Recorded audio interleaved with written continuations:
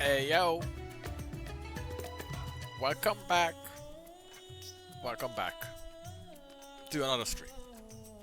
It is Saturday night. Oh, let me fucking close this. I don't need to look at. Got a haircut. Can't really see it much, anyways. Up me just quickly.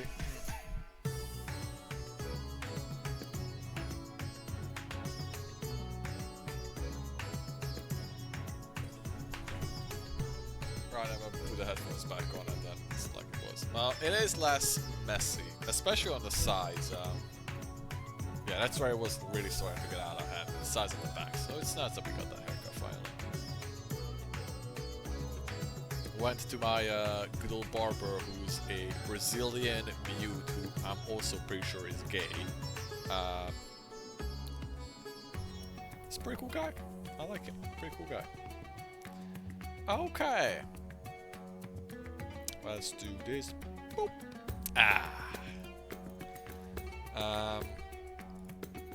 Let's slowly close this. Yep, let's get rid of this, and we just bop, beep, and boop. Get back into it.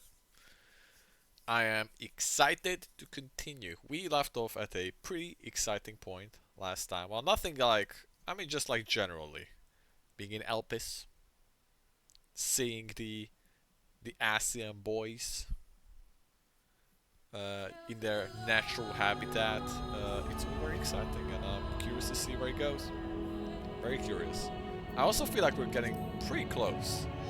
I mean, I don't know how long it is exactly, the MSQ, but if we stay on pace, we're probably finishing LPs tonight. Ooh, we're gonna see the login screen now. I got a glimpse. It looked pretty cool. So, my estimations is we'll probably manage to finish LPs tonight. And then, like, what's left? Half of Charleon. We gotta go back to the Labyrinthos place. We still have some places there that we're definitely gonna go back to. And there's like one other final zone. And I think that's it. And then we're gonna be at the end of it. That's it. We're gonna be wrapping up the MSQ at that point. Ooh, look at that loading screen. That's neat. Okay, what's the weather like? Fair skies? Fair skies. Hey, we got nice weather for once. Sick. Ooh, I almost jumped off. Wait, you can't jump off. Right, you can't jump off in this game. Don't let you.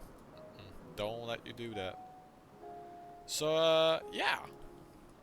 I feel like we're getting close. We're not quite there yet. It's definitely gonna take a handful of more streams, I would say. But, we are getting there.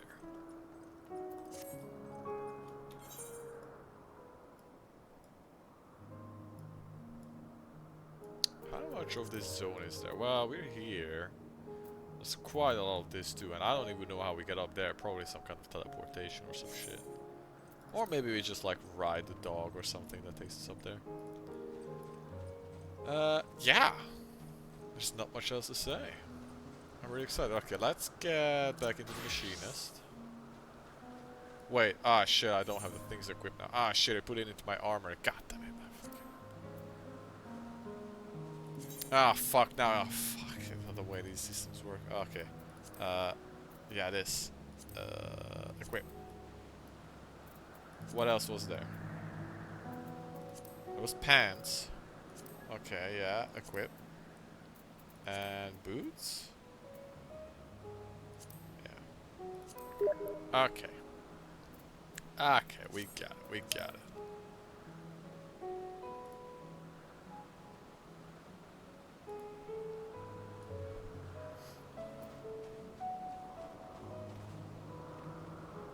What a nice zone.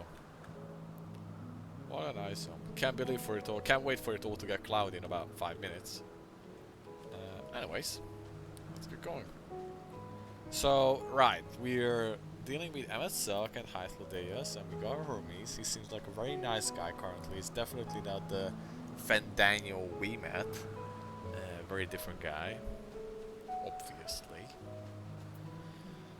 They're definitely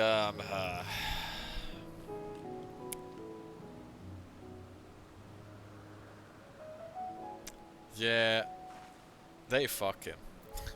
I'm getting the vibes. I'm getting the vibes for it. Like, yeah. They definitely got that dynamic going on.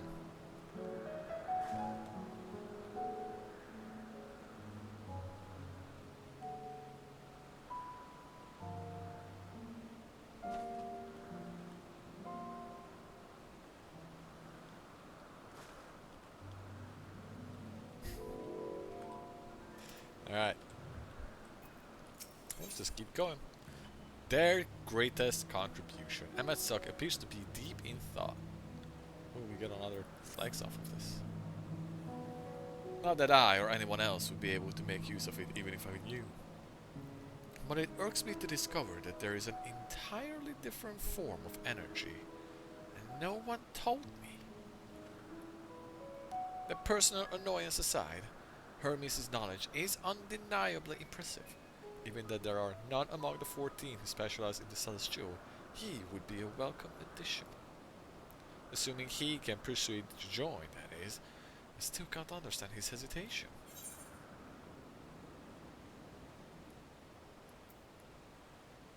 Ooh, I kinda wanna ask both of these. I hope I get to ask both of these. Why did you join the convocation?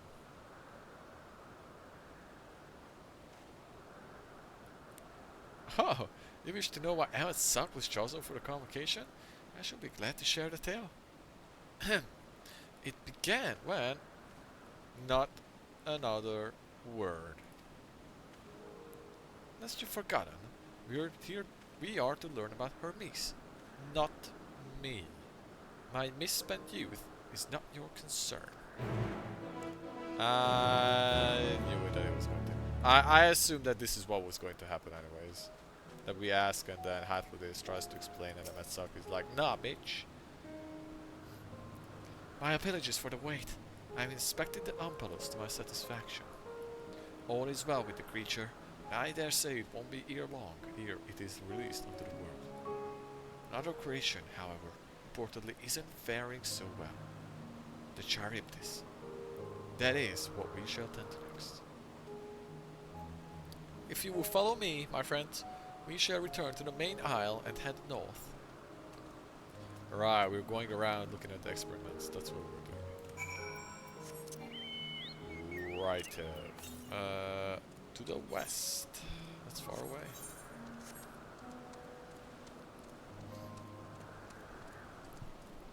But every time I start screaming, I slide down my chair like... I'm like this.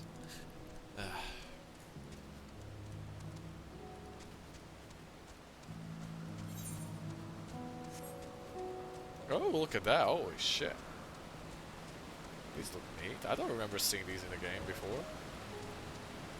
I wonder if there's a reason for that. They look cool.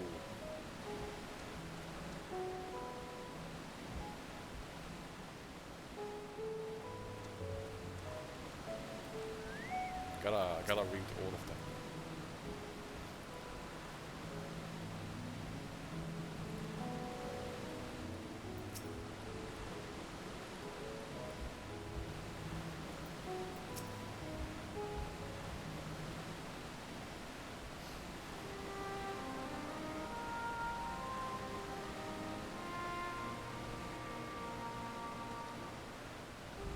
I understand there is a problem with one of the Charybdis. Yes, that's right. As you know, the Charybdis is based on a sea creature. Owing to adjustments to enhance its affinity to wind, it is capable of flight. The specimens created from the concept could all fly without issue. The problem arose in subsequent generations. This third-generation creature was born with an ethery balance, leaning towards water. Its aquatic origin reasserting itself, as we see. For its own being, its affinity to wind is diminished, and it cannot fly. No matter what we try, we cannot get it to rise even the slightest bit. For such a change to manifest in so few generations, I fear they are too unstable, flawed.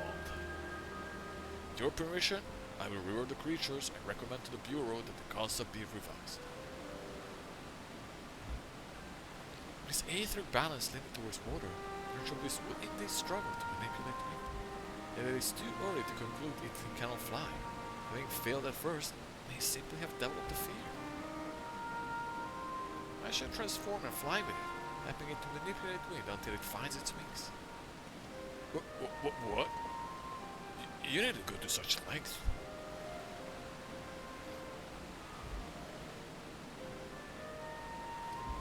You don't know? But of course not.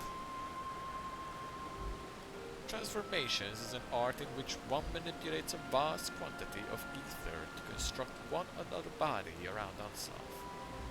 In practice, this allows one to assume inconceivable form and thereby transcend the limits of one's flesh.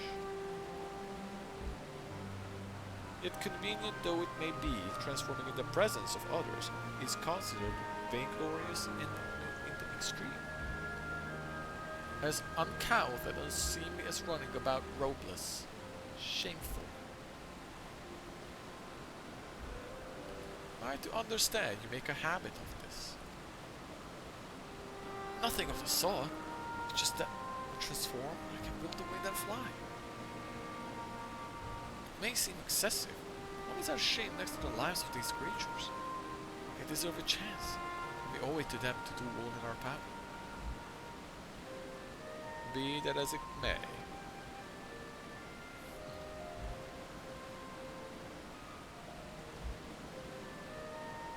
Yes, I believe I have a solution. Emmett Silk, may I trouble you to move the Charybdis away from its fellows, somewhere out of sight?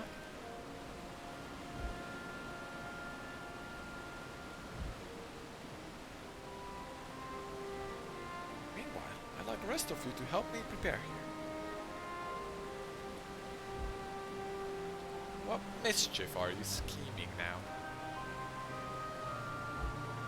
No mischief, I assure you. I will spare you the need to report to your colleagues that Hermes committed an indiscretion.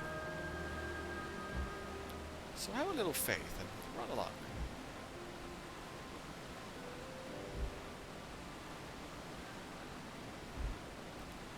I trust you don't mind.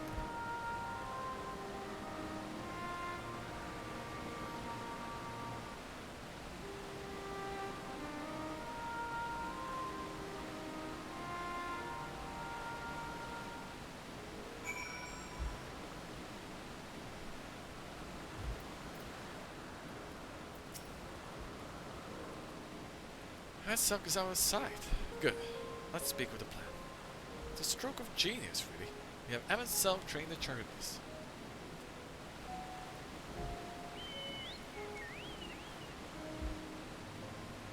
Aside from being able to fly untransformed, he can readily see ether currents. And with his adept spellcraft, he can also employ suitable wind magics to guide the creature along. While he is indeed capable of all you describe, it is not his duty. I am loath to trouble him then. Don't be. As I mentioned, it would be also for his own sake. That settled, let's begin at once. Morris, I want you to go to Emmett's cell, tell him that you have a favor to ask.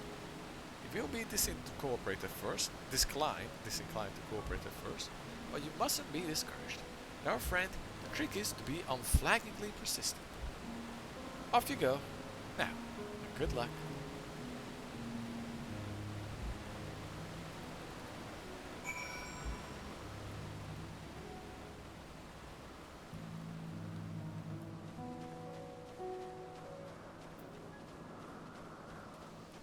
Ah, it looks so pretty with the pink clouds.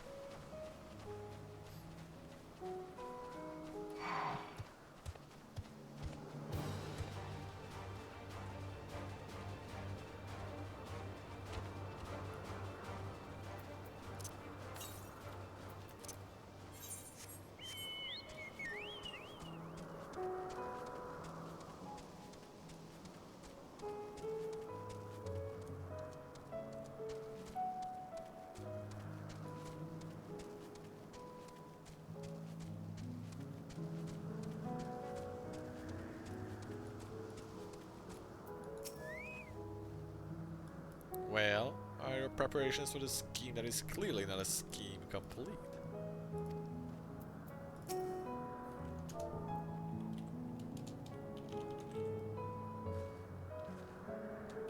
Slash say I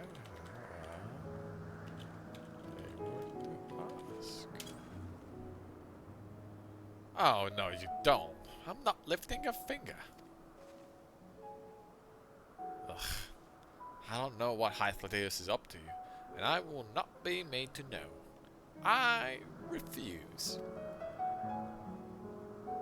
If Hythlodaeus is to be believed, relentless insistence may serve to wear down the wearer, the every wary Emmet song.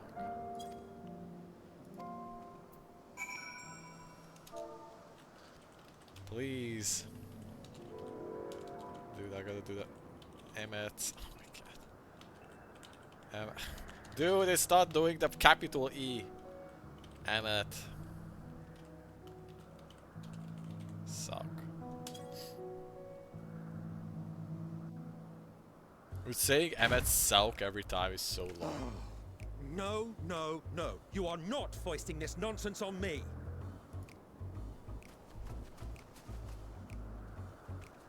I'm given to understand you have the power to help the Charybdis, and should be quite willing to do so. And so I appeal to your better nature, most benevolent Emmet Selk. Please teach her to fly. Or else Hermes will transform. Right now.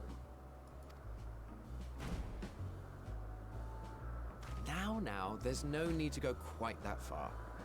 Altruism is its own reward, as I'm sure he would agree. Oh, would he now? And who contrived to put me in this position, pray tell? Nothing so devious. I merely suggested a possible course of action.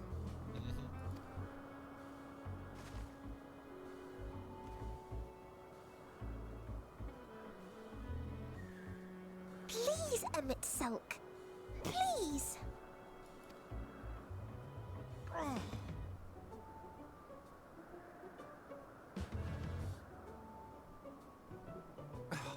I did not come all this way to play nursemaid to your creations. I'd thank you to remember this favor and let it be the last.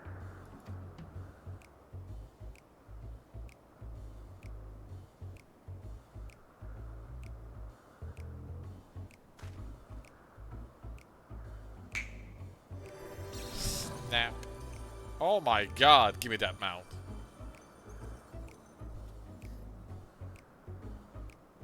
I will aid it once it is taken to the air. It falls to you to shepherd it skyward.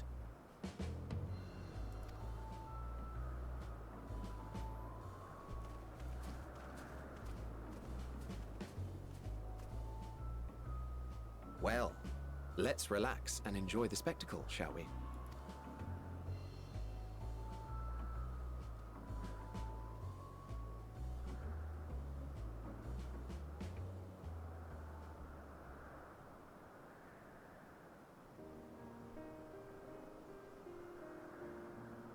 You were wondering why Emmet Selk joined the convocation. Truth be told, he wasn't the first choice for the office. I was, on the strength of my ability to see ether. But I declined the offer. For though my vision is exceptional, I am pedestrian in all other aspects.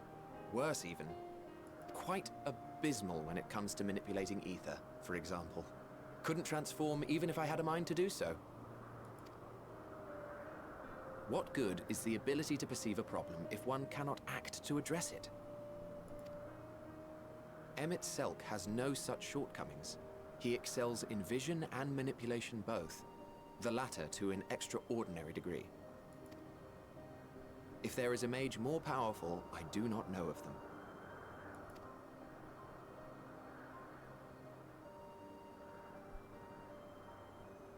Thus did I recommend him for the office in my stead. And I wasn't the only one, far from it. Countless others vouched for his skill and character. People the world over, to whom he had previously lent a helping hand. Oh, how surprised he was. Claimed he hadn't done anything remarkable for anyone. Modest to a fault. He deserved every bit of acclaim he received. Yet he may well have gone unappreciated were it not for a mutual friend. A singular soul who can't help but involve herself in the business of others. Where she walks, excitement is certain to follow. That's awesome. Her antics irritate Emmett Selk to no end. But much of his grumbling stems from genuine concern. When our friend calls, he never fails to answer and lend his talents.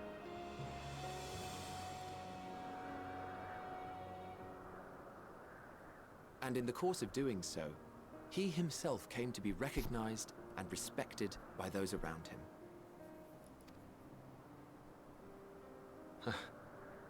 They are truly remarkable individuals, and I'm proud to call them friends. To help them realize their dreams. This will be my greatest contribution to our world. And when they have fulfilled their respective purposes, so too shall I have fulfilled mine. And together we may return to the star. Look at me, spilling my innermost secrets. I can't seem to help it with you. I can only assume it is due to the color of your soul. I just don't understand how you can be so alike and yet so different. Well done, my pet. Well done!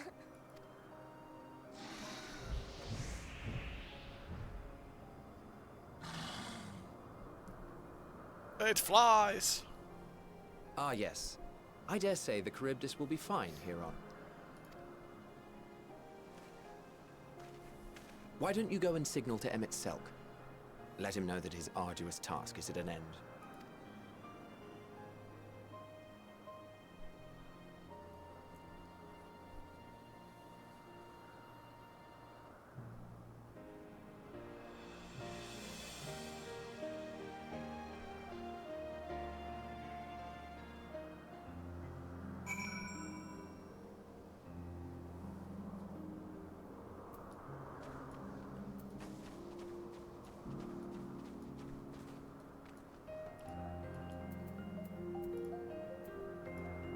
Yoo-hoo!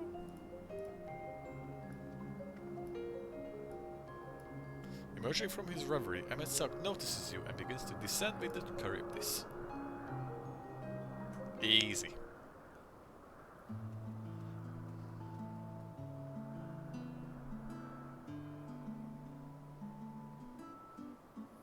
I have no words to express my gratitude. Thanks to you, the Charybdis has learned to fly.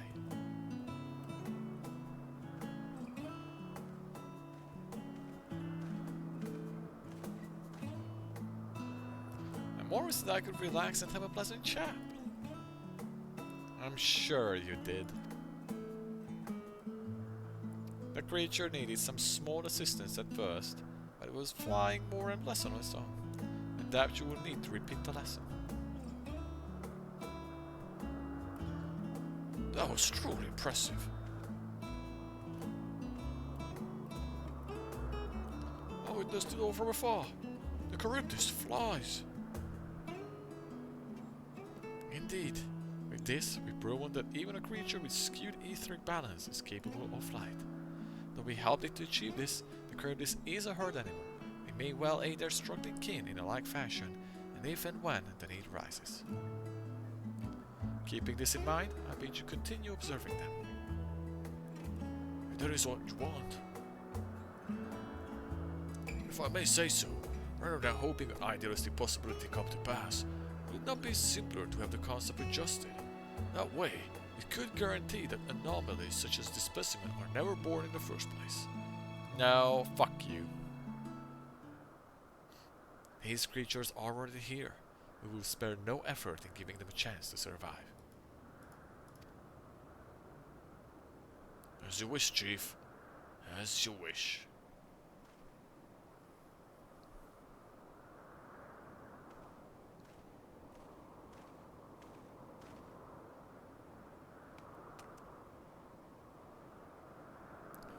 Hermes.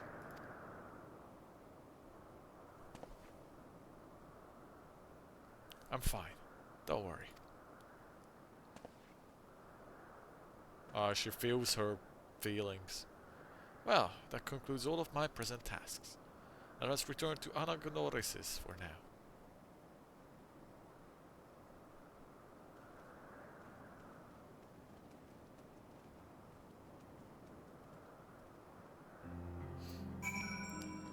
Let's go back.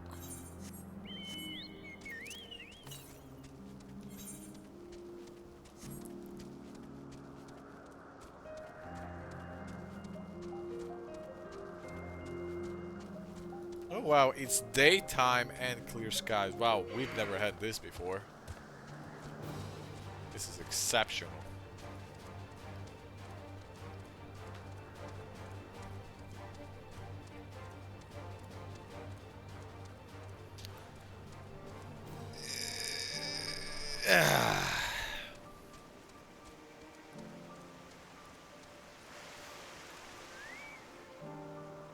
We're talking to the squad. All I did is we had this whole quest about these serpent wing things, and one of them couldn't fly, and then we made Selk teach it to fly, and then Hythlodeus was talking to us while Selk was doing that. Is all that happened, really. What? Want to apologize for forcing me to help you, do you? Save your breath. You don't force me to do anything. I merely chose the most expeditious way to have done with an impediment to our business.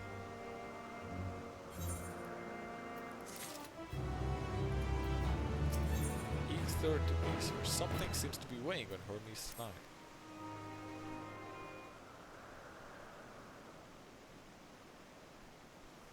Tell me, Morris, in the course of watching me, have you learned aught of value?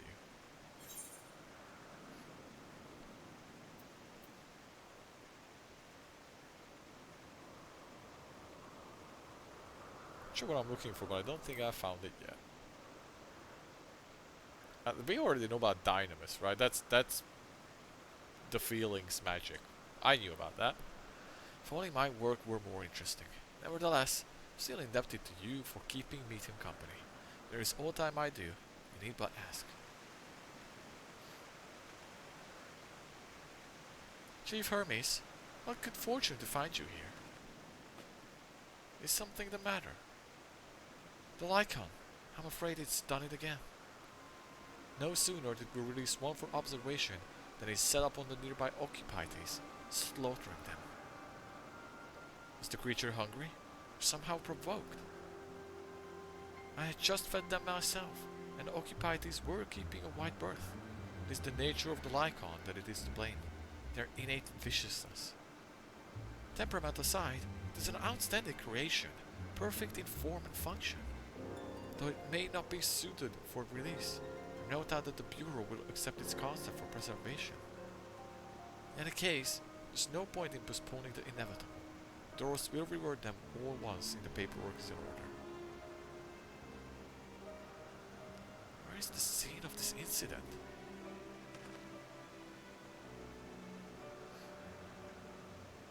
Just off the path to the 12 Wonders. As you make your way, you should see to the left. I don't know if Doros is still there, however.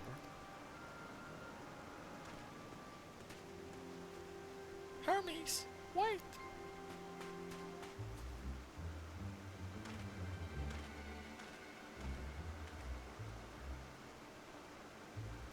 This is a part of his work that I would observe. We follow.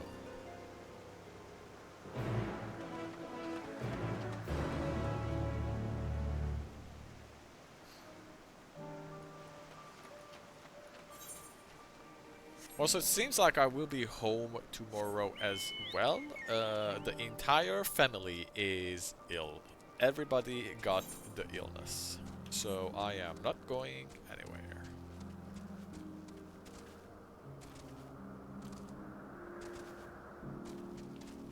I do what I do best to keep my health, which is I lock myself up in my flat and I don't interact with anybody. Problem solved.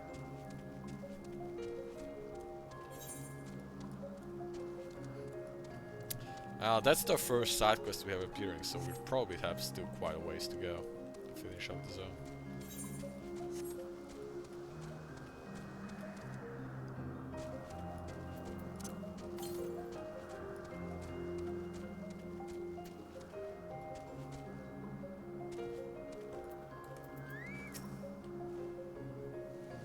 The accelerations and bursts are unmistakable.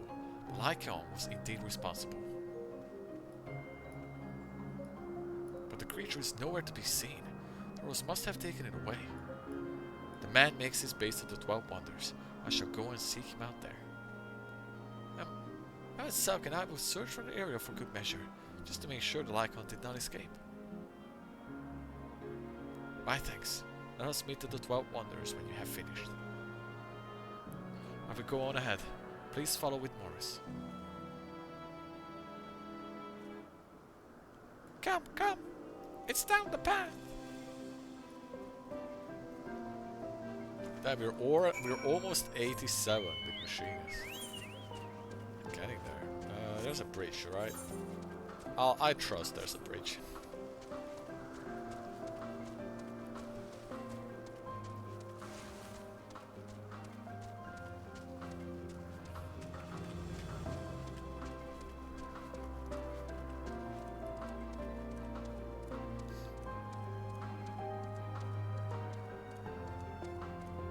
Wow, look at this zone where you can actually see stuff.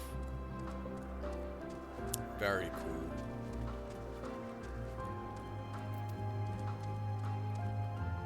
Grips. Ancient hippogriffs. Cool. There it is! 12 Wonders! Hermes looking! Let's look too! Man with long blonde hair! Know him when I see him! Yeah, you know what I see right now? A big ass crystal that I'm about to touch! Oh yeah, I did not even consider that. That's okay. See, you know, spoilers!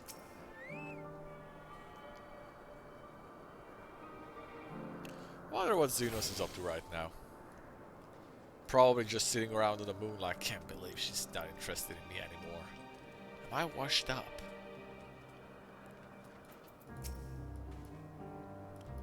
If you're Mepetia, then I assume you're on the errand for Hermes? What can I do for you?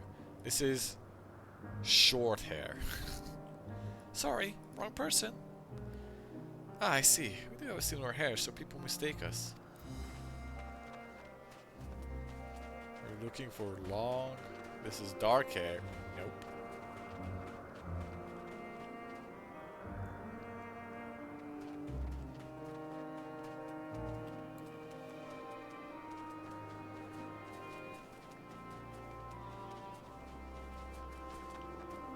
This is long blonde hair. Doros! That's Doros!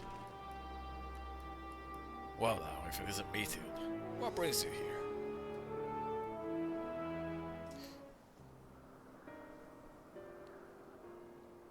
Ah, I thought I heard a familiar voice.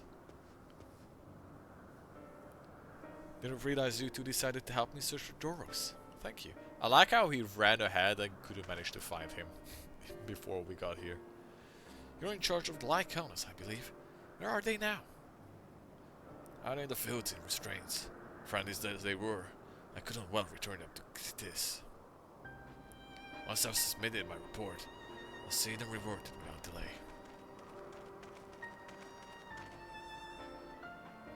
Says he says, the beasts are indeed quite ferocious. You're one of the 14. What brings you here? Nothing you need concern yourself with. As you were. We've heard the news that the Lycaon slaughtered Occupites. As the observer in charge, you are one of the opinion that they are not fit to be released. Aye, I am. Their abnormal aggression and exceptional strength makes for a highly problematic combination. It matters not where they are released. Lycaonas would rather threaten species than upset the natural evolva. Could it be that the specimens observed are an outlier? Nah, no way. Highly unlikely. We've created a good many of them. All exhibited the same tendencies. Even when we used Kairos to begin with a fresh slate, their behavior was unchanged. Kairos? A memory configuration system. The chief himself created it. It allows us to erase or alter memories that we may observe creations in different environmental conditions without needing to remake them from scratch. Quite impressive, and potentially dangerous, depending on the intensity of the etheric emissions. Pastarok may wish to have words with you. I've not heard that name yet. I assume that's another guy from the convocation. Rest assured, I've kept all values within prescribed limits, and to prevent misuse, its applications are limited to those authorized by the Chief Overseer. Do not misunderstand. To manipulate the subject's memories is an intrusive act I deeply horror, but it is still preferable to execution. Come now, Chief. Let's not be so melodramatic. I was born of ether, simply being reduced to its original state. Yeah, but you're ether too. I know the distinctions concerns you, but we mustn't lose sight of the bigger picture, making rational choices for the sake of more prosperous star. The creation cannot be properly studied even without the aid of Kairos. We remake it. If the creation is deemed a detrimental existence, we unmake it. This all for the greater good, and none question the necessity of such routine process. I understand these things. I do. I would never think to unleash a clear and undeniable threat onto the world. Yet insignificant though their individual lives may be next to all creation, it is all the Lyculans have. Before we seal their fates, we owe it to these beings to exhaust all options, to ensure that nothing has been overlooked. If you insist, let me provide you with a full report, and we may take it from there.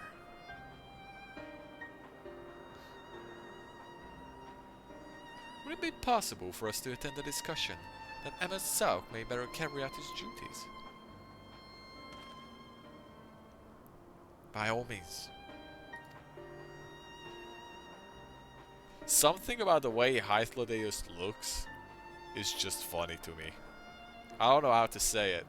I don't know how to put it into words. It's not even necessarily funny, it's just something about his look is like...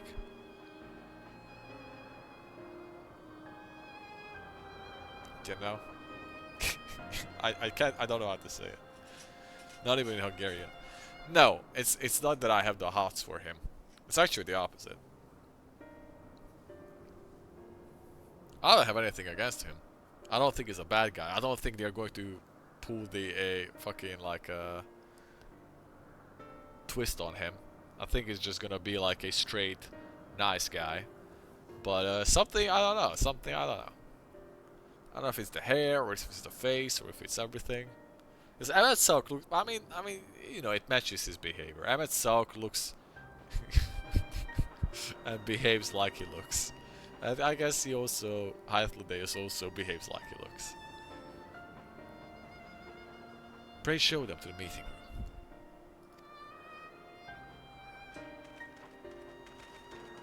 The way he's just, why Hythlodeus just got this eternal little smirk on his face.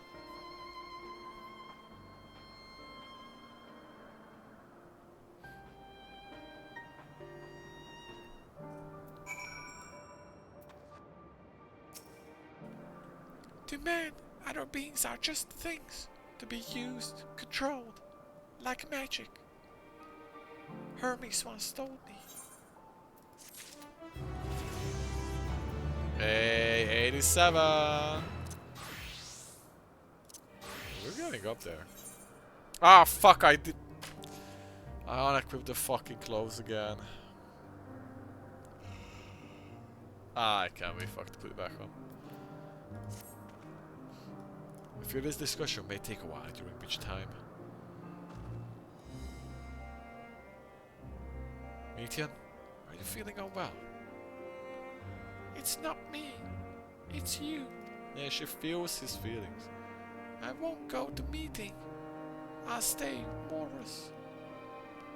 No oath do I am to impose. And leave me the only young care once again.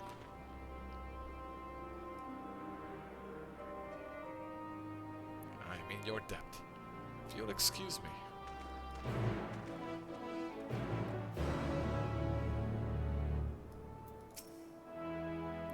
Can you help me? Meeting will make Hermes sad. I want to cheer him up. Flower. Hermes like flower. All creations in Elpis. Most creations are expected, interesting, beautiful, strong, better in some way. But flower are different. Designed to suit emotion. We feel we won't convey. Hermes like that. I can't make flower. I search flower. I want you search with me. Start here.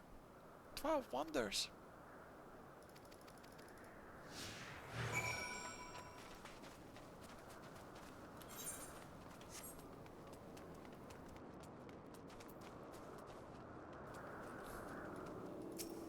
Tree in bloom.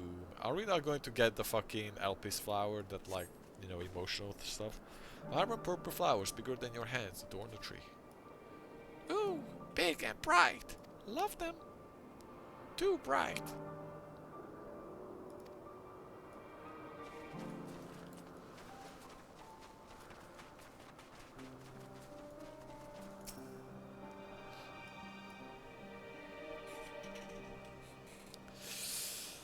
A tall, slender tree rises before you. You crane your neck and look for the flowers. No flower. There were apples, cover syrup.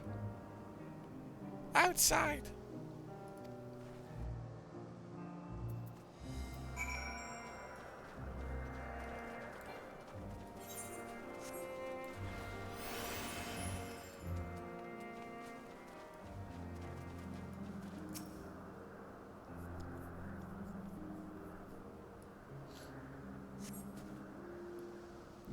An array of beautiful flowers grow in the bed, their mix of colors forming a pattern. These would be better for Hermes. They hatched in. Other observation are poisonous. Other plays good. Okay.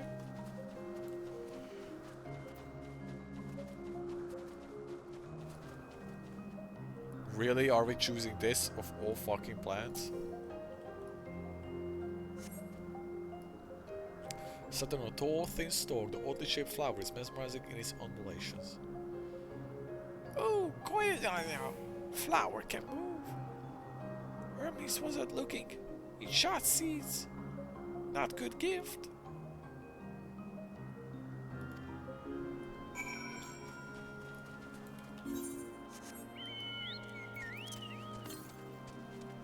Ooh, we're close to an aether current.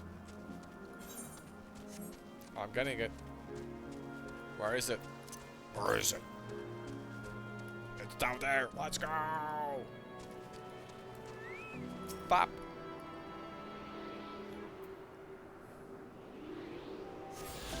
So now that we have this.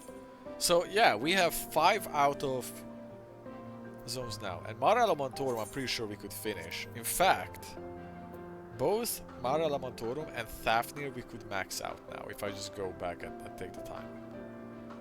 And yeah, like we are close, man. We're getting there. We're definitely getting closer and closer to finishing the MSQ. I think we're gonna finish by the time WASD releases, at least the main MSQ. Especially if I'm home tomorrow. So that's another normal day's stream day. Maybe I stream a little earlier. I don't know. I'm not saying anything. Anytime I say anything, I always do it differently. Zero consistency. Despite nothing promising nearby, at best common looking grasses with some few little flowers. Nothing here.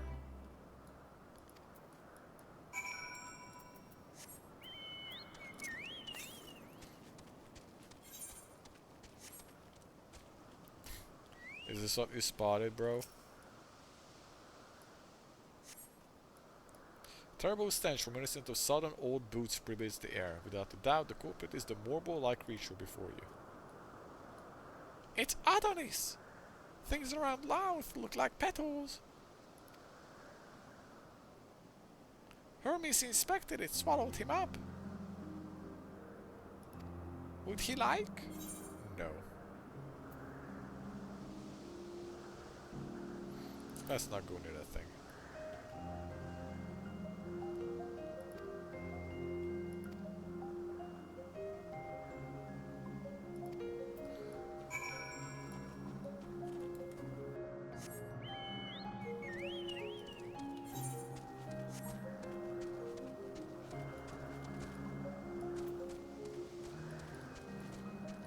Clear skies. Oh man, look at this. Look at it. How beautiful it is. Actually, I can't see much of the zone right now, but still. Lush fields.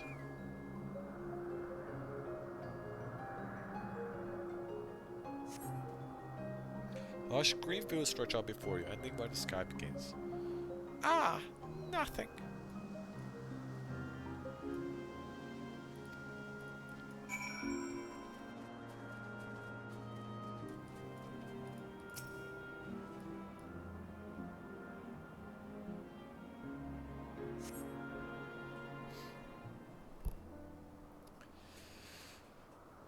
And we came back to the same flowers. Ooh, Alpis! Hermes likes and dislikes them at the same time. They're Entelakis, like me. They feel his pain and turn dark.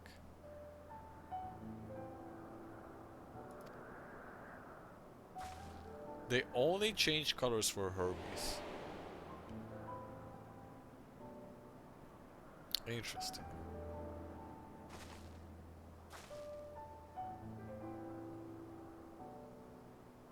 Truly? The flower was dark in your home? Then, do you have it too? A dark emotion?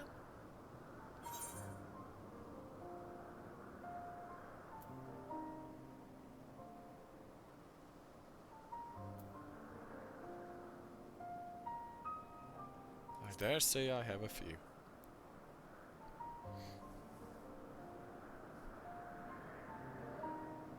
don't have to say it. I can feel it's something you want to hide. But you won't lend it to me. Darkness inside you. I want you to make the flower dark. In front of Hermes.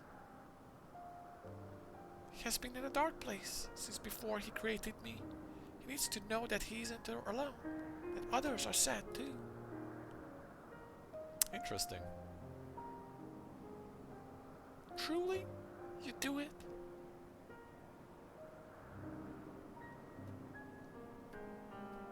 Thank you. Means more to me than I can say. Let's go back. Okay, let's go.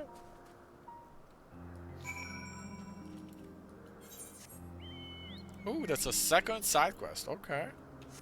We're getting there. Oh, it's level 80. But they're all level 80, so whatever. There's generally 4 side quests per zone. Yeah.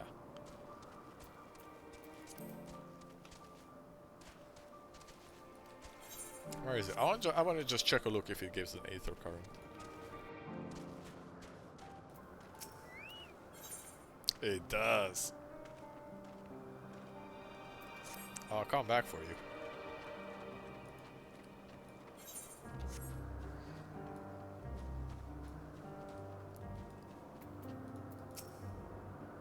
It seems they're still talking. Let's wait.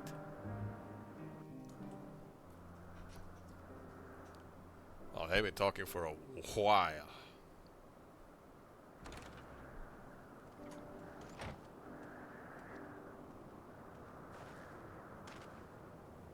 Hermes!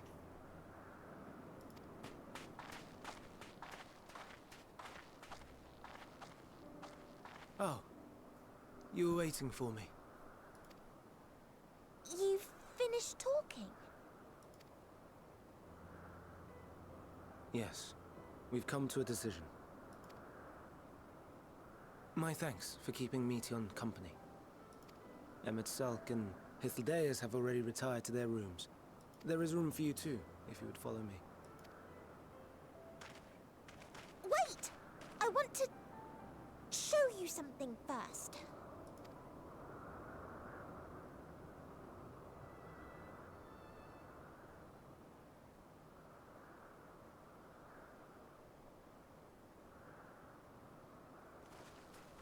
There was a cat. Elpis flowers? Go on.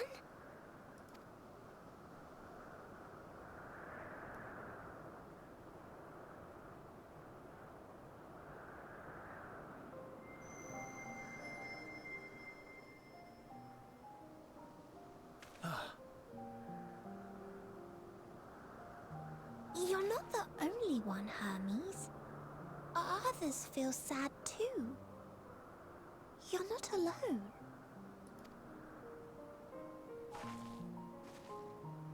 I see Meteon has shared much with you.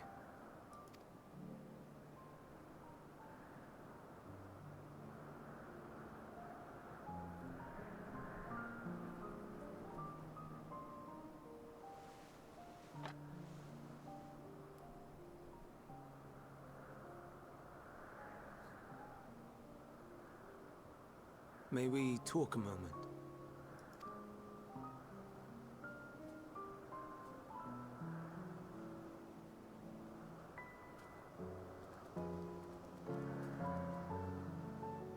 Hi, Choke. What up, Sonic?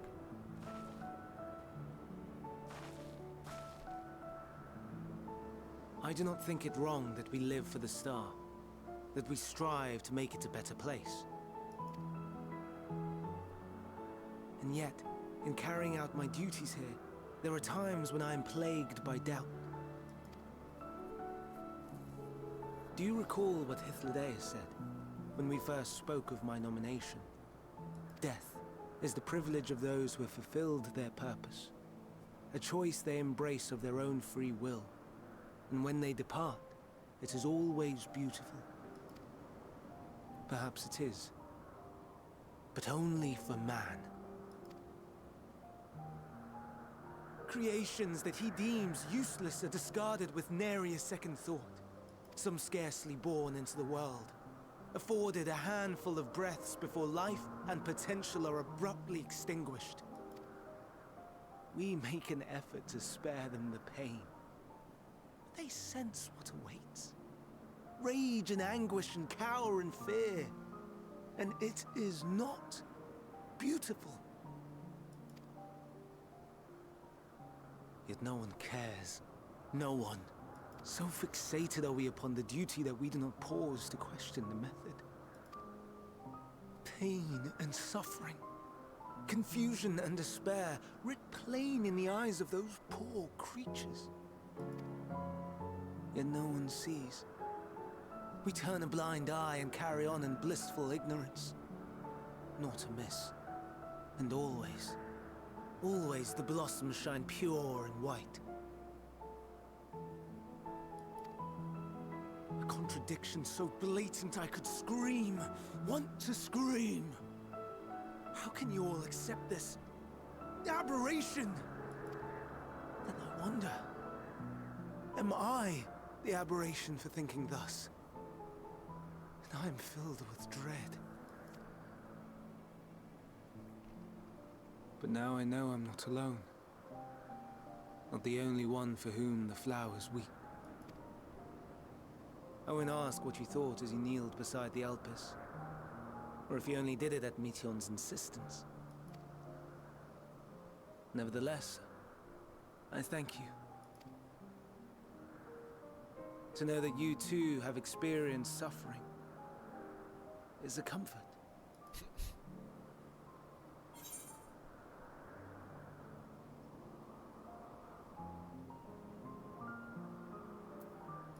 Glad I could be of service.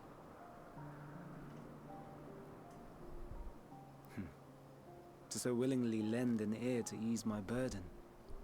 You are a strange one. That's what I do.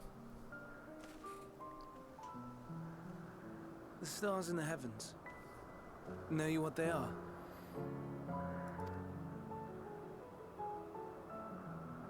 Though it is too far to tell, each glittering light could be a world not unlike Aetheris. A world filled with life. So many stars, so many lives. For us, there may be no higher purpose than to live for our world. But what of the other living beings out there? What is it that gives their lives meaning? That drives them day after day after day? To pose that question to our undiscovered cousins, I created beings of Dynamis, who can traverse the vast emptiness between the stars. Meteon and her sisters. We're not talking to the bunny people, are we?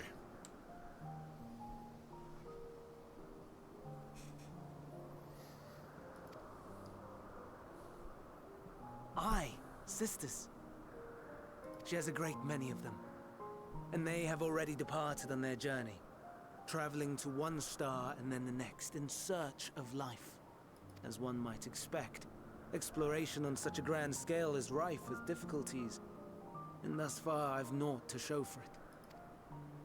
But I have faith that we will make some manner of discovery ere long. And when we do, I should be glad to share our findings with you, in gratitude for your kindness.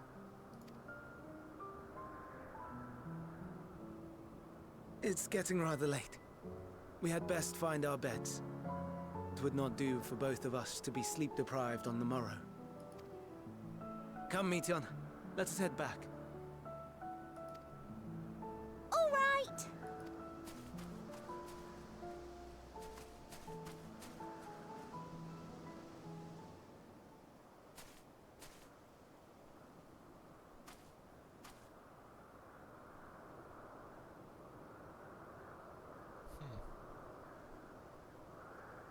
She felt something. Some kind of emotional damage. I'm sure we'll find out eventually. Soon enough.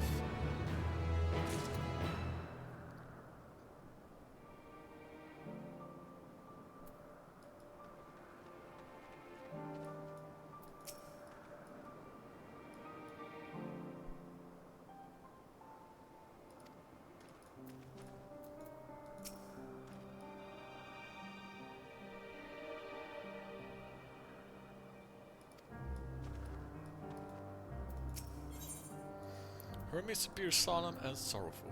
Verdict and execution. An all too brief interlude, perhaps, but it is time I attend to my next task. As Emmet Suck and Hythlodeus are aware, I wish the verdict regarding the fate of the Lycons.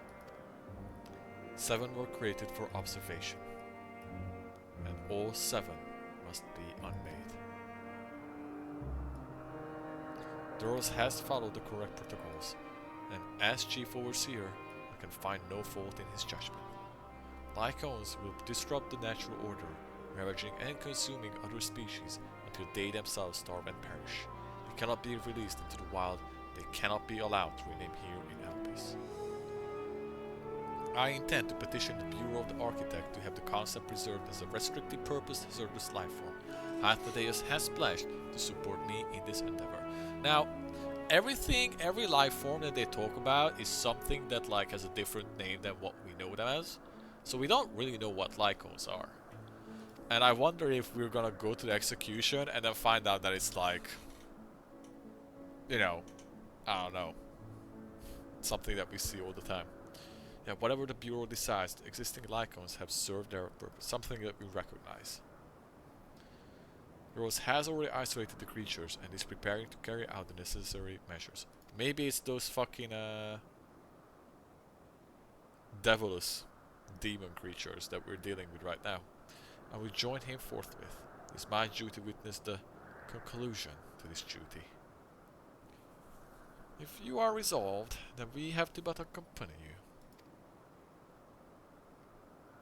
Of course, let us be off then. Return to the main island. Oh, okay, let me guess something. It's a little cold in here. Let me put on something. Be right back.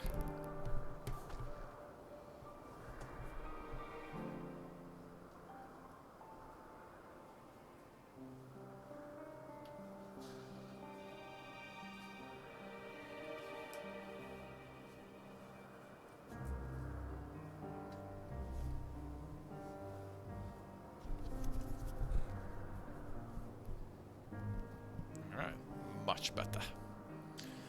Much better. Alright, let's keep going.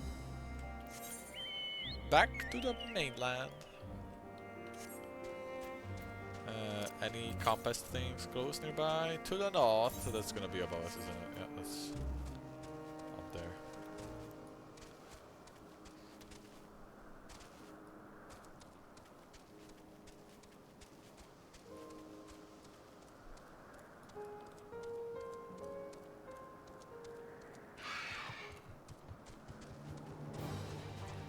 Leave me alone!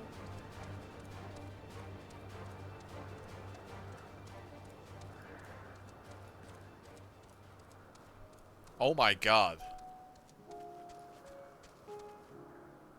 Oh, I thought this was like... Is this the Lycons? Holy shit, they're badass. Holy fuck. And this looks a lot like that mount that we saw yesterday, just in a different color, isn't it? No wonder they're aggressive. They do look aggressive. They're red. And they have horns. Doros, are you hurt? What happened here? They caught me off guard. I had them bound with ethereal shackles, but they came frenzied. Even more so than usual. Broke free. I was able to stop 4. The other 3 escaped.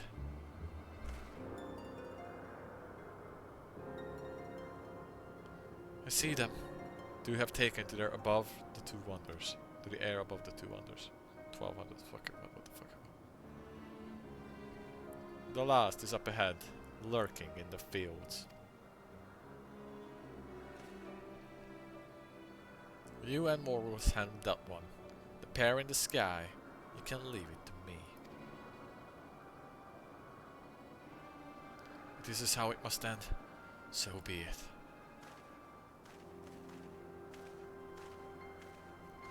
I will render assistance to Emmet Sauk. Unneeded though it is.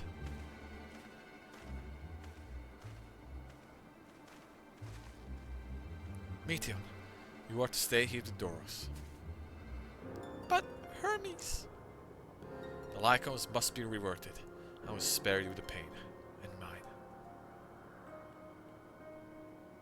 This is my burden, not yours. But if you are intent on helping, then please, follow me. Dude, this is what I've been waiting for. Beat up new Giga creatures. Oh yeah, let's just put me in coach.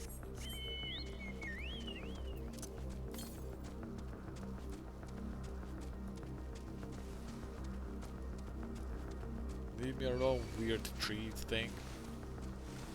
Oh, there it is.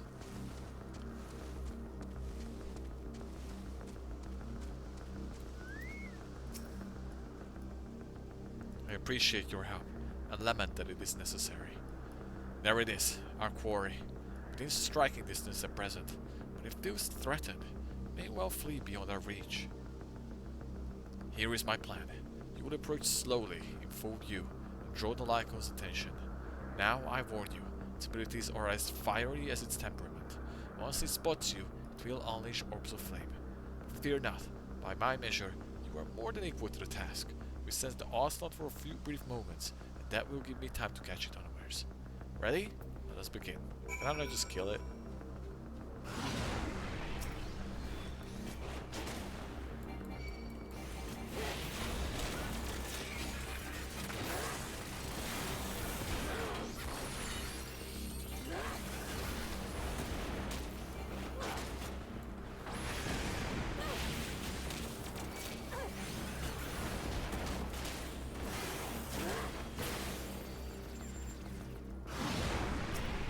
Oh my god, what? I'm going to do the boo!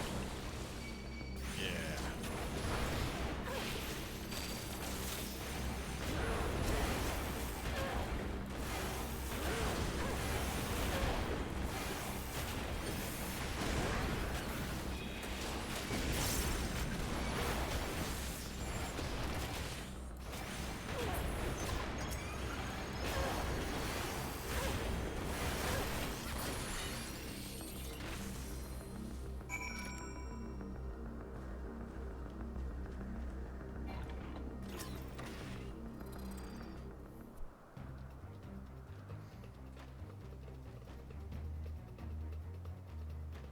Now.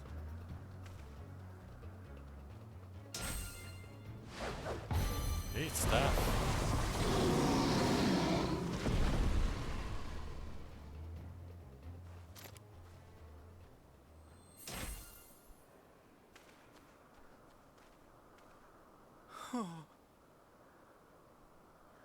Forgive me. Please, forgive me.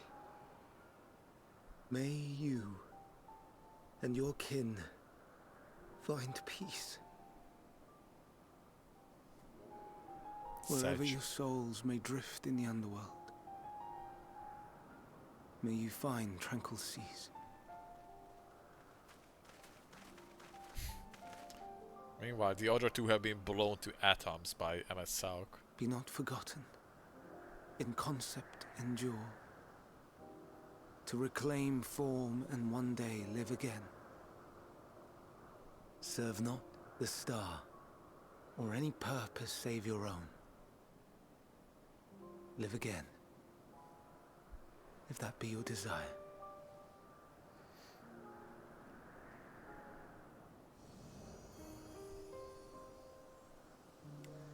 Hate, if that be your want. We are worthy. But leave your suffering behind. Lay down your burdens, be born anew. Fly high. Fly free.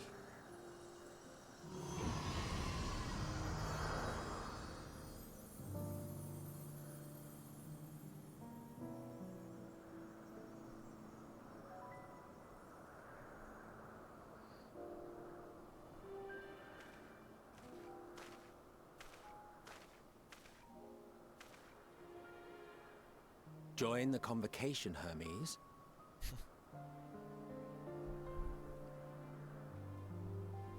You do not belong here. Leave to replace another. To be replaced. It changes nothing. Tell me, do you think it right that we sacrifice all these lives for the sake of the star? And when the star has reached perfection, what then? If all who are satisfied choose to die, shall we all die in satisfaction?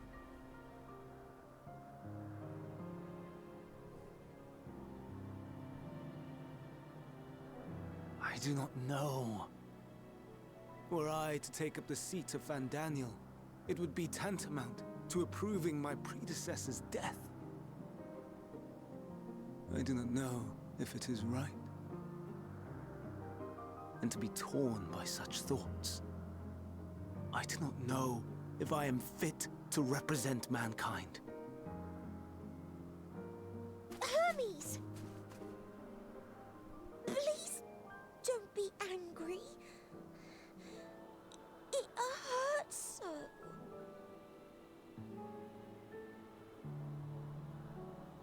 Forgive me.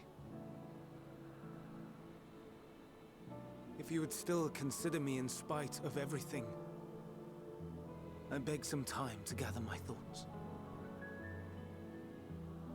Meanwhile, Hythlodaeus, I fear I must trouble you to attend to the others.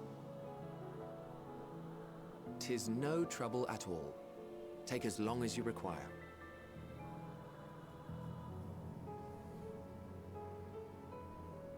And you, my friend, I pray you find that which you seek.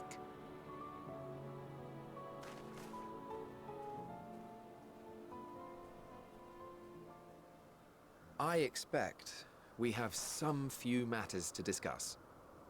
Shall we return to the 12 Wonders for a time? Aye.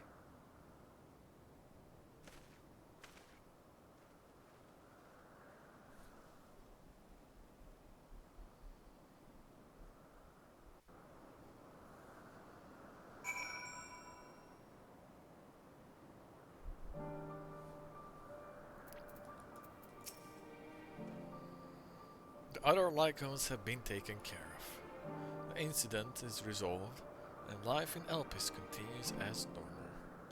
Or ends, as the case may be. Rationally speaking, I understand Hermes' argument. No matter how well deserved a rest, there is a pang of sadness when a colleague leaves us. Yet never has a departure caused me such grief as Hermes appears to feel. What must it be like to experience such torment? Oh, you'll know. You'll know eventually.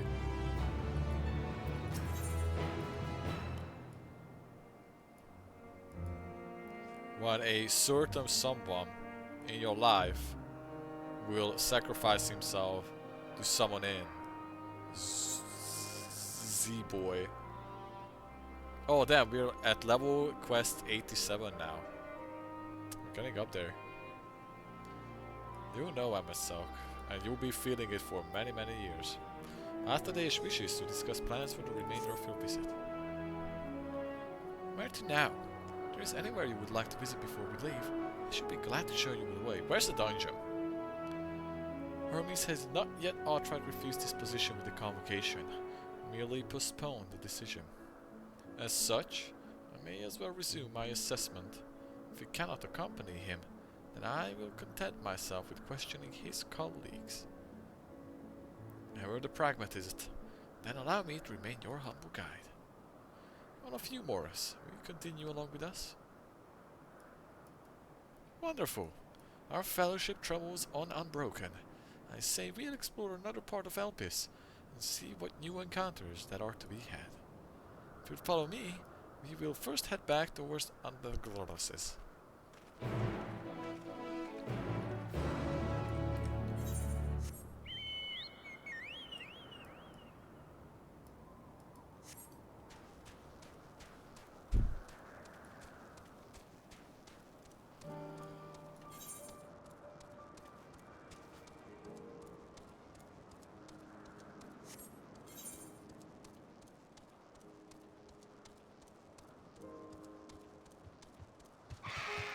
That is a lot of quests.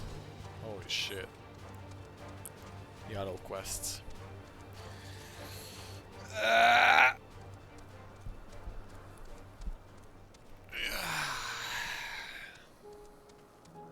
Big stretch, big stretch.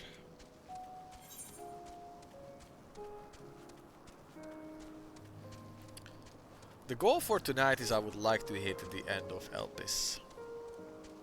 If we manage to do that, I shall be satisfied.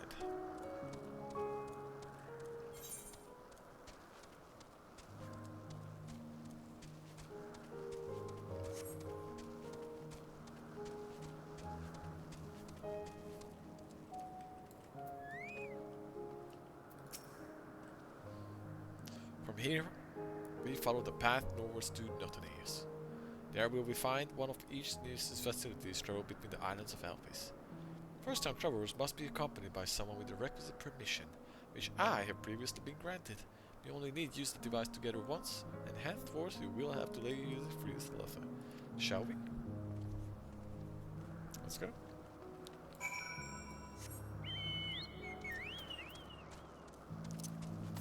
New area. Going to a new area.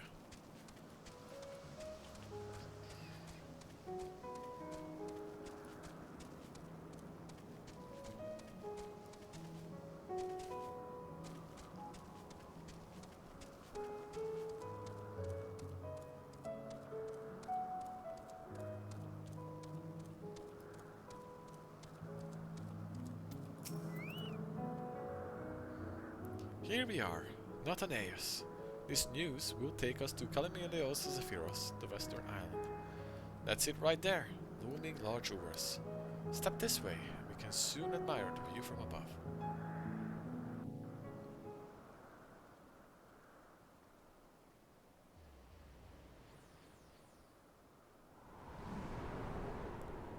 Schloop!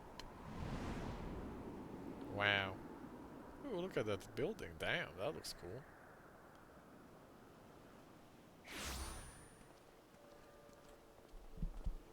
I present to you Kalimileos Zephyros. Here you will find a number of testing facilities, as well as the observation hub of Poiton Oikos. Dude, these fucking names they come up with. Right then. Let's begin by...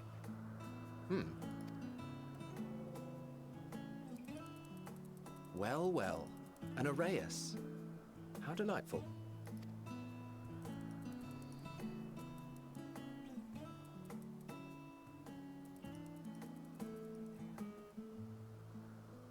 And what, pray tell, is that? Shark boy. That's a new species of shark. We approved the concept but a few days ago. Sharks are among the most popular sea creatures. Rare is the day when someone does not submit a new concept.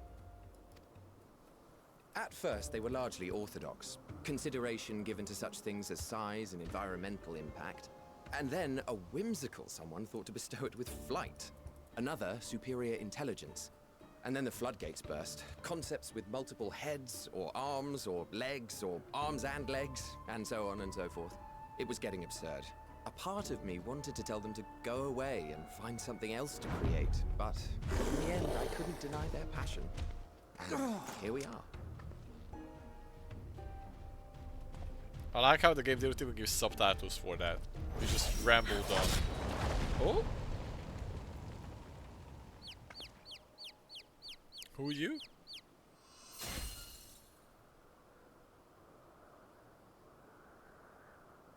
That was too close. Are you unharmed?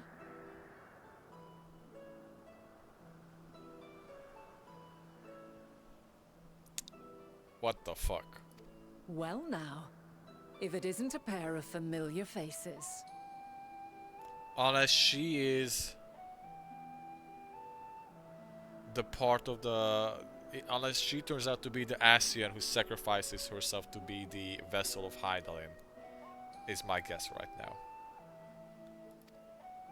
Banar, that we should meet you here. I think you're right, that's right. By the name? As I mentioned earlier, the better part of the convocation holds that when we retire is when we return to the star. Well, she is not among said majority. Even after stepping down, she carries on with her work. Vanar is her name, and she is the previous Azem. Oh, interesting. It has been a while, Hythlodaeus. You look well. Less so, Emmett Selk. I dare say the lines upon your brow have both deepened and doubled in number. That's a good line. That's a good line. I dare say the lines upon your brow have both deepened and doubled in number. A shame for one so young. You must make an effort to frown less often. What a fucking burn.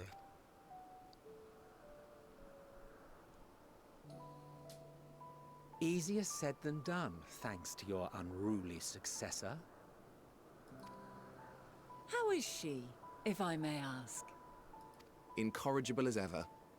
Rushed headlong into a volcano on the brink of eruption just the other day. I should be glad to share the tale in its entirety later, if you're so inclined. Huh, you know I am. Now then, you are?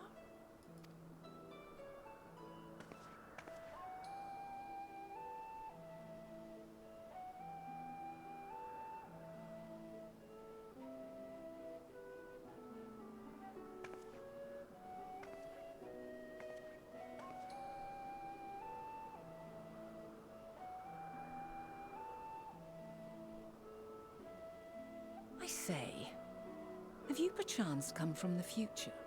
Oh. Busted. Yeah.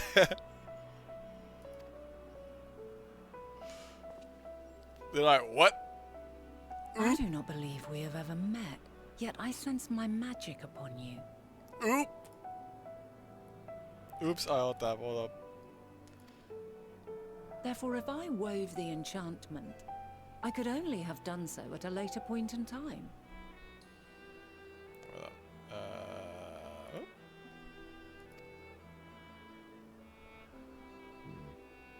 What manner of magic is this, if I may ask?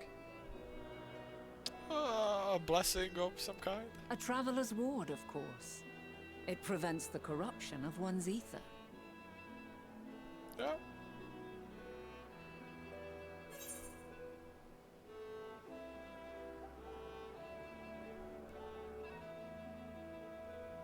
I mean, I don't think either of these they will recognize.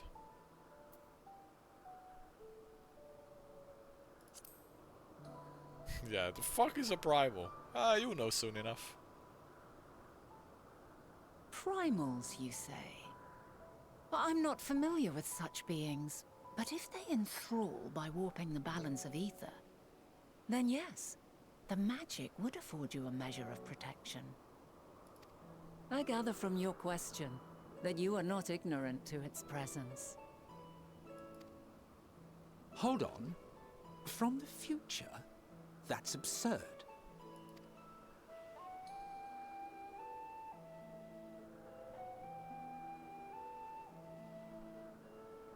What is it? Are you unable to speak of the matter? Yeah, I probably shouldn't say much. The reality to which you must return exists as a result of the final days. You cannot reshape the past to undo the tragedies of the present.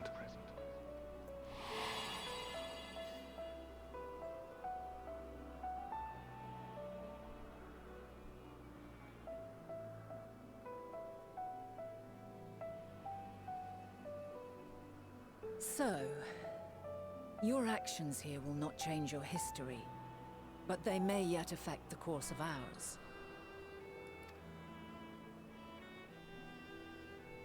How very exciting! I'm quite fond of delving into the unknown, and there's naught more unknown than the future. Shut up. Until a moment finally arrives, we cannot know for certain what will come to pass, regardless of our supposed foreknowledge, so you needn't worry for us. More importantly, that you should go to such great lengths as to travel unto the past bespeaks the gravity of your quest. It was my sister messaging me about the newest solo leveling episode. Ah, it's so good to have siblings that are into the same shit as you. If only I could get her to read One Piece. I need to soften her up a little bit more.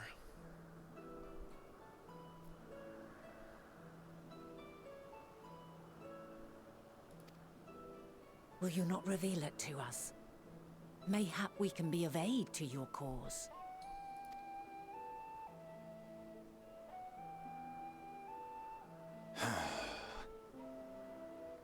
You mad?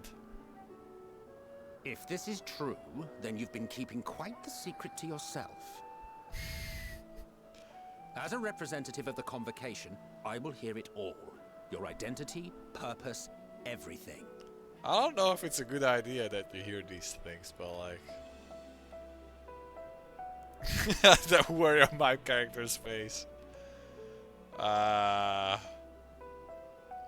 You all die.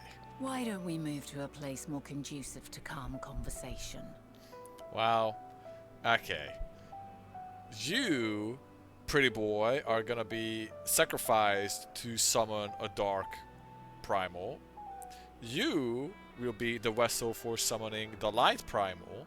And then you will borderline go crazy and spend the eternity of your life in solitude trying to bring your lover back, only to be killed by me. I've been working here for some days now at an old friend's behest. Also, the world is ending, by the way. If it is agreeable, we may make use of my accommodation at Poiton Oikos. What is these fucking names?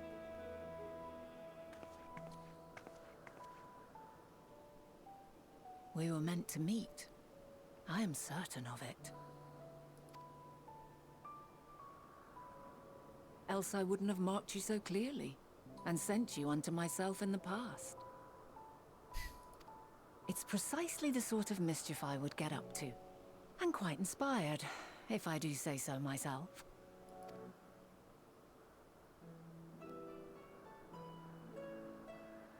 It wasn't you, it was Heidelin, but I guess Heidelin has like some of her left over. You could say. Venat. And I wonder, like, does the white robe mean that she's a retired committee member?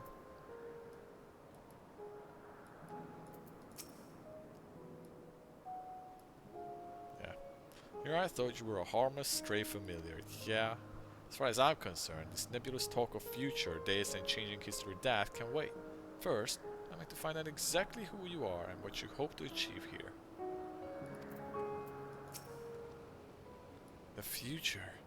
Our future. I'm deathly curious to hear more. Oh, you are definitely deathly about it.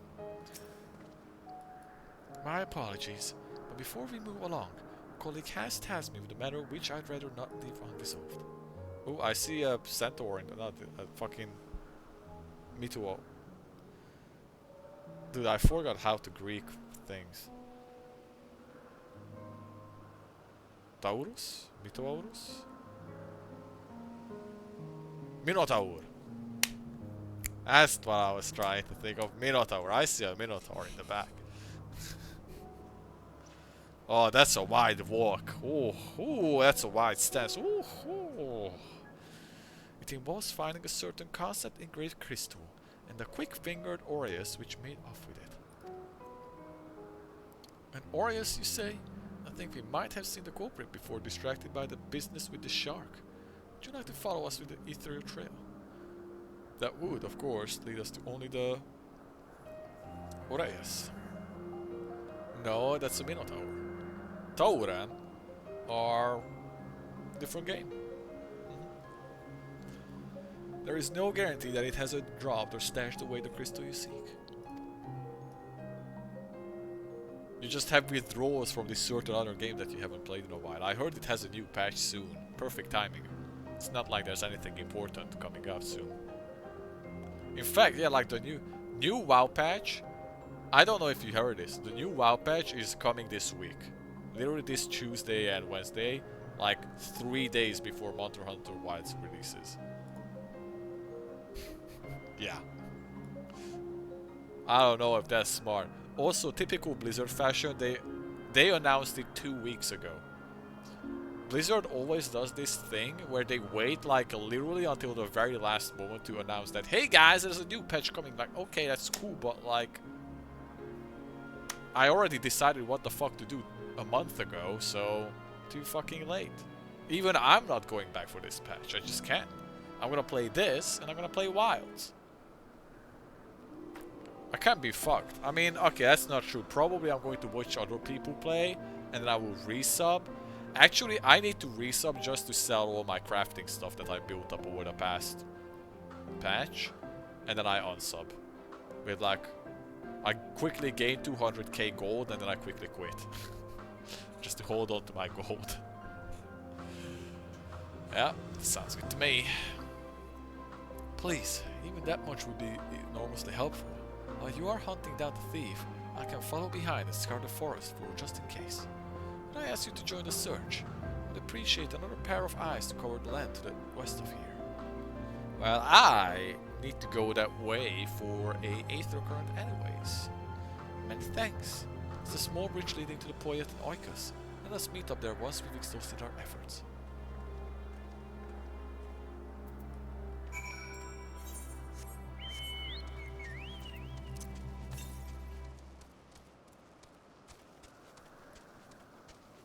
Oh, look at this thing. Holy shit. This thing looks sick. It's like, I know there's like these cat creatures that have like this kind of mustache, but then these also have these big ass fucking horns. And that's pretty awesome. That's pretty cool. Melatonin. Where am I going?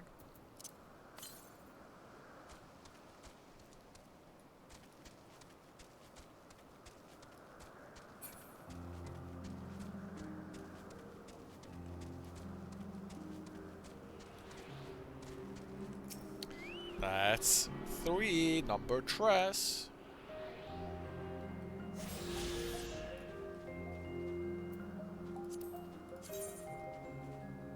Only one more. We're getting close. Can I jump off? No.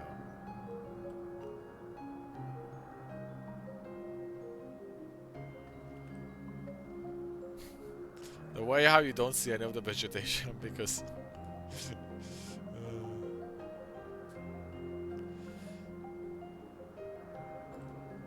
this game doesn't really do well with like zone wide vistas, I'm gonna be honest.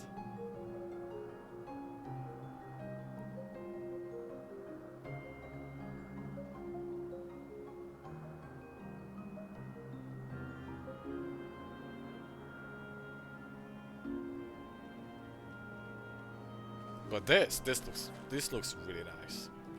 Ooh, I do love this. This has like the fucking Harry Potter like castle in the background. It's got all the trees. It's got creatures. Ooh, it looks really nice. I mean, you look around, it's like, oh, it just feels off with the ground, especially being so low level of detail. And everything just feels so empty because all the trees are just like disappearing or whatnot. Feels off.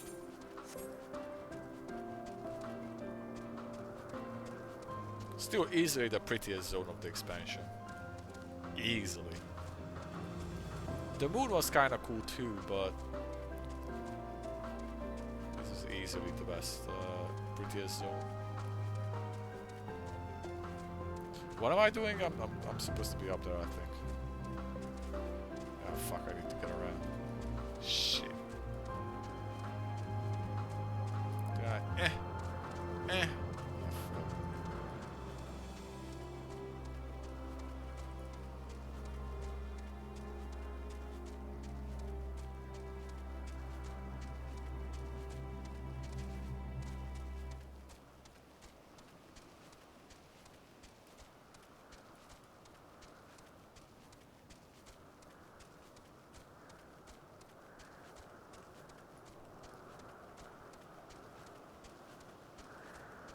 What the fuck am I doing?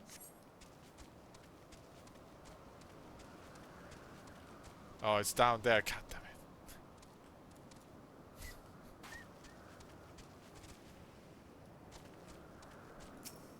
Is it gonna be one of those little crystal things I've been given? I don't know. Probably not.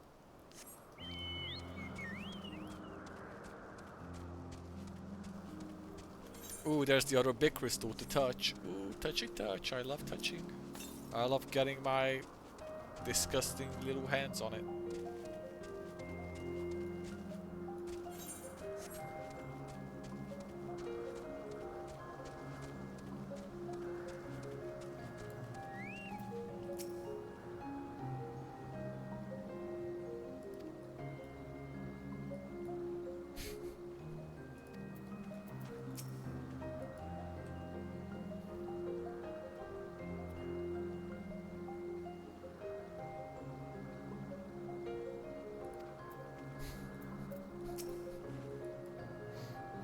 Our last searcher returns. I am afraid the Aureus no longer had the crystal, nor was I able to find it as followed in its wake. I don't suppose you fared any better. There you go. One crystal. The crystal! Well done!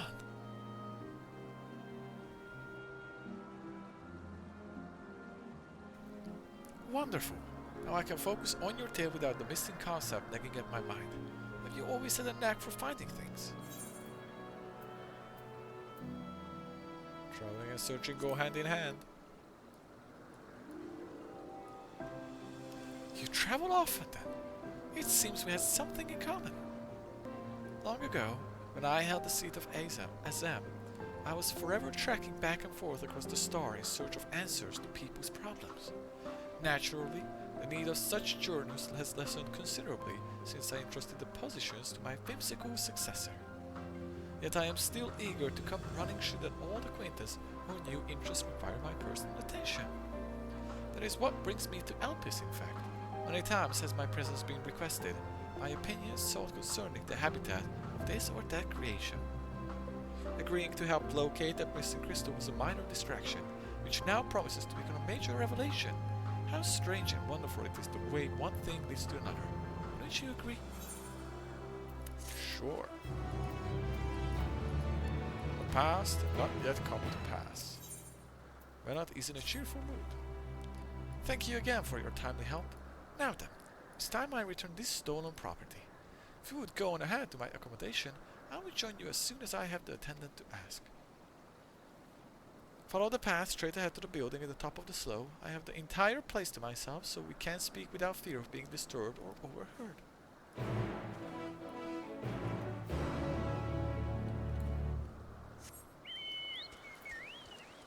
Ooh, a river. Nice. Ooh, little thingamajigs. Nice.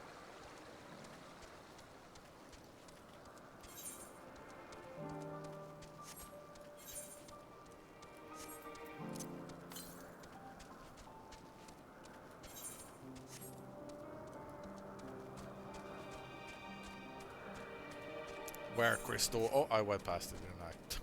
Dumbass.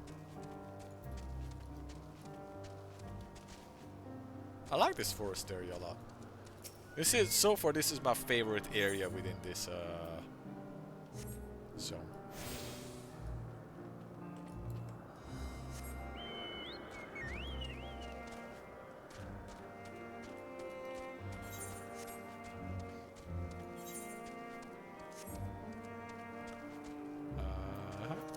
Far are we?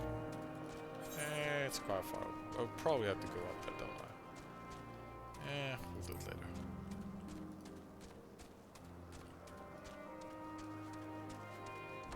Map.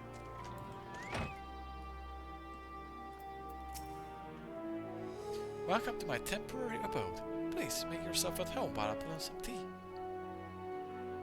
Please give me voice acting. Okay, this seems voice acted.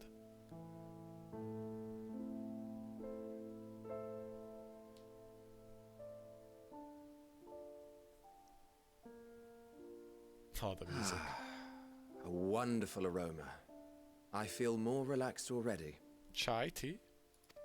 Would that I had sweetmeats to offer, but I travel light out of habit. There's plenty of hot water though, so please have as much tea as you like. Now then, will you tell us your tale?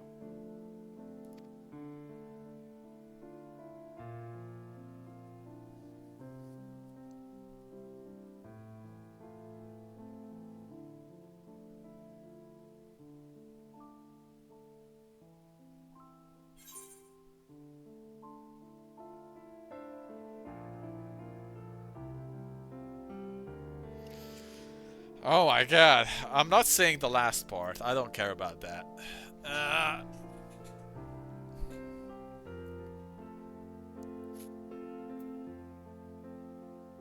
Calamity called the final days as before on the world.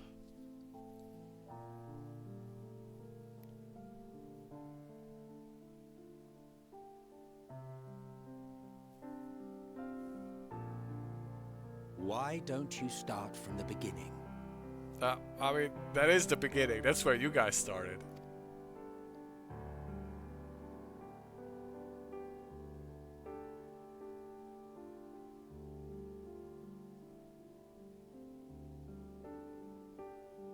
There's a lot to tell here. There's a lot to explain.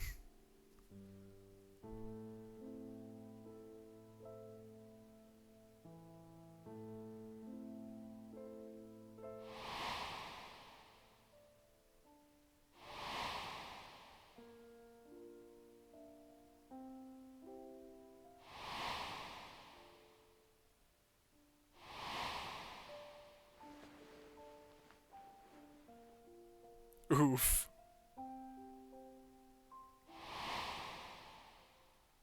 Oof.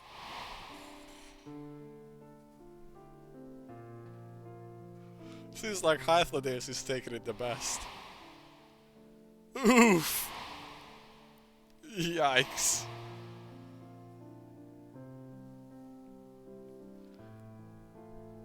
Okay, this is really interesting.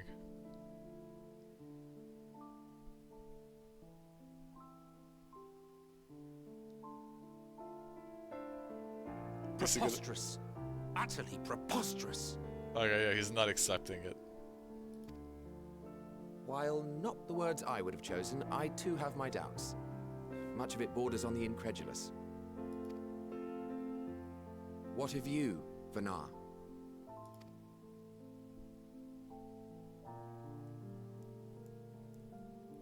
Not knowing the precise details of the first final days, it is difficult to determine the veracity of the tale. She's like, my plan has been foiled.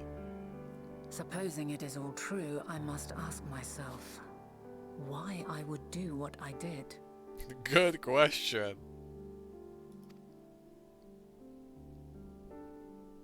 Why would I feel I had no recourse but to oppose the 14 and create this Hydaelyn? Circumstances change, of course, but it would not have been an easy decision regardless. Oh, look at that. And ban. Ban it, right? Yeah, it's banned. Why can I still see this message? Ah, whatever.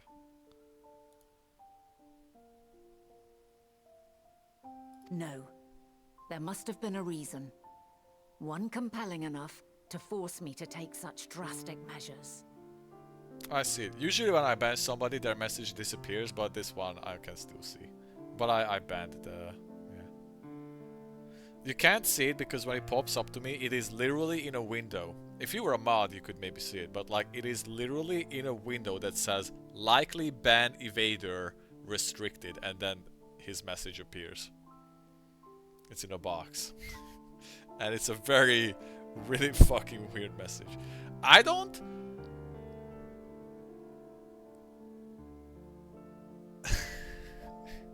Right, well, the funny... okay, we got an important scene, so let's get back to that, but the more I look at this, the funnier it gets. These fucking bots are pretty funny. Then there is the Elpis flower, which I said would serve as a guide. That it's of import to your mission is plain, but your presence here leads me to believe that this place also holds significance. But what could it be? What are we meant to accomplish? Might it not be simply thus? In the future, whence she came, the final days could not be averted. Mankind has no choice but to flee the star. By alerting us to that eventuality, perhaps you wish to pave the way for other futures. Theoretically speaking, it is a possibility. Yet if that were my primary objective, I see no reason to guide our friend to Elpis specifically. Emmet is not taking this well. The capital and Amarot, or even my own home, would be more logical destinations.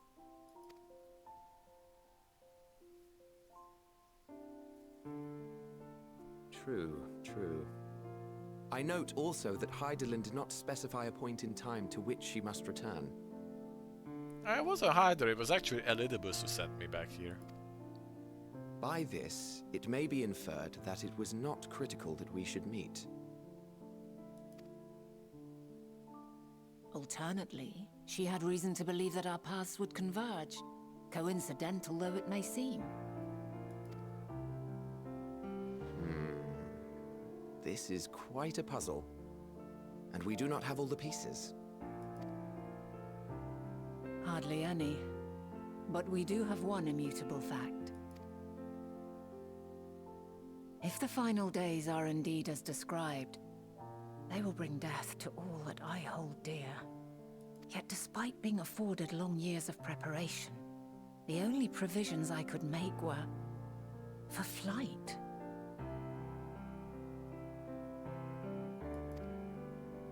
Nay, my first and foremost endeavor would be to find a way to forestall the coming doom.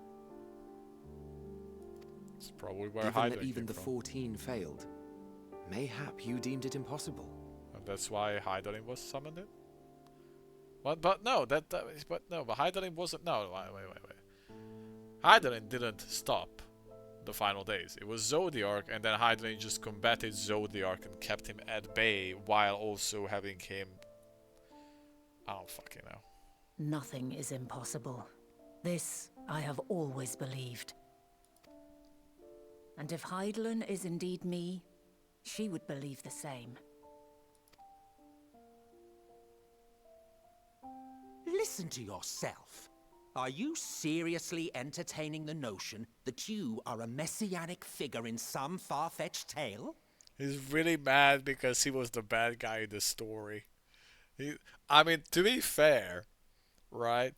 Hydaelyn got the story where like, oh, I sacrificed myself and I'm like this holy being that like everybody loves that I fight to save the world. He got the end of the story where like, you lose the people you love, you're left alone. You basically spend who knows how much alone and you're low-key going crazy and you're destroying worlds and millions of people to get back your loved ones, and then I kill you before you even get to do that. I'd be pretty pissed about that too.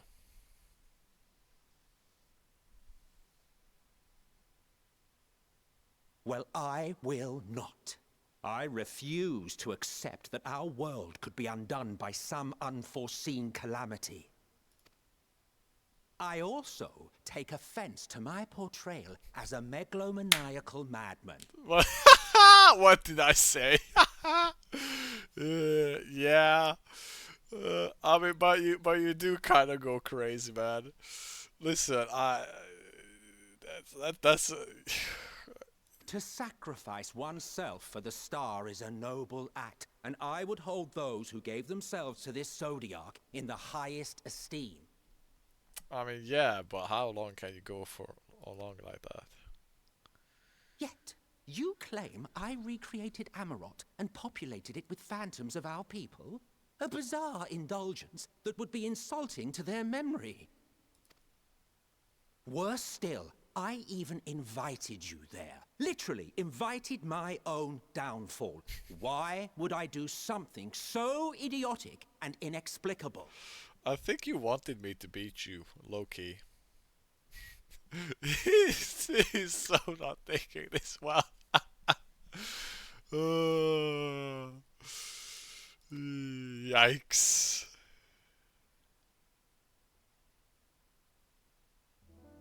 Now, I will allow that the hypothetical task of restoring our world would be daunting in the extreme. The thought of having to bear such a burden for 1,000 lives horrifies me.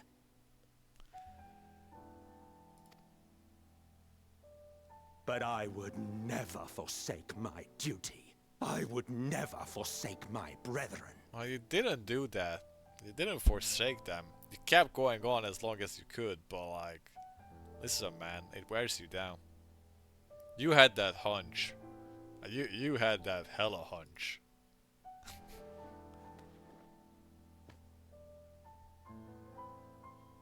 You do not know me.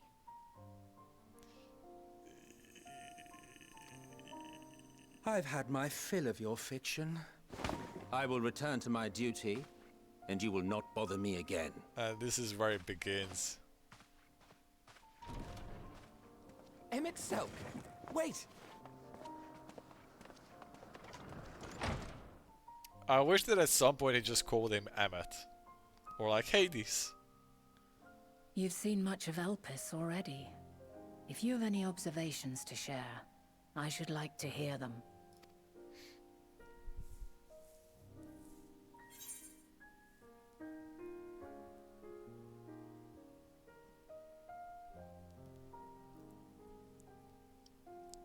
Hermes and Meteon are somehow involved.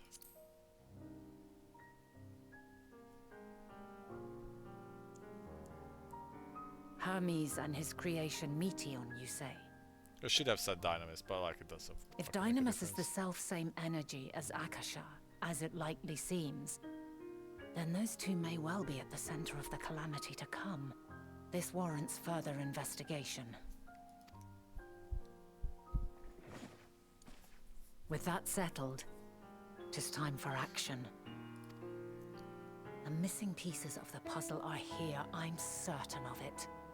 And when you find them, the picture my future self has painted will be complete, and you will have your answer. Now suffice it to say, I will aid you in your quest.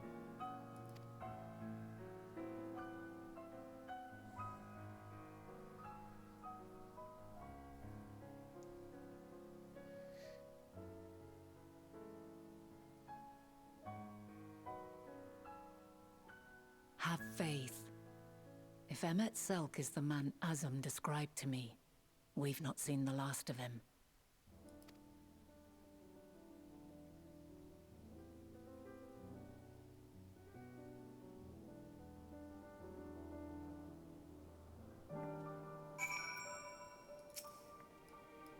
Shall we begin our investigation then? I am acquainted with Hermes, of course, but only as a visitor received by the chief overseer of Alpis. The man himself, I know only that which is common knowledge. Thus I suggest we fall back on the tried and true method of conversing with the locals. The observers who live here can surely tell us more of Hermes and Meteon, and I have a good idea where we might begin.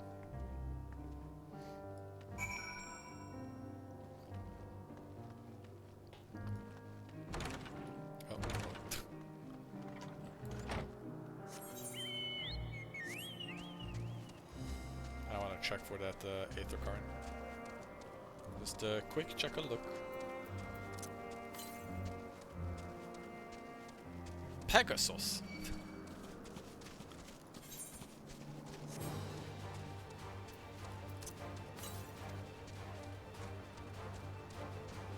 Oh, it's over there. It's quite far away. That's not this island, is it? It's gonna be one up or over there.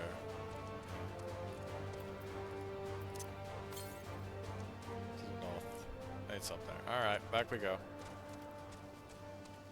Oh, I could take this thing, but wait, I need someone to use it for me first, right? Yeah. Never mind.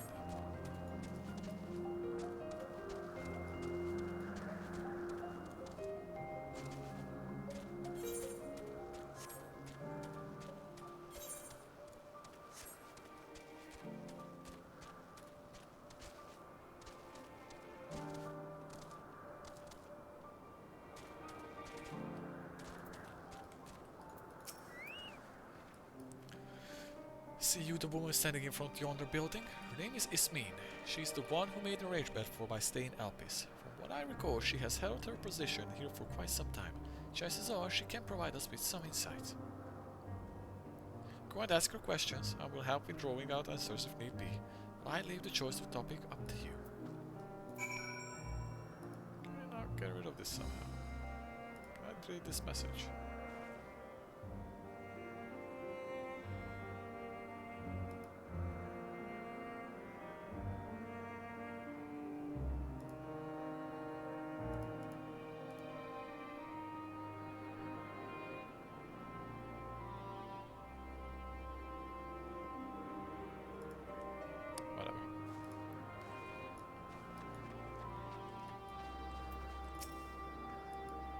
Questions? For me? Well, I suppose I have no other pressing duties at the moment.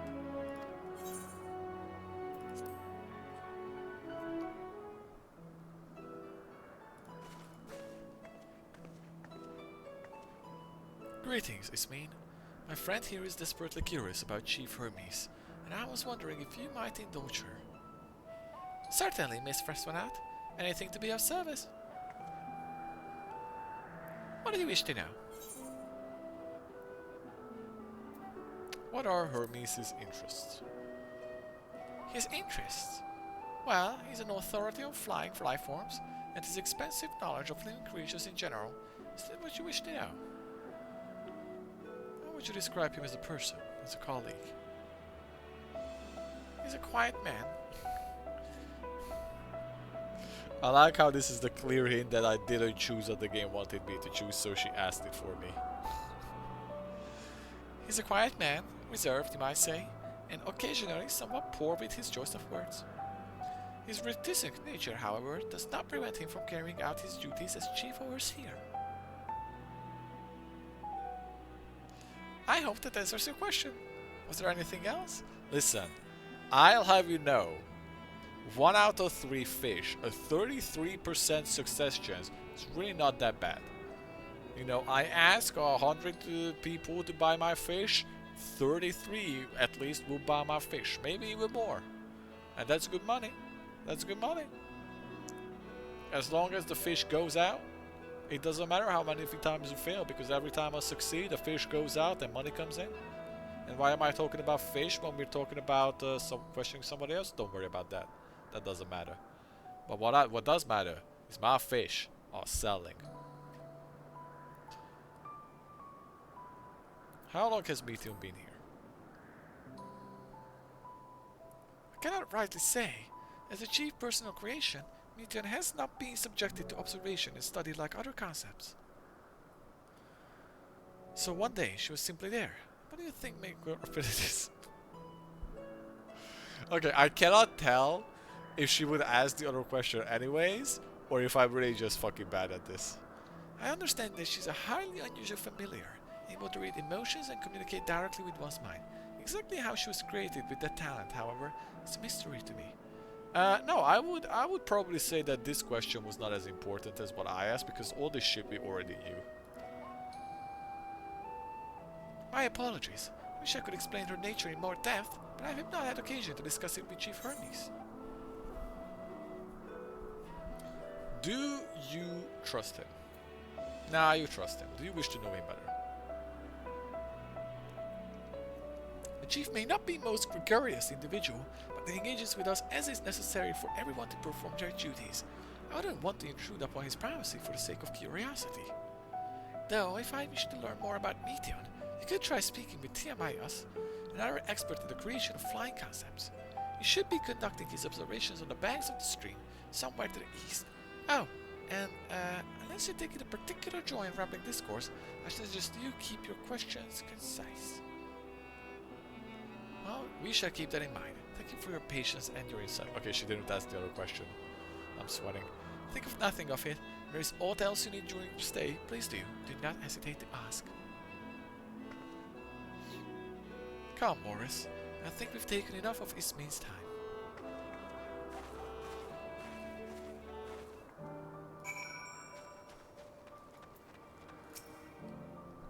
Our investigation is off to a fine start, wouldn't you agree? Sure. From here, I propose that we split up.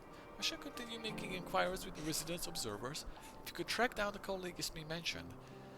While I did feel compelled to interject once or twice during that previous conversation, you seem more than capable of drawing forth the answers.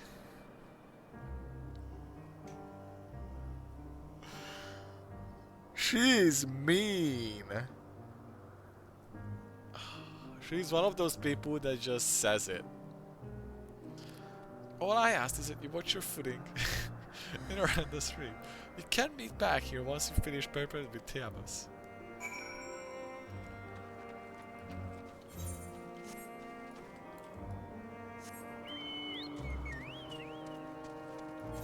I know girls like that.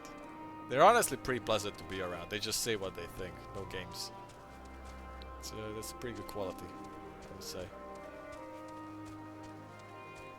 As a fellow dense man, I appreciate it.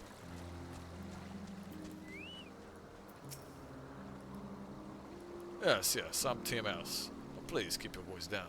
We'll start with the birds.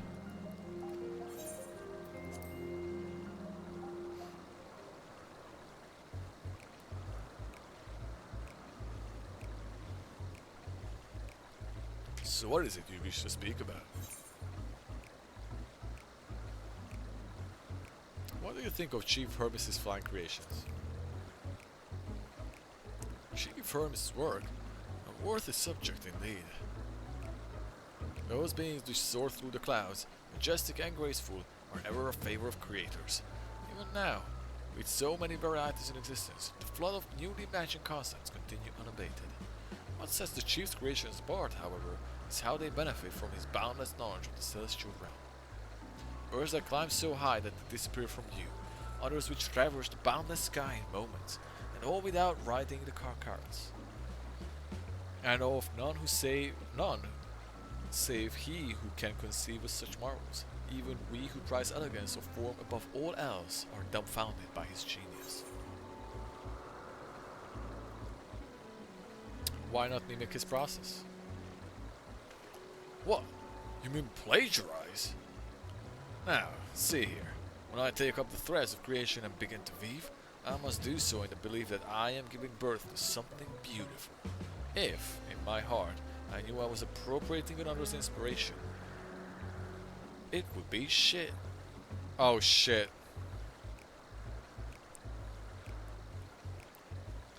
Tiamos launches into rambling and unstoppable diarrhea.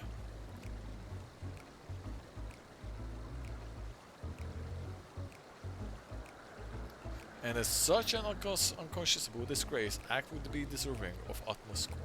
Therefore, despite my admiration of Meteon as a concept, I have made a conscious effort to not delve deeply into the inner working of her nature. I know that she has a gift of communicating via emotions, but otherwise, her abilities are a mystery to me. If Chief Hermes should choose to submit Meteon's concept to the Bureau of the Ancient Architect, then will the design be registered for public scrutiny, analyzing a codex creation before that step is frowned upon, to say the least. Of course, if it came to me, a fellow artisan, looking for advice, that would be an entirely different story.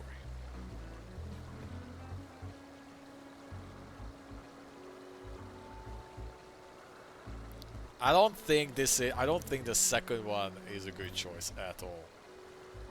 Do you know of Dynamis and Entelechis? Oh, we got Umbro Vince now. Dynamis and Entelechis. Those terms do sound vaguely familiar. Was there not a flower made here in Elpis which exhibited properties of one or the other? It must have been centuries since I last heard anyone speak of such a thing. Has there been a resurgence in interest? Why bring up the subjects? I'm flattered that you saw up my inside, but I can afford to neglect my duties for the sake of idle chatter. Now, I really must return to my observations. Surely you have your own tasks to attend to.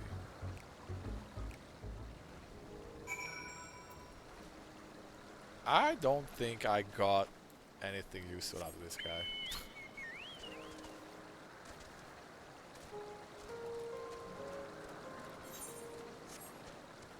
I think I suck at this.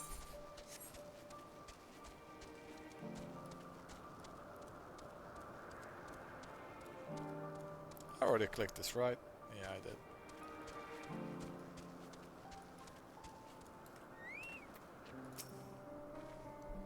Ah, good timing. I finished my own investigations not long ago. So, have you any new findings to share?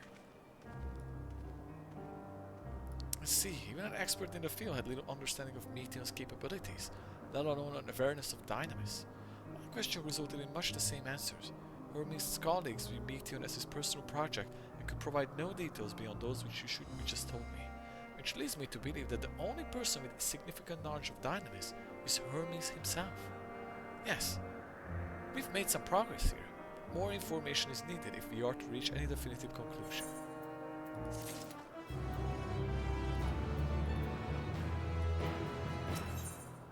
Witness the spectacle. Bernard is musing over your recent findings. At present, the strongest link we have to the final days is the power of Dynamis, and the Entelechis which can control it. Yet most scholars are only vaguely aware of these terms, and will study them in any depth, except of Hermes, it seems. Thus, I am inclined to say our current course and learn all we can about the Chief Overseer and his familiars. And on that subject, was there aught else of note you can tell me about Meteon, aside from the unorthodox method of communication?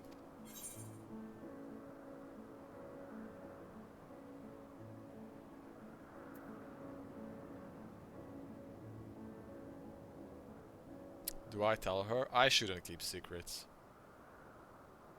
But I will feel bad if I'm airing out his secrets that he confided me within.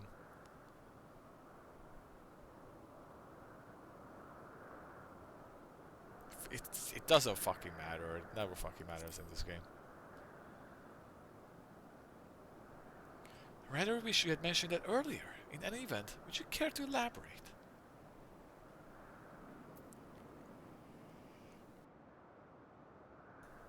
So these siblings of her now travel the great expanse in search of deeper meaning. Thank you. Though the mystery at hand remains unresolved, I feel you've touched upon a vital clue, one we should keep in mind as we continue. Next, I propose we take ourselves to the preparatory crystalline, not far from here. Just follow the path to the west.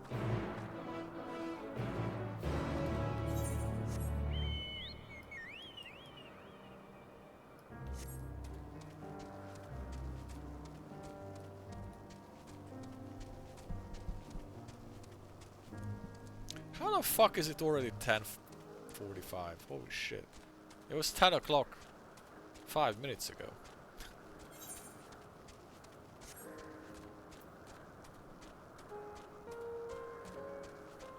I was planning to go and make myself a hot chocolate at 10 o'clock, but kinda missed out on that one apparently.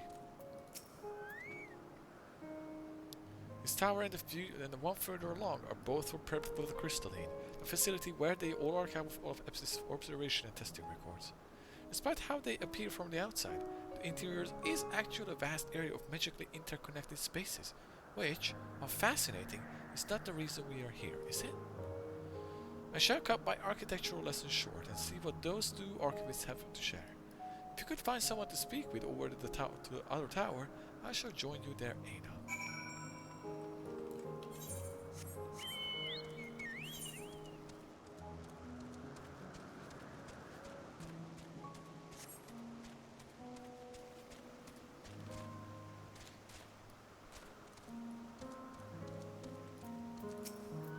What up, Doubt? You have questions for me? Certainly. Just a moment while I conclude my current appointment.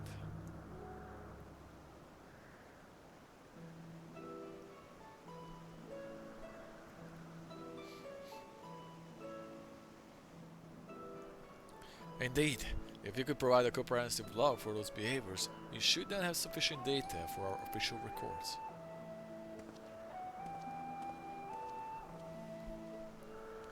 Now, what was it that you wished to speak to me about?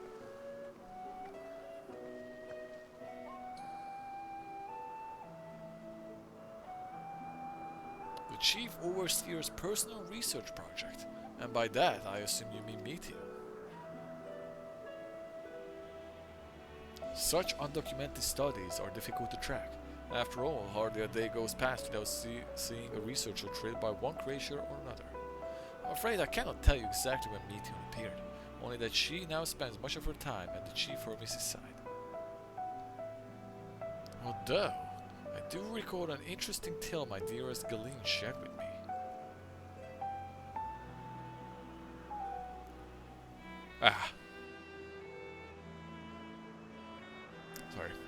Galeen is my partner and a fellow researcher here in Albis. She was returning late one night when she caught sign of Chief Hermes sending Meteor on Heavensward. Heavensward? A host of them. For several days, she would speak of that scene with wonder, describing it as one of the most beautiful spectacles she had ever witnessed. That sounds like a story I should like to hear.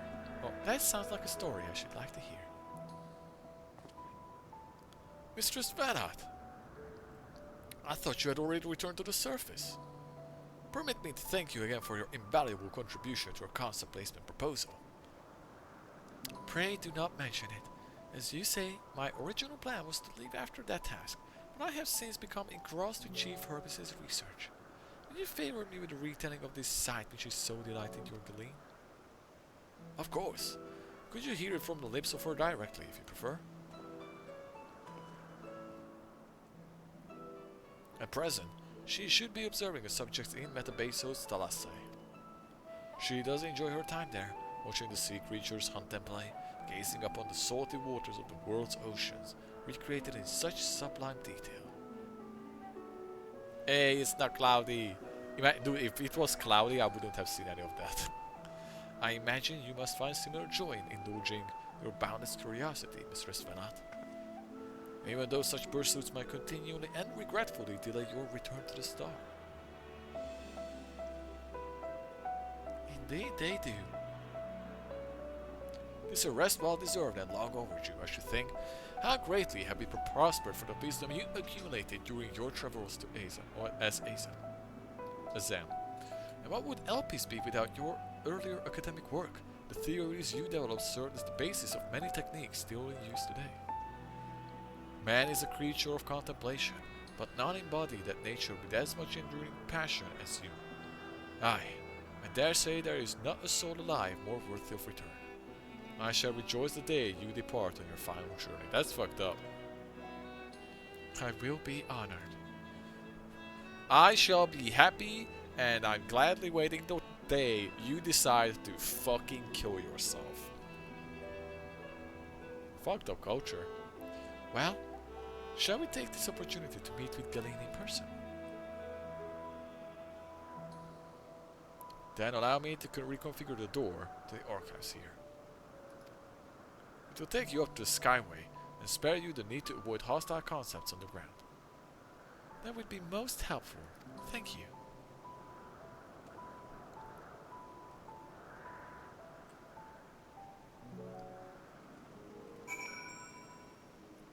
Let's go. I have opened the path to the Skyway. Once you pass through the door, simply walk straight across the next tower and ask for admittance to the upper tier. Galeen will be eager to share her tale with you, I'm sure.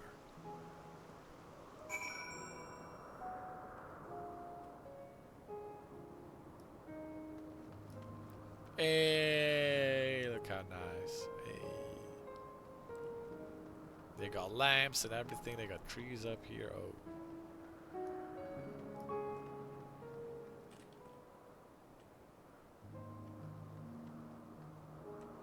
God, that building looks so shit from this distance. Oh god.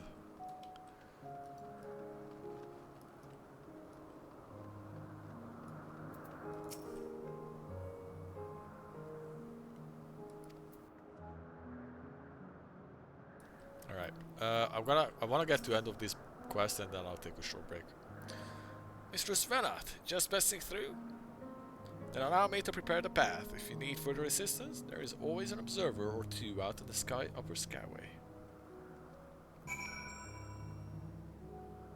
Just a little hot chocolate break is all that is. I still want to get to the end of this zone. I don't know how far we are, but we can't be that far. Oh, there's still a big chunk.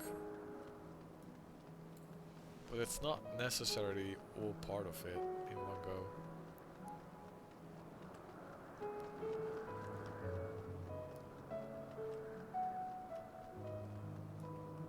Unhurried observer.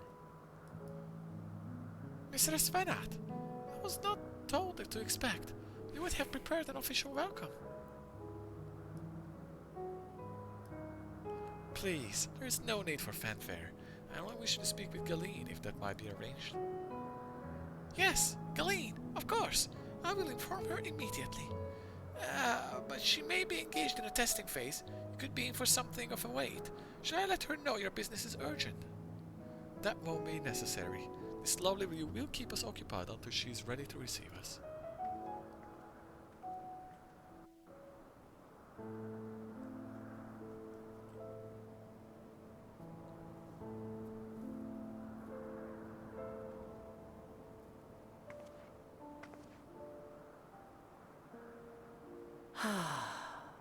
A delightful breeze and a breathtaking view.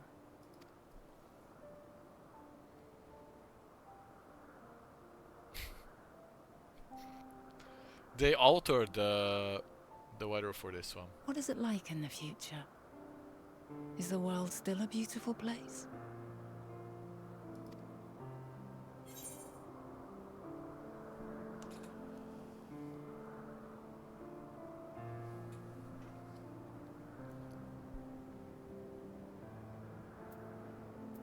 Some parts, yes. Others, not so much.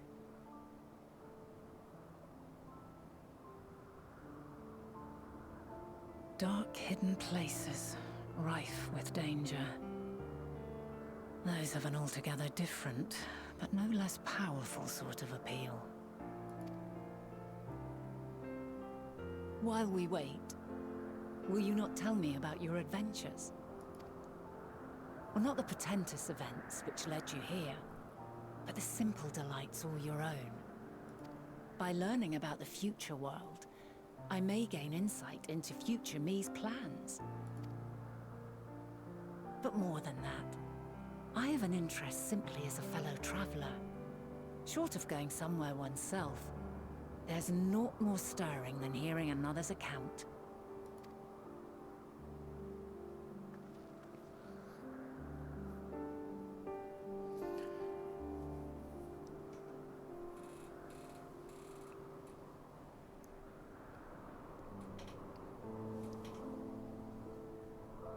So I have to quickly tell her about 3 expansions and the entire ARR story. Whoa! And then I'll get the big ass and I'll shove my fist up in it. Ooh, that was a good one.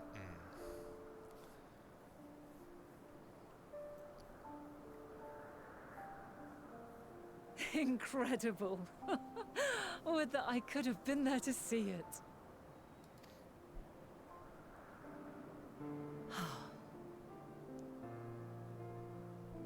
Yours is a harsh and unforgiving world. Yet in spite of this, your brethren hold fast to their virtue. To know that the light of mankind's potential still shines, even in that faraway place, it gives me heart.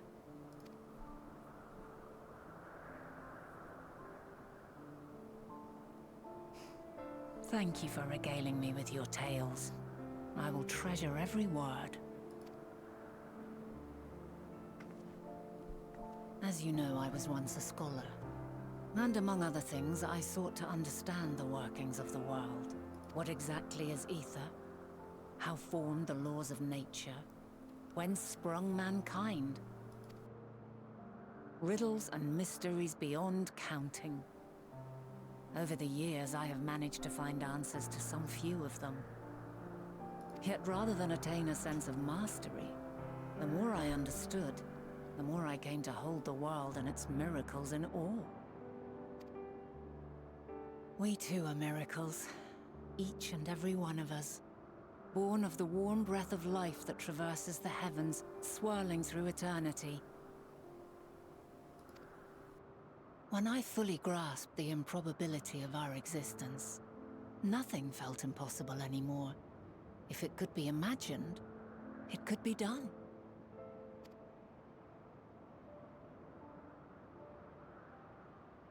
A passion swelled within me, an epiphany dispelling all preconceptions of what was natural and true, and a presence without, immense yet intimate, fate perhaps, holding us in its tender embrace. As reassuring as it was intimidating, how keenly aware I became of creation's fragility, built as it is upon precarious happenstance. I was overcome with an irrepressible urge to know the world more intimately, to hear its voice, feel its breath.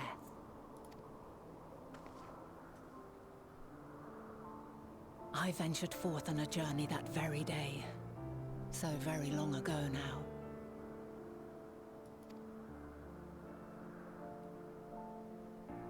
Freed from presumption and prejudice, I saw the world through a newborn's eyes. Everything fresh and new, and so beautiful. Lands that stretched on forever. Skies one could drown in. The heartbeat of nature, silent yet strong. And amidst it all a people, beacons of light and life. Laughter that warmed my heart like naught else before. They are my meaning, and my purpose, my love. And so long as they need help, I cannot return to the star. Perhaps my future self is still waiting for it. The moment she can let go and walk unto the end. Safe in the knowledge that man will find his own way.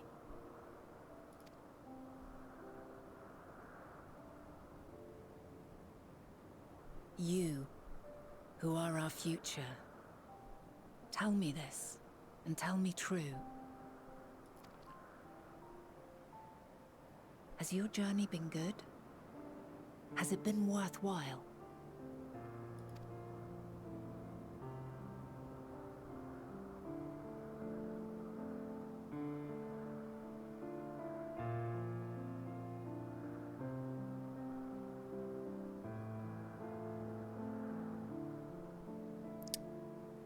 Pray forgive my lateness. Uh-oh. My observation subject was rather irritable, and it took a while to settle it down. Oh, it's her. Okay. No need to apologize. Your work takes precedence. Besides, we had a pleasant conversation in the meantime. Our conversation was mostly you rambling, but yeah. You're too kind. Now then, I'm told you wished to ask me some questions. Indeed. I've an interest in one of Hermes' creations. Meteon. You witnessed a host of them take flight, yes? Oh, that! Yes, I did. 'Twas in the dark of the morn. I'd left the Thalassai after nocturnal observation. As I walked along, I spied a bright light climbing high into the southeastern skies. Then, in an instant, it was gone, like a shooting star, only rising rather than falling. But then another shot up, then another, and another. Intrigued, I made my way to the edge to investigate.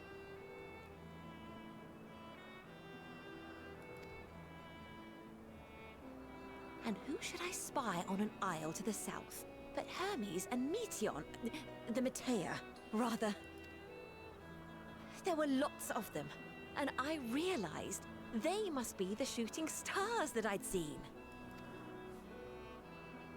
A dazzling spectacle indeed. Have you spoken with Hermes about this? Oh, yes. The sight left such an impression on me that I approached him about his mystery project the very next day. Alas, he said that he couldn't reveal anything just yet, that he needed to conduct further tests. It shouldn't be long now, though.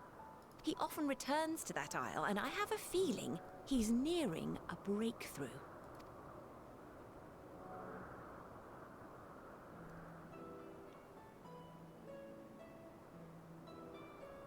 Splendid. We are likewise eager for the details. Well, that is all we wish to ask. Thank you for taking the time to indulge our curiosity. You're very welcome.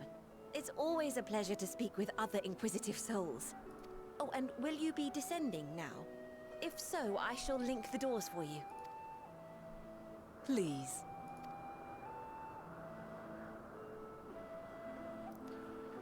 Okay.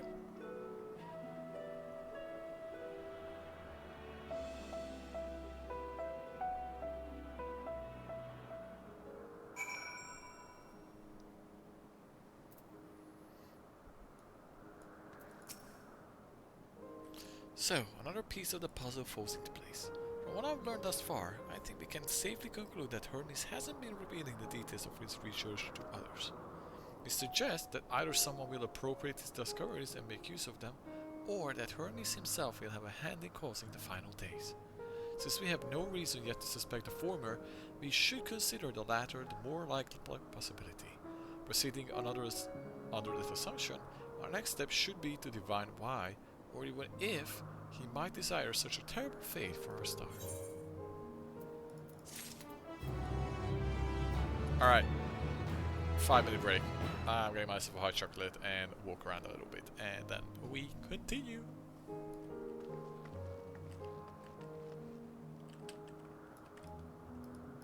Until then, enjoy the view. Be right back.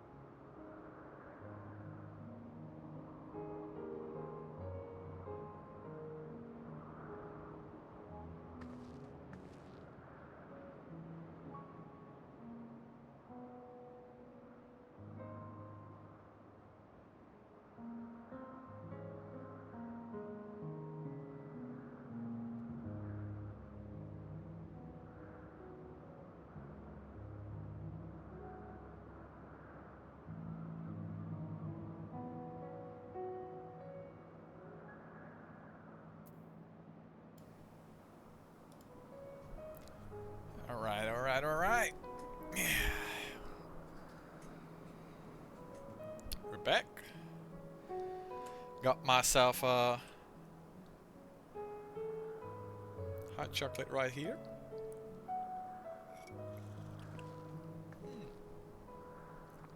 Lovely. With a bit of pumpkin spice extract in it. Makes it really tasty. Did some of those wake up push-ups. So we should be set for another hour or so. But I am also getting a little out of breath. Worthy of his back. And that has a new course of investigation in mind. I should like to visit the site from which Herne is sent from the Metea. If we are fortunate, we might find some hint of what drives this research of his. Galeen says she spotted some in the southeast, rising from an isle she could see from the ledge. I wonder if that's the isle that Meteos was looking at earlier on. If we stand at that same vantage point, it should not prove too difficult to locate the island in question. Let's take a look, shall we? I'll be honest, nothing really ever makes me consider that I should do cardio.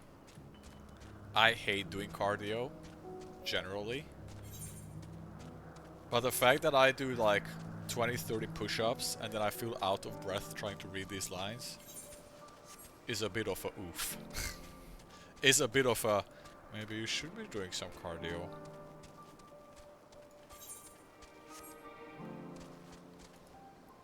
Oh yeah, trying to do push-ups when you're not practice them is quite challenging. It also depends on what kind of push-ups you do. I prefer the wide stance, which goes more to the chest. But then there's the tight stance where you go like, where your arms are like right next to you, and that goes more on the biceps. I need to start working out again. Every time we have a family meeting, so this is what my grandpa does. We have a family meeting, and I think I've said this before, but like grandpa always like comes up to me, and he does this thing, and I just think this is kind of like in the whole family too, but you can definitely see that it originates from grandpa. He would come up to me and like, he's like poking my arm like, do you go to the gym? And I'm like, no, I haven't been lately. Furrows his eyebrows. Yeah, I can tell. You need to go back to the gym. And I'm like, yeah, thanks, Grandpa. I love you too. And he does that every time we meet. Every time. He's like, pokes at my muscles. And then if I do go to the gym, he does the same shit. And is like, you've been to the gym. And I'm like, yeah, I have been. Yeah, because I told you so. I mean, yeah, man, I used to be a little stick man too. I'm not particularly in good shape right now too, but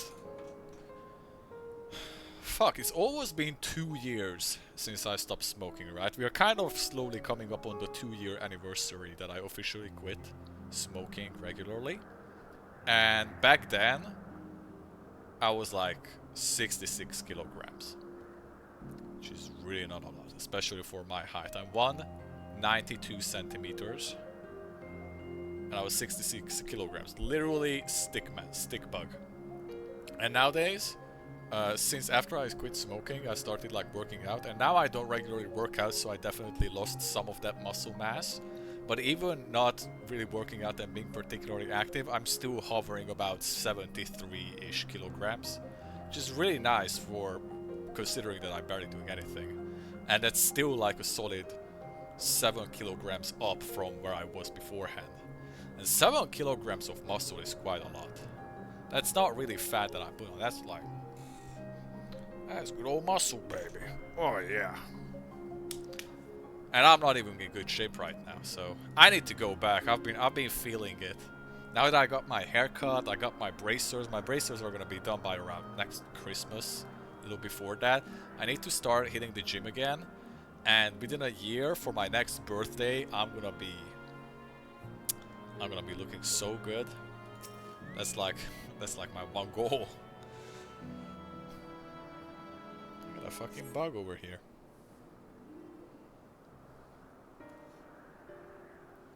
Getting in shape is quite addicting, I will say that. Once you start seeing the results, it's like, ooh, that's kind of nice. Especially because when you first start working out, there's this thing they call the newbie gains. Like at the beginning, you have like an explosive change, usually.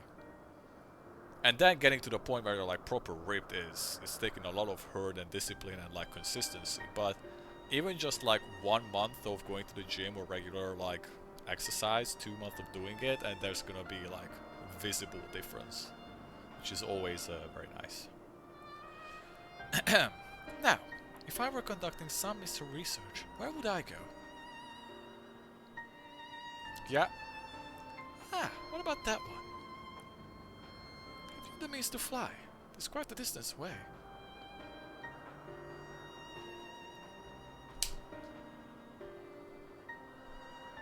I don't know if I got the bitch.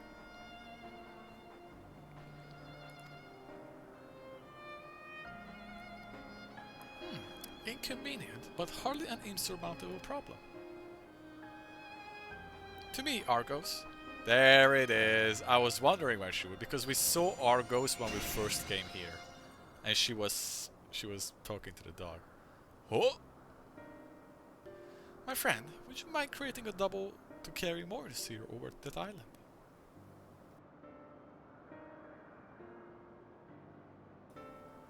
Dot dot dot. Stubborn creature. There is no place on this great star we have not together traveled, and still he remains obstinate in the presence of strangers.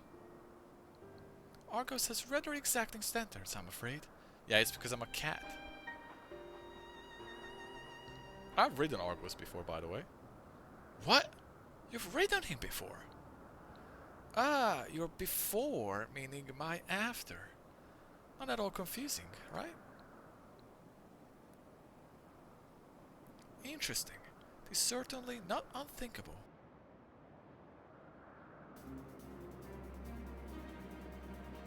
But speaking of the here and now, the quick solution is for us to face off in a sparring match. Huh? Demonstrate to him that you are capable of holding your own against me in battle, and you should convince Argos that you are worthy of his back. And besides, I might even teach you a thing or two in the bargain. You know, I'm about to shoot you. I'm about to drill you, girl. You seem doubtful, but useful lesson or not, it will certainly be a moment to remember. A memory of the distant past to cherish. What say you, traveler out of time?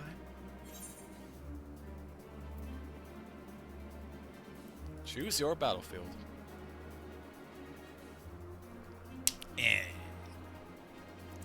I admire your confidence. Clear your mind and prepare your weapons. I will await you at the clearing over yonder.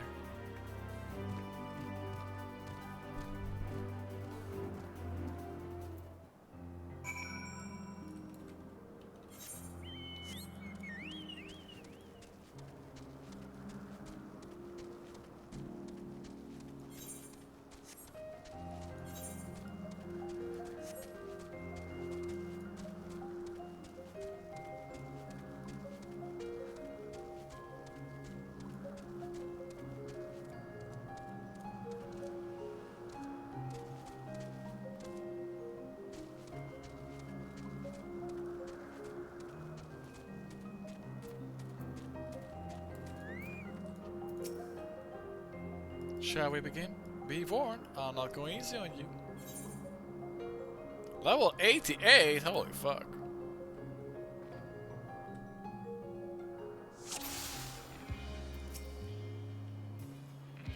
Is she a paladin with a shield and a sword? Let neither side hold back. She is a paladin, isn't she? That's interesting.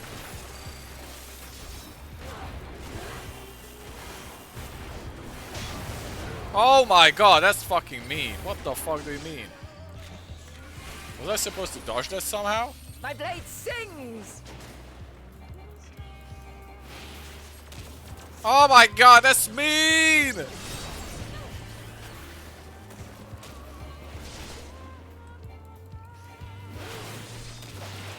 Stay away from me. I have one stack. Oh god. Ah!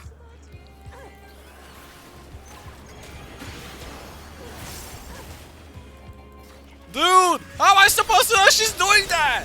What is this?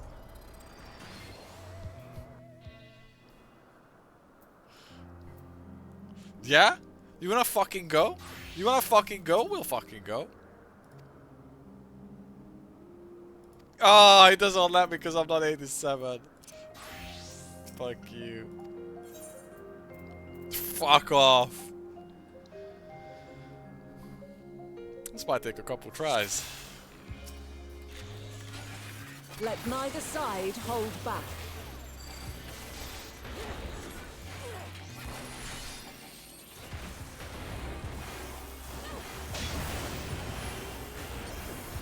That's mean that she literally opens by fucking you. My blade sings! Circumstantial arc is the big thing in front of me.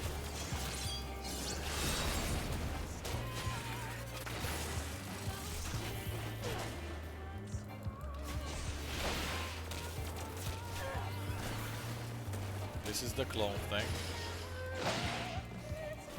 This side.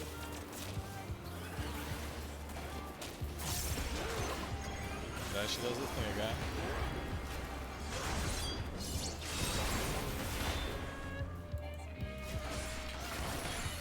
Another crit drill.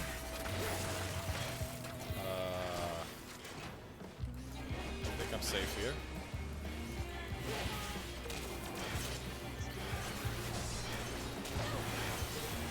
My blade sings! Go over there.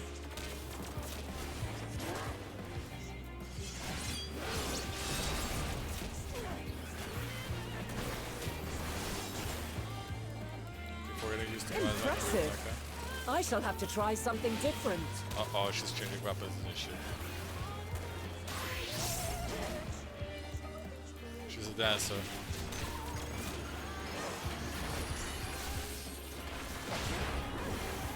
No quarter.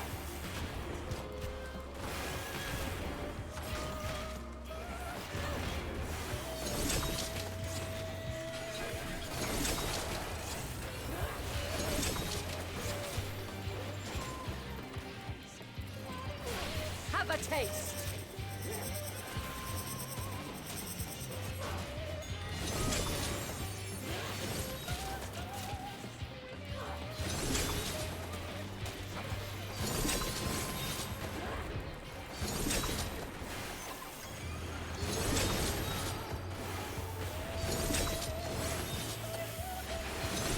A lot of dodging going on right now. It's a little many buttons to push. I think we're doing good. Didn't get a sack. I see you won't be easily overcome, but Another neither will I. Yeah.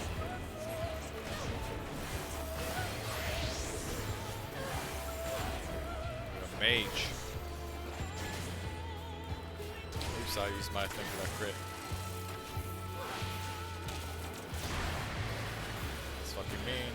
I'm gonna get away from these things.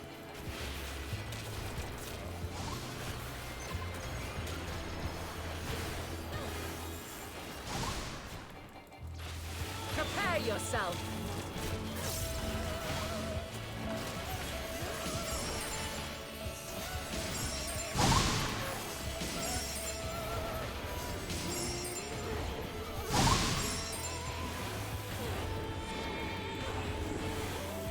I'm using the knockback thing.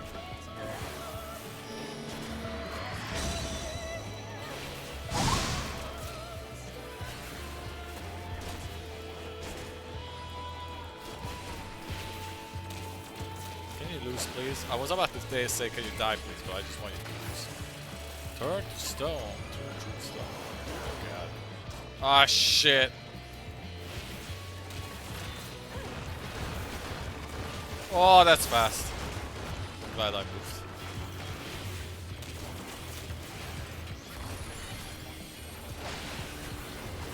Very well. Let us move to the final trial. What the fuck is this?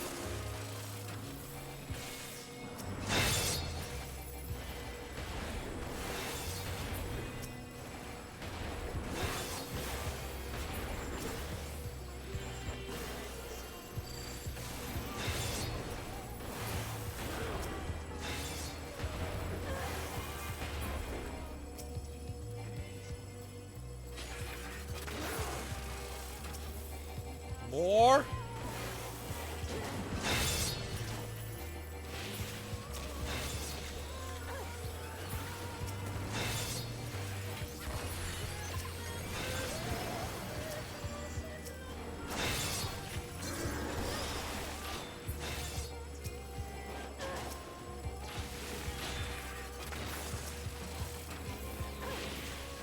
I think we're good.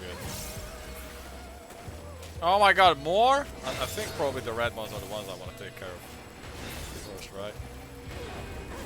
I guess.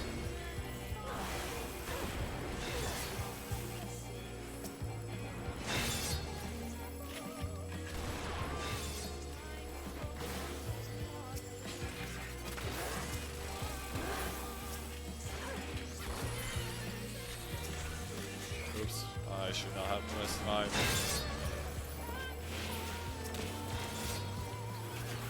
Sure, this is the end, right? Oh!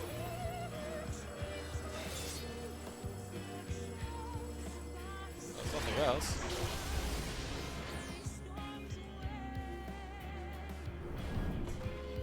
Oh. Break your chains, shed your burdens, and show me your strength of will. Dude, she's really gonna go all out for a little spar. Ah! Jesus Christ, woman! I assume the more charge she has, the more damage she does. You still stand. The people of your time are more resilient than I had dared hope. I have seen enough.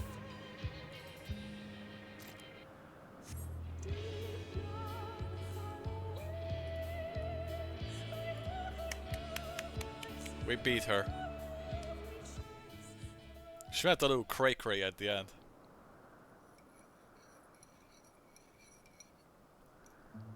'Twas my intent to finish it, but clearly I underestimated you.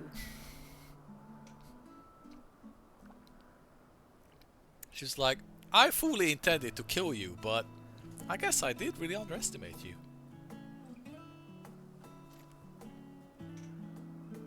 One would think I never learn. I made the same mistake with Azem when we first sparred.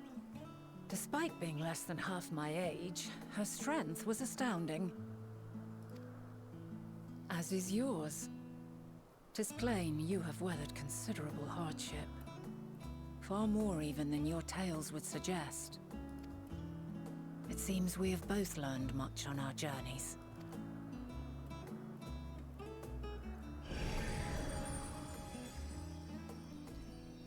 Okay, doggy. Yay! Whoa, like I didn't see this before. Well now, I dare say he has warmed to you. A boon to be sure. He never forgets his favorites, and is ever eager to come to their aid.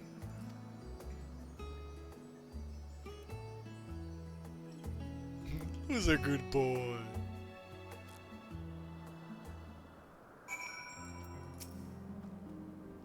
Argos will soon have us standing on the very spot where Mattea made their departure into the night sky. With luck, we will learn something of Hermes' intentions. My hope is that we find no connection, no festering wish for oblivion. Then we might have Hermes and his considerable expertise working for us, rather than against us.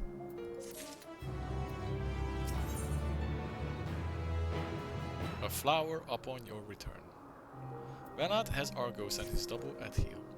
Let us move over to the edge before mounting, shall we?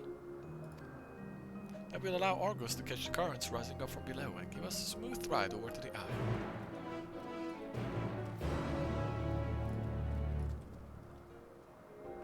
Fun little scenario. I keep opening my map expecting more side missions to pop up, but they might not pop up until the very end. It's cloudy. It's okay, it's not like we wanted to look at the sky or anything. Argos motions to his back with a muzzle. You've been given the go-ahead to hop on.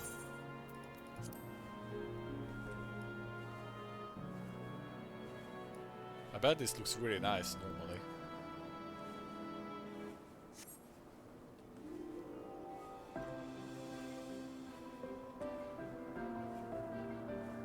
Isn't this pleasant? Argus certainly seems to think so.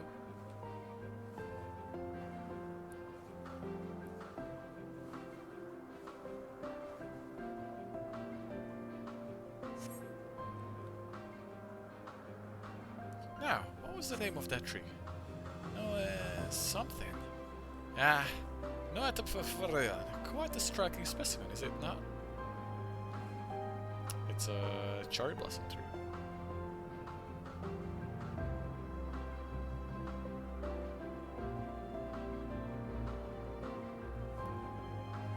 Brace yourself for the landing. I wouldn't want you tumbling off at the last moment.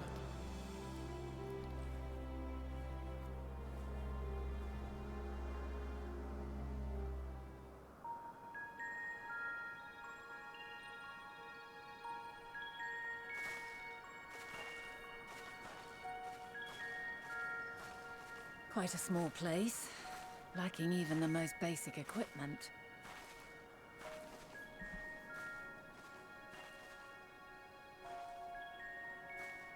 The present may yield no clues, but we may yet try perusing the past. Have you done this before? No? Yeah? So you cannot control the power freely. Worry not. I shall assist you. Oh, you mean the echo? Come and stand before me.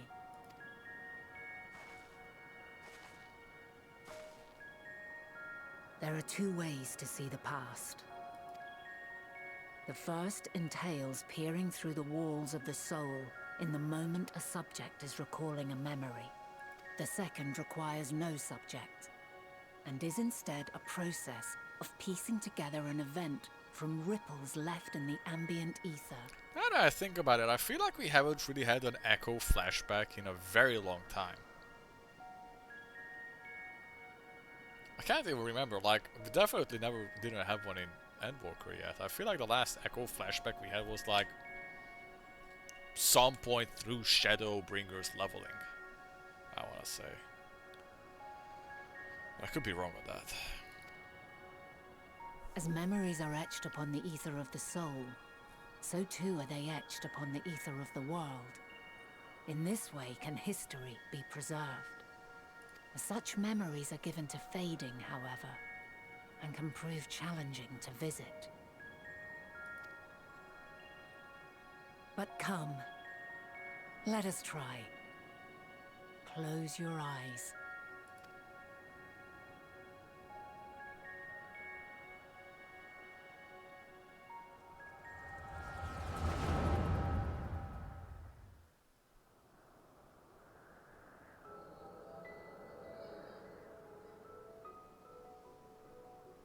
Units fully functional and proceeding on course towards their respective stars. She talks normally here. That's interesting. Estimated time to completion of survey is 108 cycles. End of status report. Severing connection with shared consciousness.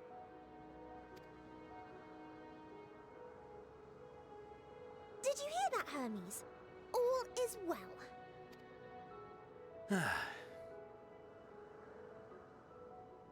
Yes. Good tidings at long last. Every step of the way, I've been reminded how little we understand creation. How the universe defies imagination. But soon we won't need to speculate.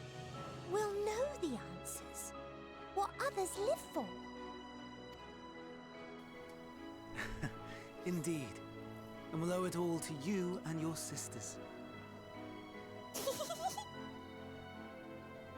I wonder what answers we will get.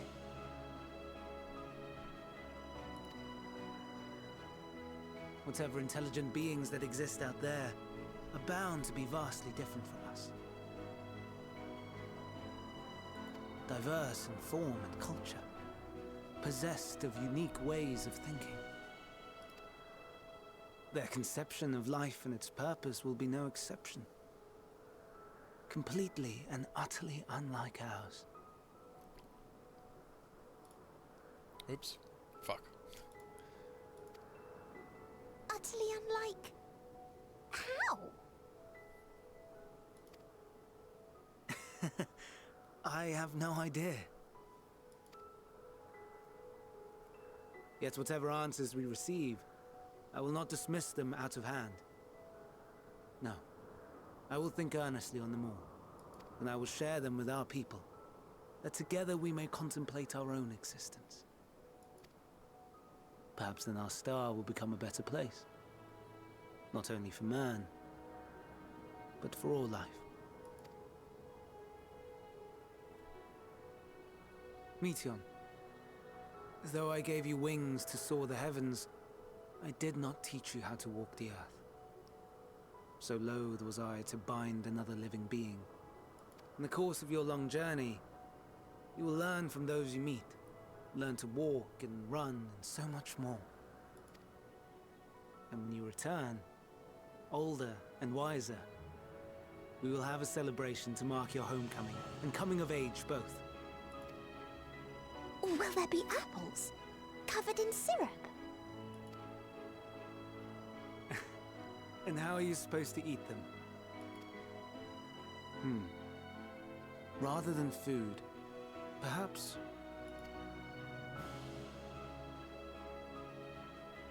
a flower. Yes. Upon your return, I will gift you a beautiful flower.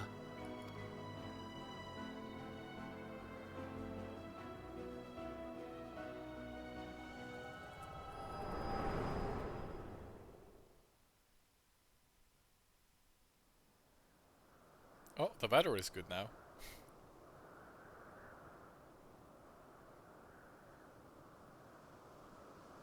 Did you see that? So, what is your opinion?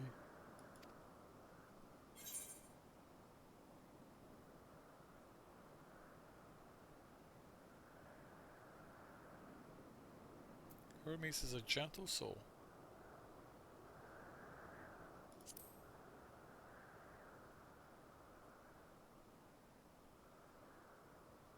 I understand. He is a gentle soul, and well-intentioned. Yet it does not take ill intent to beget ill. We must consider the possibility that something may have gone awry. Perhaps it was oversight, or simply an accident.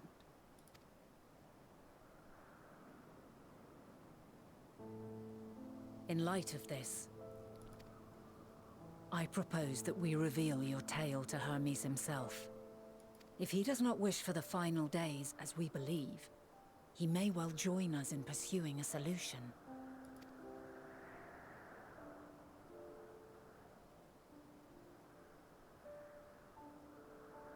Then it is settled. Let us seek out our friend with all swiftness. 'Twould not do to let such a pure soul be blackened by tragedy.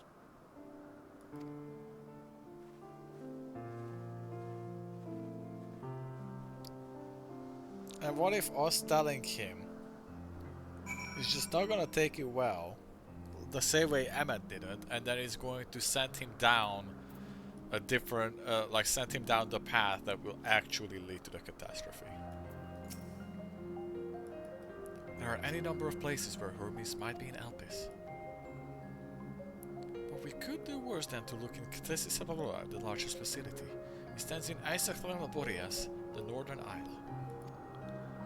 I wonder, Morris, for an institution which claims to studiously research every species destined for release into the world, it should not question how they find room for them all on so few islands.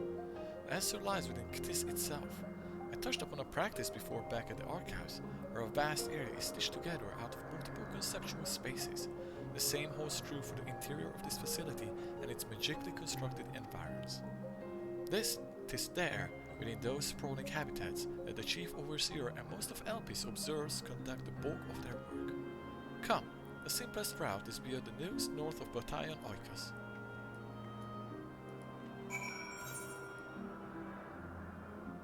Oh, okay. We do have the new quests.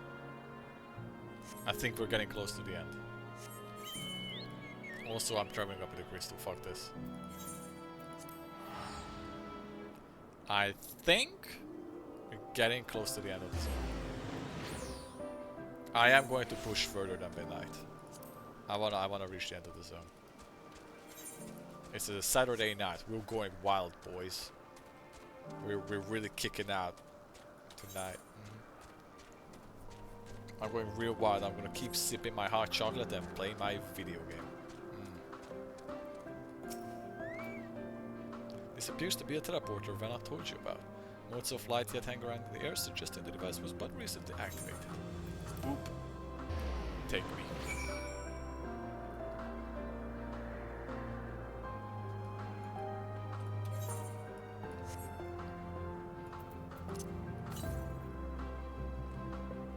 Northwest, okay. Ah, good. The news acknowledged you as my guest. You should now have the authority to use it as you wish. As for the way to this Hyperbrea, we follow this path, then turn left at the crossroads. Okay, let me just quickly find that Aether current.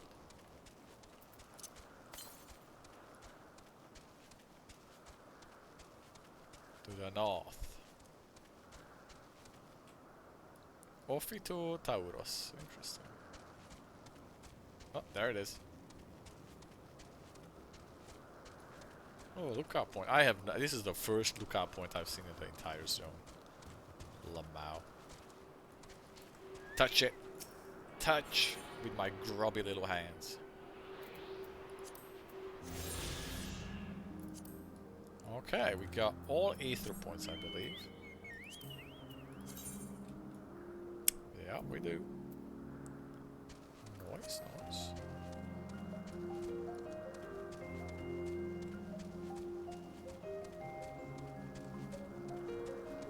Big thing. I assume there's going to be a dungeon here, like inside. Like, I don't know, like the creatures are breaking loose or some shit. This is kind of what I'm assuming.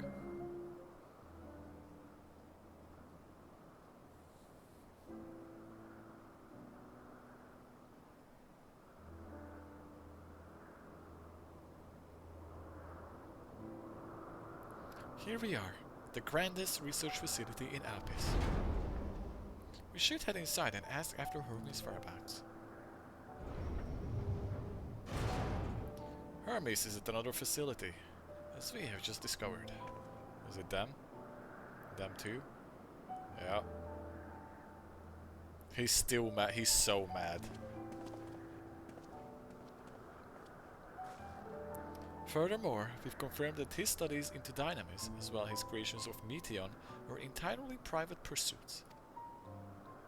No one else we spoke with appeared to possess the chief's depth of knowledge on the subject, neither did we hear any tales of stolen research. Which means that if Hermes himself harbors no desire to bring down an apocalypse, then he might be recruited to help prevent one. Or so saith the illustrious Emmet Selk.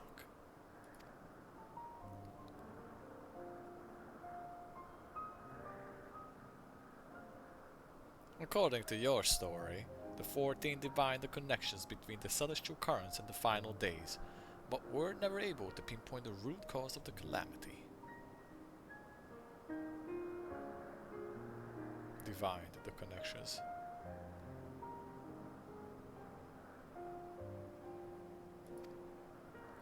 With our people's greatest minds, not to mention Hythlodeus' sharp eyes, committed to the pursuit of solution, such an outcome seems inconceivable. The only possible explanation is if the nature of the catalyst was so inexplicable that even we failed to perceive it. And what better fits the description than the invisible, intangible Dynamis? Which in turn leads us to our next question. How did Hermes, in his role as Fandaniel, not recognize the subjects of his own research?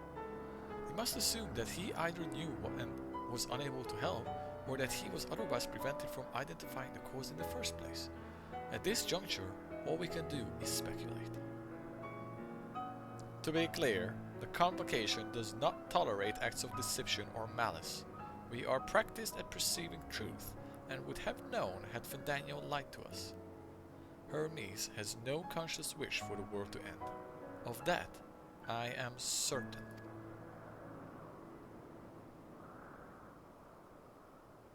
It seems there is more to the tale after all.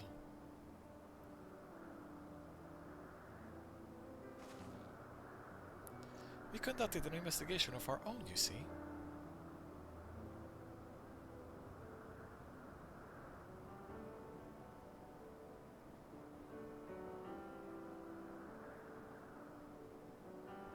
How comforting. We seem to have reached the exact same conclusion. I see no reason to delay further. This time we brought Hermes into the fold, as it were.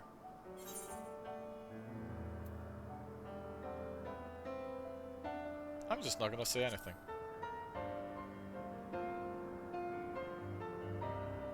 This does not mean I believe your ridiculous story. But as MS Selk, I have a duty to examine any potential threat to our existence, no matter how ludicrous or personally offensive I may find it. He's laughing about it.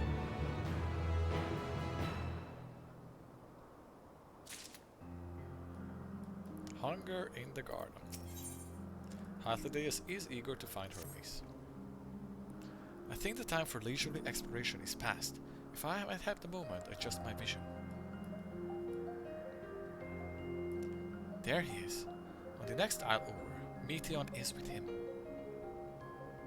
Hermes appears to be in the midst of an observational study. I suggest we hurry over before they venture elsewhere. Head straight down the path. You can teleport to Mr. Simpeo's Euros from the device at the bottom of the slope.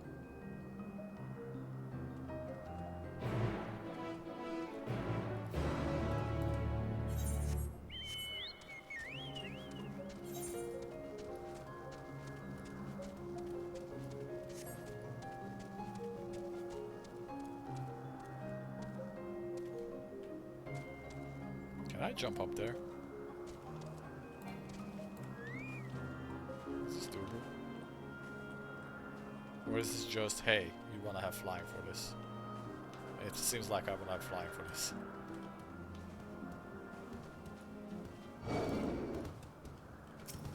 Ah! Run! I could kill you, but I don't wanna kill you. I have better things to do.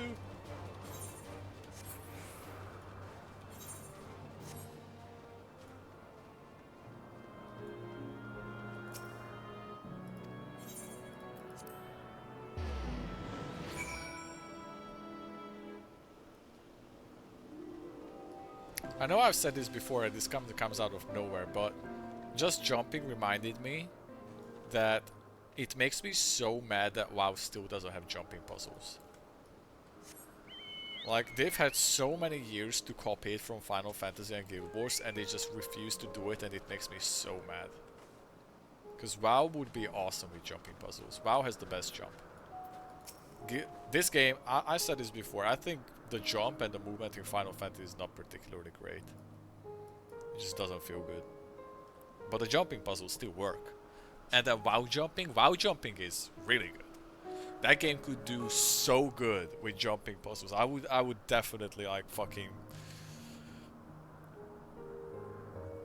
No, it just doesn't feel good. The jumping in Final Fantasy is just weird. The momentum of it weird, the animation is weird. Sometimes you feel like you can jump on something and you're just stuck because you don't have momentum. It's not nice. It doesn't feel good. Meh. A lot of times I try to jump up on something and I'm just like... When I jump in WoW, every single jump, there's a reason why the #1 thing AFK people do in WoW is jump around in the capital.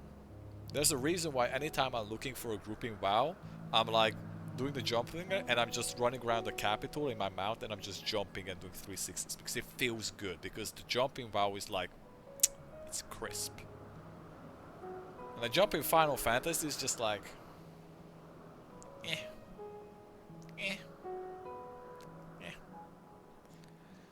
Anyways, rant over. Back to the game. Here close by, within the Hungering Gardens. That would be the circular enclosure you see just up ahead. Well then, Morris, make yourself useful and bring Hermes out here to us. If I were to go, he would assume I was only there to press him on the Fandango matter. Of all of us present, you stand the best chance at convincing him to put aside his work for the moment. But the creation in there are not exactly. Then again, perhaps Morris can handle them. She did survive a bout with Venat, after all. Off you go to find Hermes, but do we be prepared to come blows with the garden's denizens?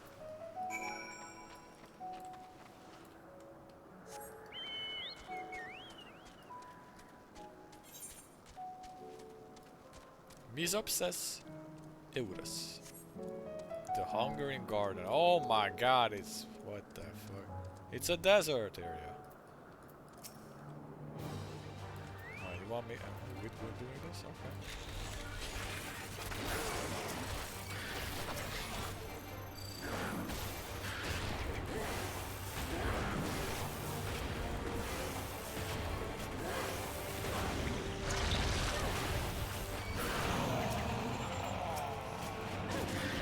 Oh, that did not work good. Do I have to hit it?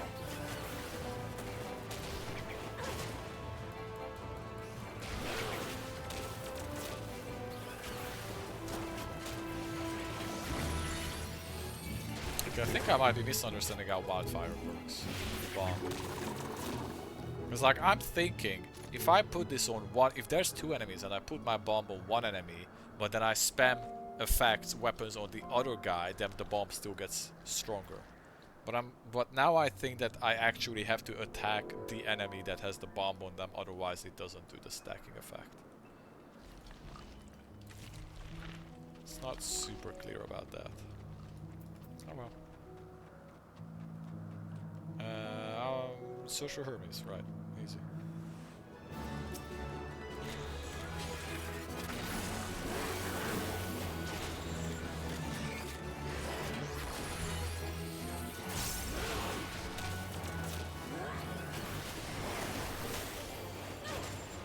I'm just gonna 1, 2, 3 the ass of this fucking thing. 1, 2, 3, 1, 2, 3, yeah. 1, 2, 3, 1, 2, 3, ah. Boom.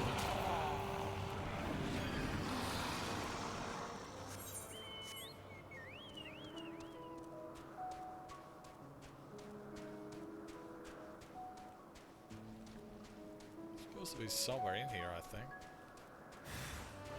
I triggered another one of these. I wonder if it's just gonna appear after like I beat one of these things.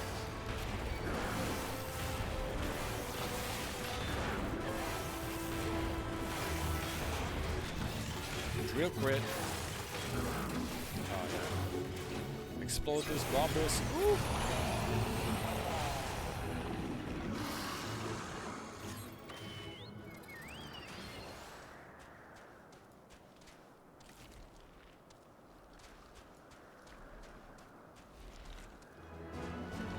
I think I keep triggering the same enemy.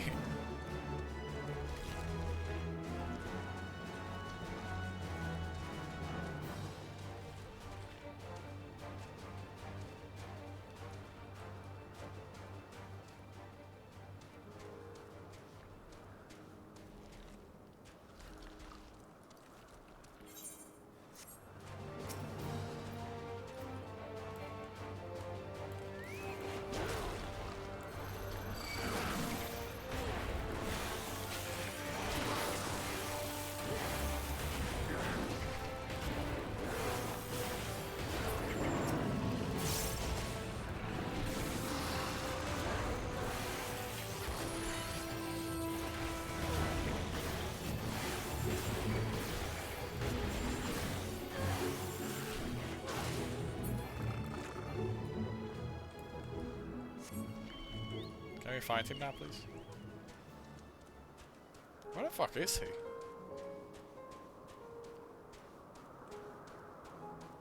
Ah, there you are. Morris, what are you doing here?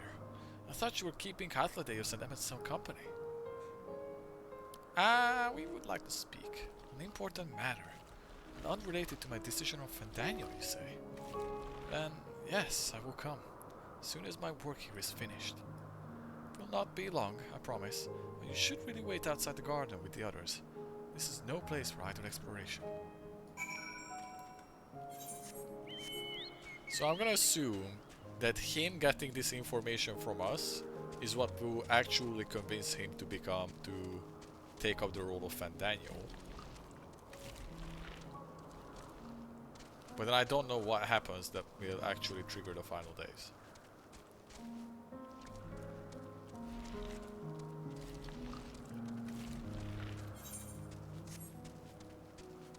Jumping.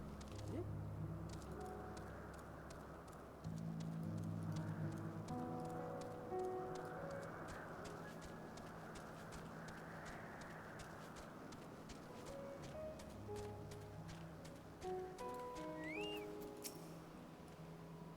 Spoke with Hermes then, and were briefly entangled with the denizens of hungering gardens as well. I see, or I should say, I smell. I cannot speak for certain convocation members, but I for one am impressed with your fortitude. Well done. And now that you convinced Hermes to comfort with us, let us pray that things will soon take a turn for the better. For as fascinating as it would be to meet the Emil Sauk who would recreate Emerald in the depth of the ocean, I think it best for all concerned if such tragic events never came to pass. Yeah, you're not gonna meet him. But it in our future or your past, assuming yours is not truly written in stone, naive hope that is.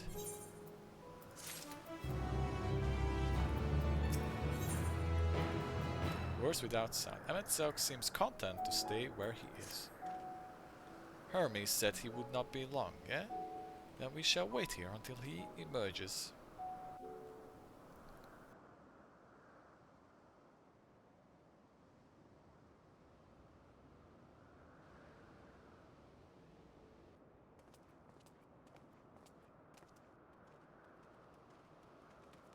My apologies for keeping you waiting. I understand there is a matter you wish to discuss. Aye. A matter of the utmost gravity, if one can suspend disbelief.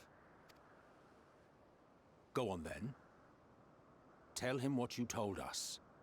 Who you are and why you came.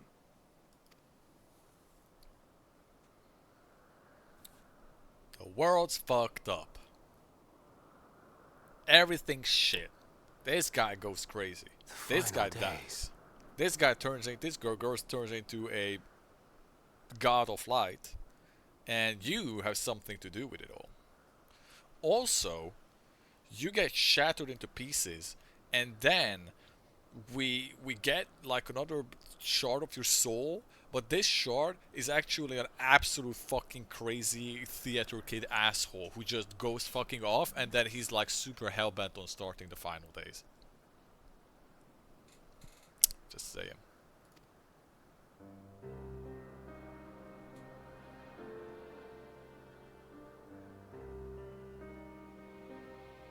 The phenomena observed during these star-encompassing calamities is likely the product of a dynamis reaction. And none is more versed in the applications of this energy than you, Hermes. I must stress that we do not believe you would desire such destruction. We come not to lodge accusations, but to beg your wisdom.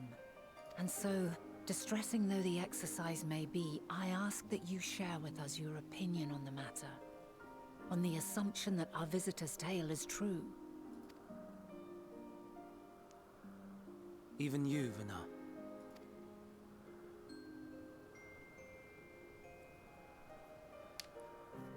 As you say, the phenomena observed in the two calamities may both be attributed to dynamis. Of note is the difference in its effect. In the first final days, it warped creation magics. In the second, it warped the people themselves. The key variable, I suspect, is the etheric density of the men of each age. As you know, ether, in essence, negates dynamis. Harboring high concentrations of ether, we ancients cannot readily manipulate dynamis. nor be manipulated by it. Therefore, rather than ourselves, the calamity affected our magics. In contrast, having been sundered, the people of the future are composed of but a fraction of our ether. He adapted to the story real quick. Thus are they susceptible to the influence of Dynamis and its transformative potential. But that would explain only the mechanism, not the cause. Though perhaps... What is it? Even should it be a hypothesis, we would hear it. Dynamis is an energy put in motion by feelings. Feelings for which there must first exist a source. A source to which the victims must be attuned. One that harbors the self-same negative emotions. Elsewise it could not be the agent of such extreme change.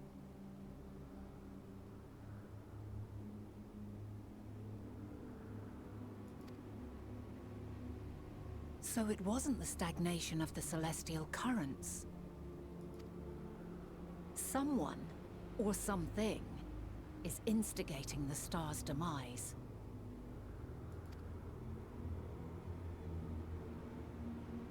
So, we've a villain on our hands after all. Any idea who or what it could be?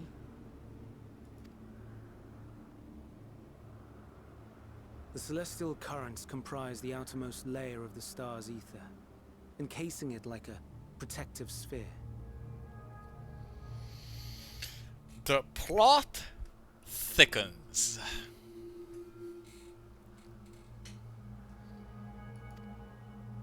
According to your tale, it was where the currents were weakest that the phenomena first manifested. If the inciting factor came from without Aetheris, then its effects would first be seen in those locations.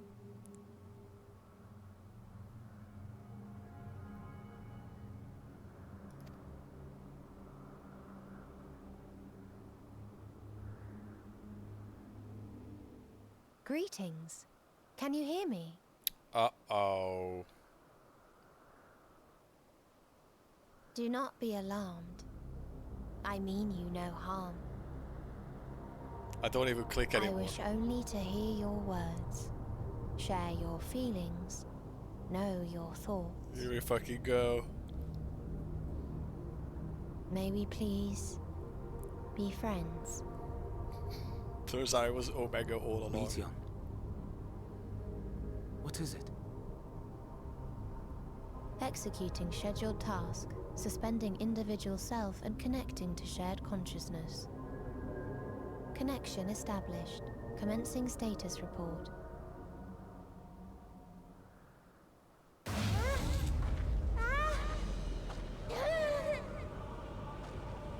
It hurts, it hurts! It hurts! So hot, so cold, so sad. I don't understand. Make it stop. Please, make it stop. Steady, Meteon. Steady. So scared, so lonely. The pain, it's too much. Why? Why do we? They hurt. Hate.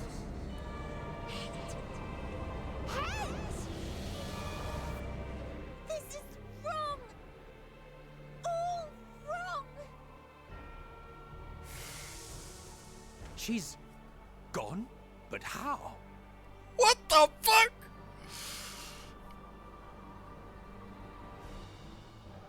I'm just gonna keep clicking at that. She has altered her etheric density in order to blend in with her surroundings, an ability for avoiding confrontation. Oh, okay. Most effective. Frustratingly so. I can't see her either. Not even a trace. Stay away. Please. This is wrong. My mistake. So please. Are you all right?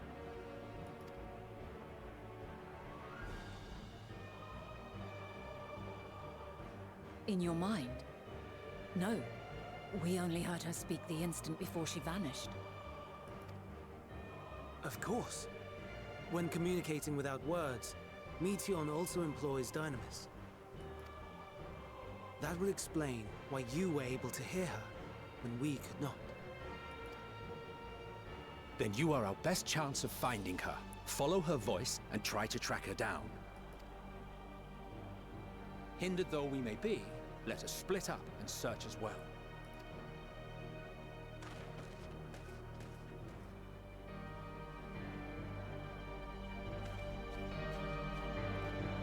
Oh shit.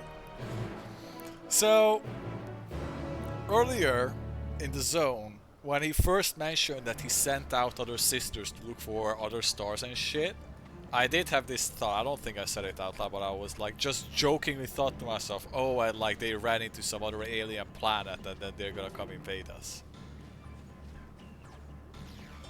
But now that I'm actually getting the impression that, yeah, the Meteoses that went out there contacted something that we actually have never even met in the story, just a completely new thing.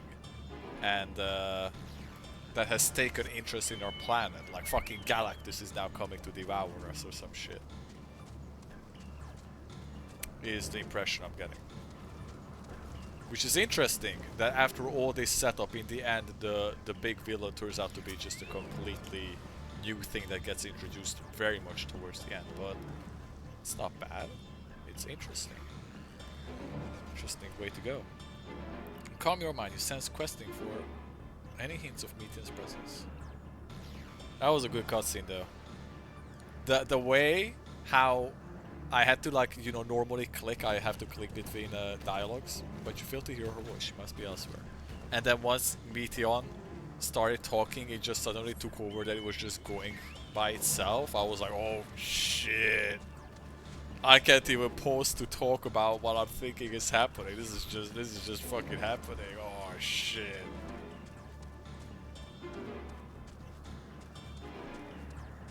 Oh, I'm going the complete wrong way. Oops. Do I have to go down? I think so. No, I have to go up. Fuck, I just jumped down, dude. How do I go back up? Shit.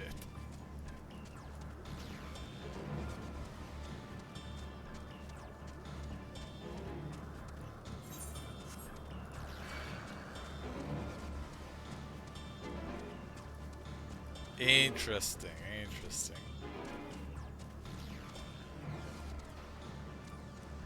Shit's happening. Shit is unfolding. God, this is the worst fucking time to accidentally jump down and make myself have to run a big fucking circle.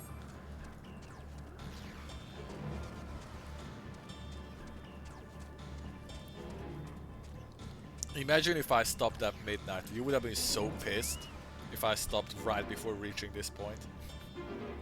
You calm your mind. You sense questing and for any Meteon's presence.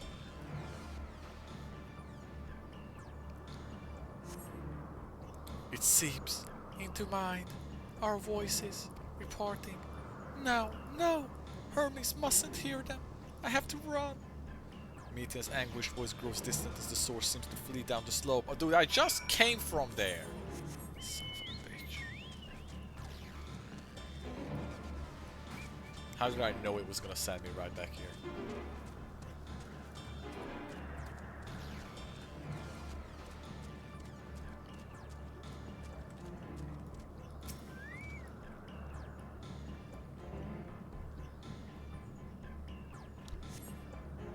Strained to catch even the faintest whisper, but failed to hear Meteon's voice. She must be elsewhere.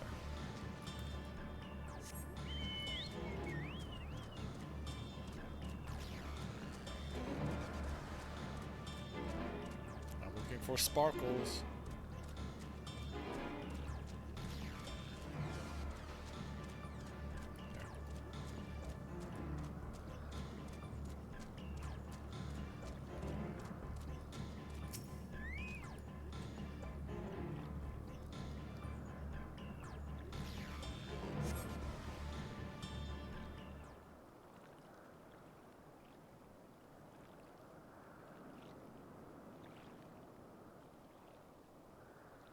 Greetings and salutations.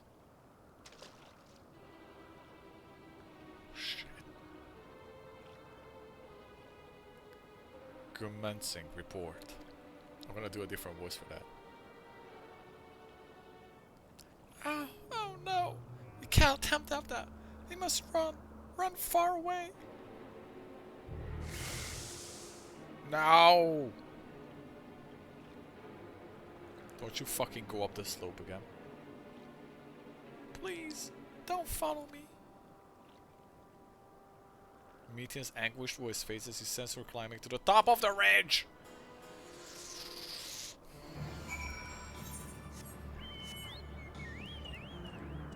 Oh, I can go up here. Fuck, I could go up here.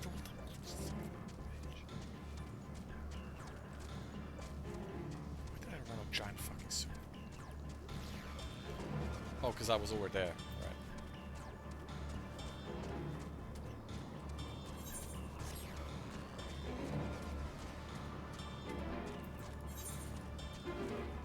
This is a level 87 quest.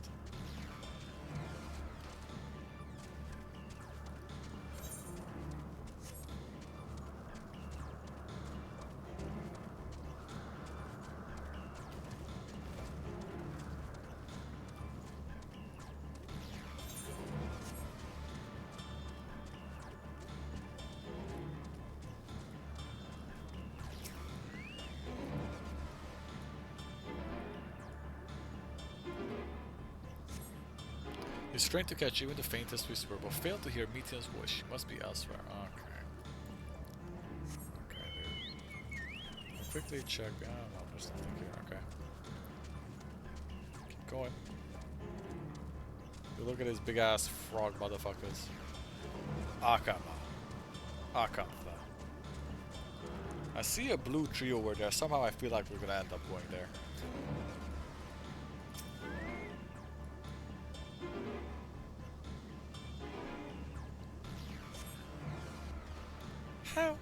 How did it come to this?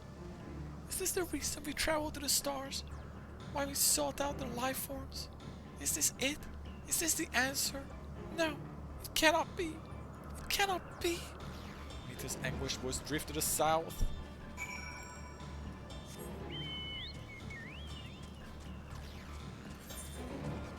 God, I know what it is. Aliens.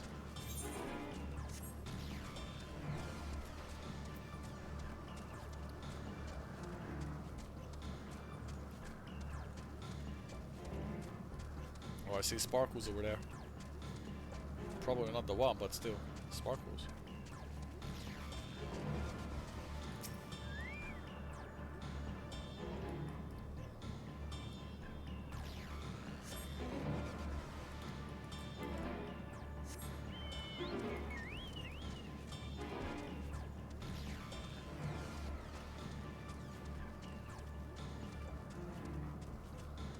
Look at this place. Wow, that's so pretty.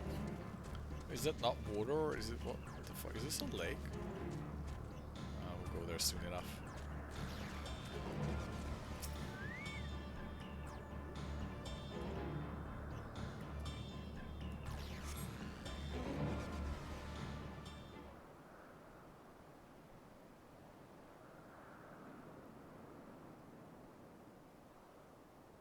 Complying report for dissemination to Hermes and all people of Atheris.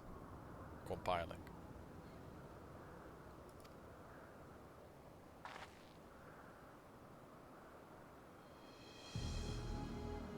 Processing expedition data. Preparing profiles on intelligent civilizations. Formulating answers to the questions. Finalizing report. No, Morris, you mustn't listen. Keep fucking. Ah!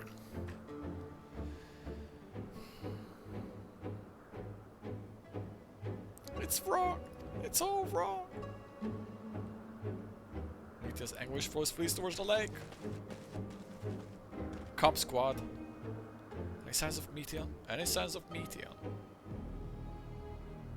Panicked and confused, which will make it all the more difficult to predict her movements. Hermes, what do you make of this situation?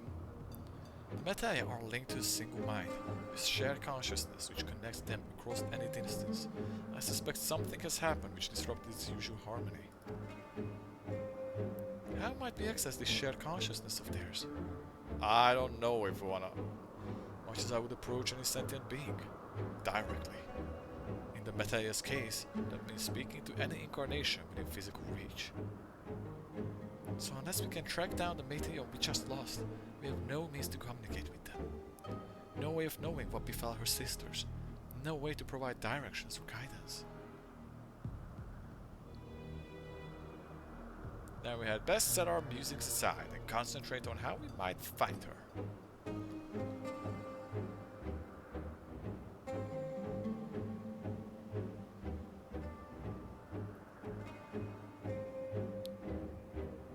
You see something?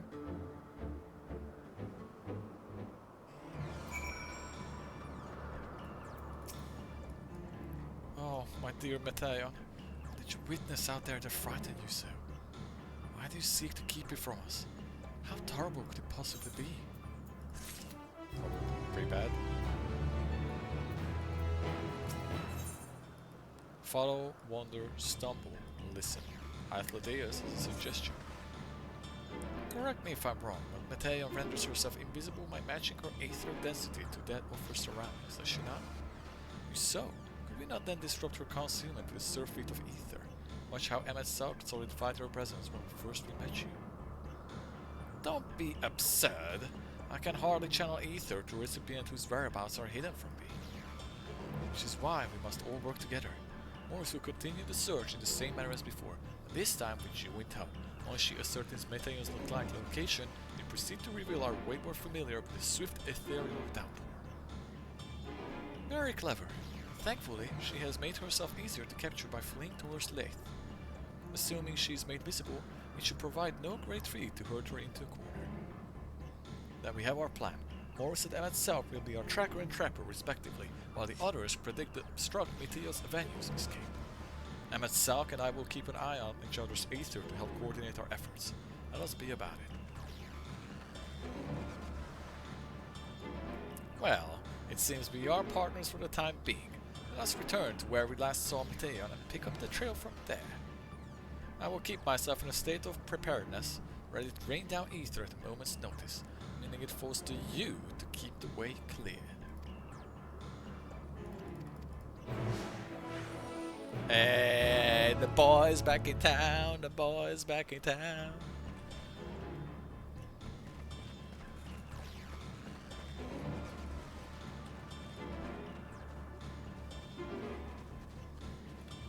This has to be close to the end of the zone. Like, there's nowhere else to go. We're so close. I can taste it. Also, this very much feels like a finale for the zone. Calm your mind, sensor of presence.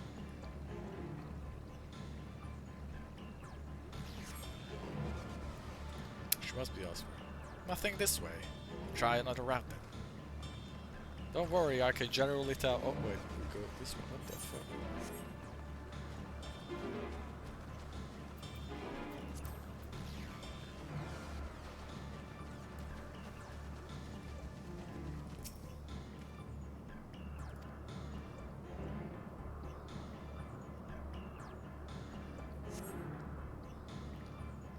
Why can't I fly? Are my functions being restricted? Hide. Yes, I just had to hide them, where no one can find me.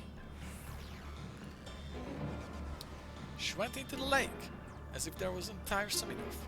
Well, at least that opens expansion should make her easier to find. We won't lose her this time.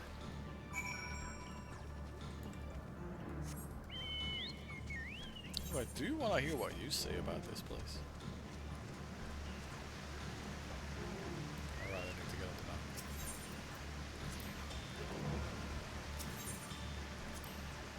Should be able to reach the bottom of this drop by climbing down the rocks at the water's edge. Do not even think of dragging me over the falls. Final days or no, if I end up drenched from head to toe, I swear I will feed you to the remora. We're jumping.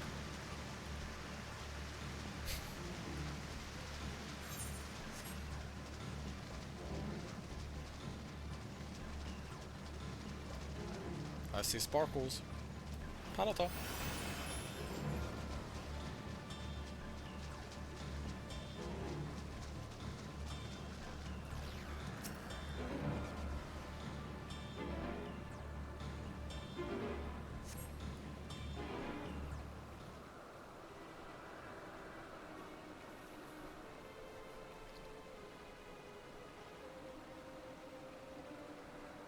Excite. Not here. I'm not here. Please.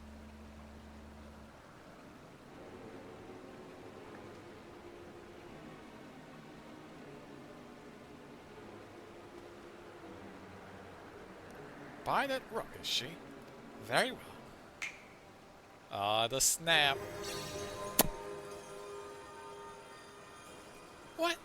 Why can't I hide?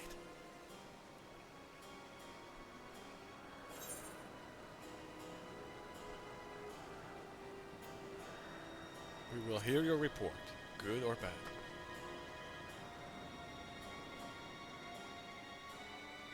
Morris, what are you saying? Everything is so faint. I'm sorry, I'm not strong enough. Stay away, I'm begging you. Don't make me say it.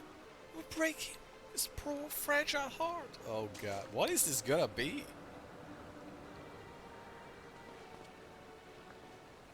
Now you have a chance.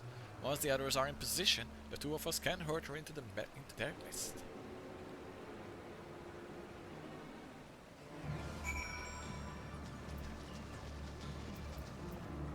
Paladin.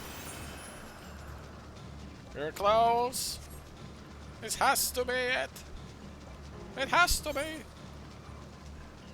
I don't know if I should probably get out of the water, shouldn't I? Sprint. Amat, get rid of them for me. I'm just gonna run. Amat?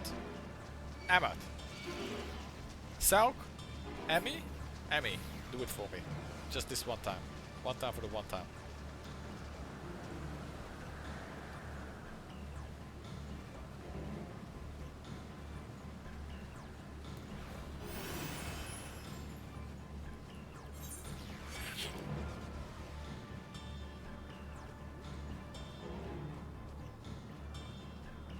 I want this quick little conversation thing.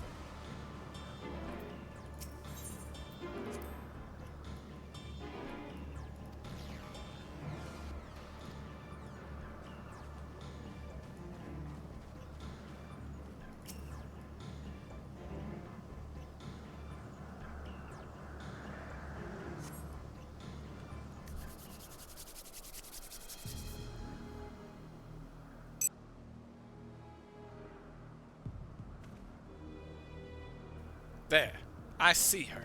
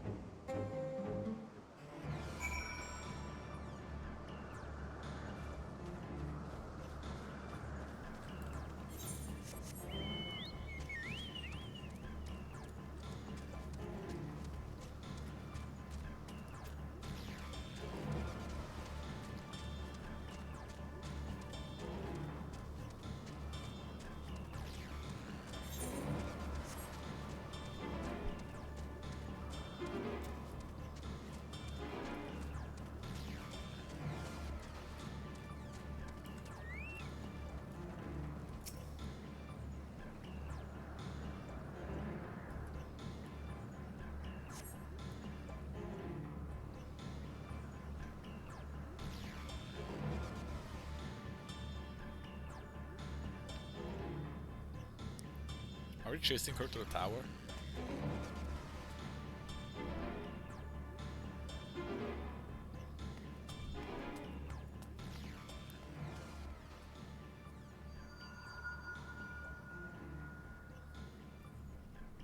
Aha! Give chase. We shall herd her into the shelter.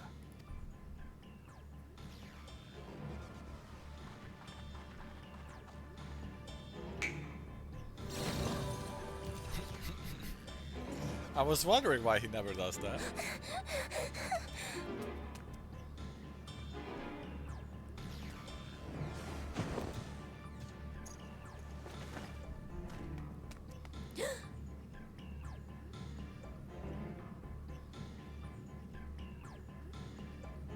he also not just like use some very easy magics to just like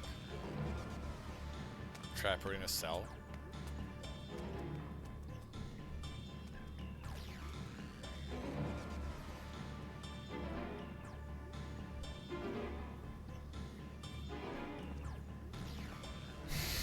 The ominous walk out from behind the thing. Please, Mission. We must speak.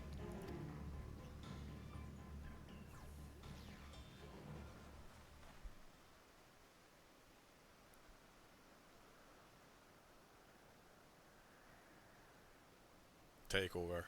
Initiate. I'm sorry, Hermes. I'm so sorry.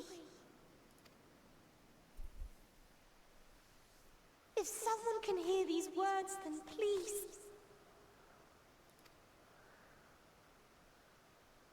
Please protect them. Protect them all.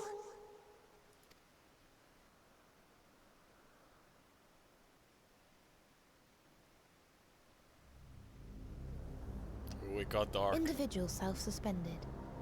Connection with shared consciousness stable. Our survey is complete. We shall now report our findings.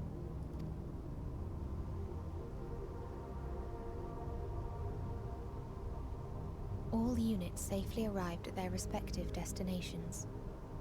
Seeking answers to Hermes' question, we attempted to make contact with the intelligent denizens of each star. Okay. Before, I had 3 predictions. A, they either got contacted with some higher alien power that's now coming to fuck with us. I actually don't think that's super likely. B, the information that there's no intelligent life out there at all and we're literally the only one. Or C, there is intelligent life but like they're all disappointing in some way that will make Hermes go, we have to restart, or some shit like that. Just on a surface level, this is like what's in my head. Anyways. Results are as follows, in order of numerical code. Enna. Traces of civilization found. Structures believed to have served as domiciles. No extant life forms detected. Dio. Ruined remnants of buildings scattered across star, surface of which is encased in ice. Presence of life could not be verified. So far worlds that used to have civilizations but have all died out. Tria. Evidence of large population centers, akin to cities recovered. No extant life forms found, only their lingering essence. Tessera. Edifices surmised to be abandoned residences found. No extant life forms detected. Deadly plague or extreme environmental degradation likely to have led to mass extinction.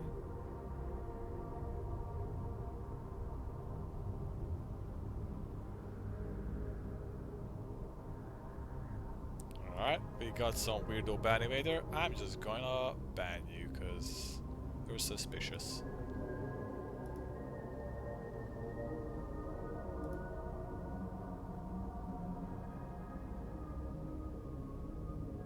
And I'm paying attention to this right now. I have no time to deal with some weirdos.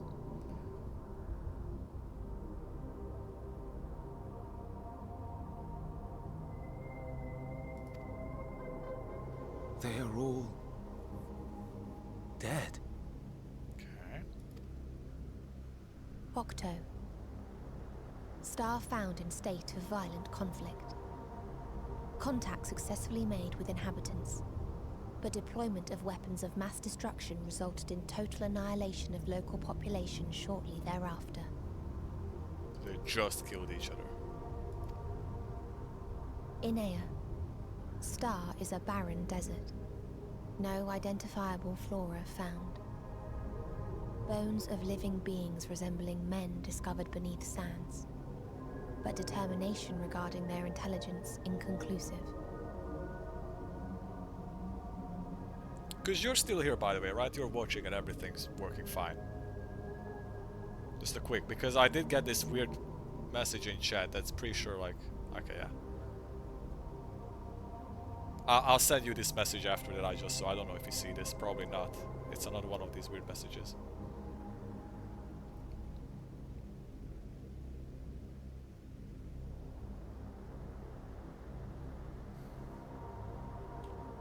No, I'll deal with it. I'll send a picture to you after this, but this is a priority right now. So yeah, it's basically a mix. I'm getting a mix. So I mean, we're gonna continue soon, but it's basically a mix of my guess number 2 and 3. That there's not really much life out there, and it's all in a disappointing way that they either all died out or they're just actively killing each other. And I think this will lead Hermes to become very disappointed with life. Or something like that. Know that FF14 found bones of living beings resembling man discovered beneath sand, but determinations regarding their intelligence inconclusive. Remind me, Hermes, what exactly was the question you entrusted to Meteion? I tasked her with asking what others live for. What gives their lives meaning. And everybody's dead. Did you consider what may happen if the premise of the question is flawed? To be able to answer it, one must be living and desire to continue doing so. That's a fucked thing to say right now.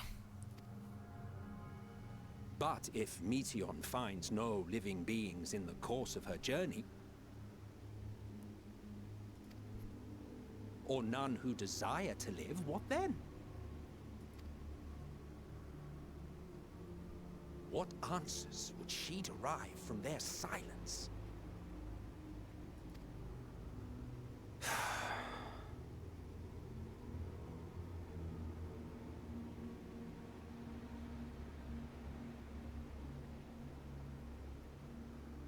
Meteion, enough. Suspend your mission and return hither at once. Are we going into the direction that Meteion, or like the Meteions, are the villains because they derived that there's no reason for to live because of this whole surge, and that's why they're like started this whole thing that destroys everybody?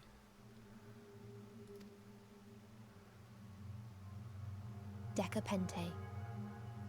Local civilization once flourished under auspices of higher power. Said power later laid waste to civilization in fit of rage. Damn. Upon revealing this to me, entity elected to self-terminate in lieu of providing answer to question. No other intelligent life forms found.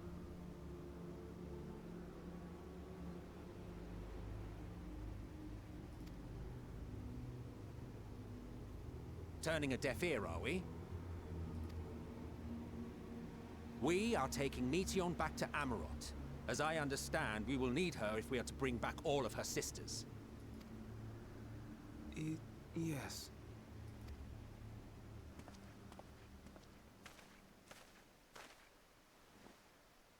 Meteion.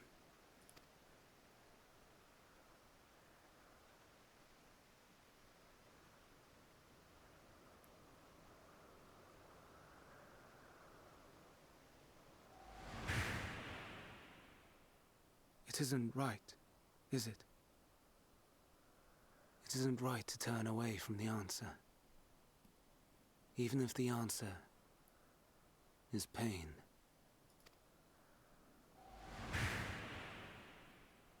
Even if we aberrations must scream ourselves hoarse to be heard.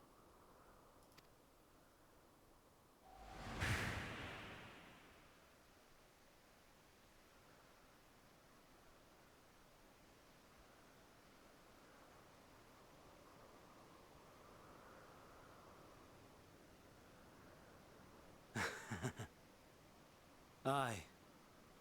Whatever answers we find, I will not dismiss them out of hand.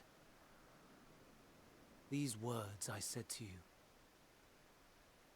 and I will hold myself to them.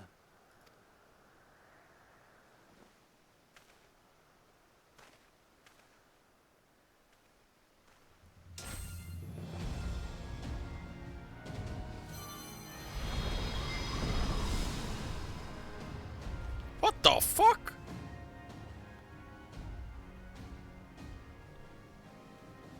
What is the meaning of this? You cannot take Meteon, not until she has finished her report. All else must wait.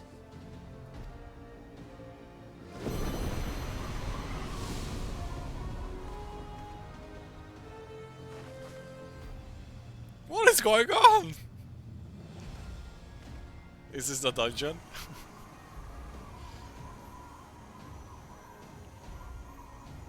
That's a good. You fool! I didn't know they have forms like this. Well, actually, well, that's not true. Hades did have a form like this, but I felt like that was a little different.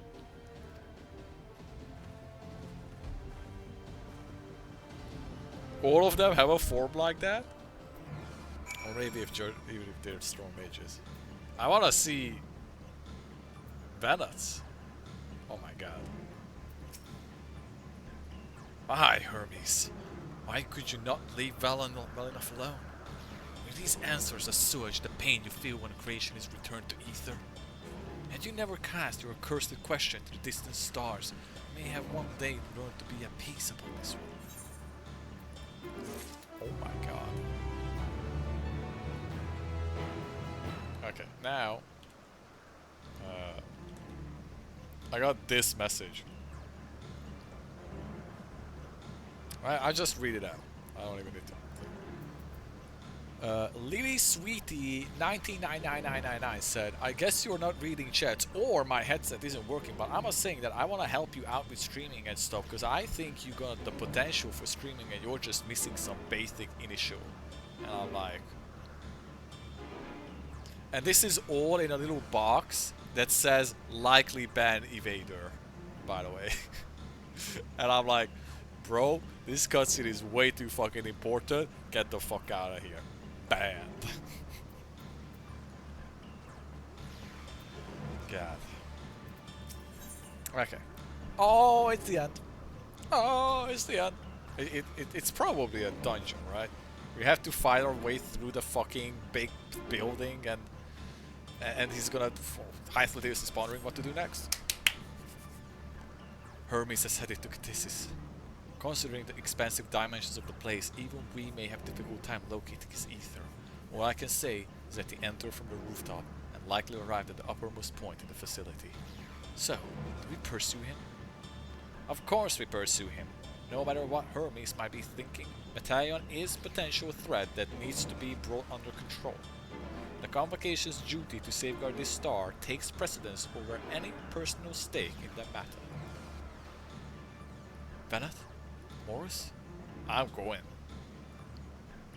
'Tis clear we stand on the precipice, but we may have yet to determine beyond the shadow of doubt that Metaion is the hand which tips us over the edge.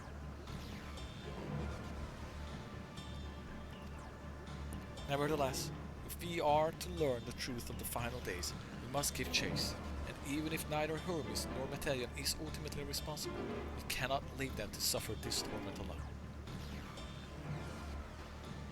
Agreed on all counts. To Ctisis Hyperborea we go. Oh, it's dungeon! This has to be a dungeon, right? This has to be a dungeon. Oh, it put me back here. Nice. Let me just quickly check. Friend list.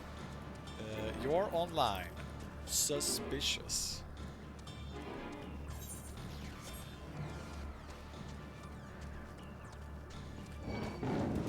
Fuck off!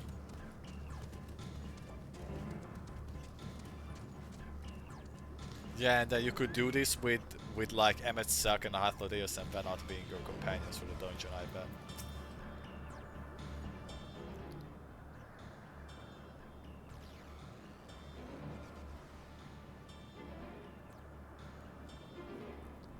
What have we here? Excuse me, has something happened inside Catissus? Mistress Venat, I'm so glad you're here.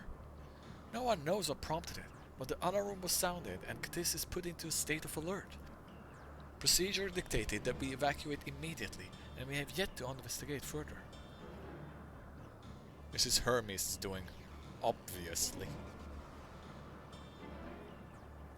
And what does this state of alert entail exactly?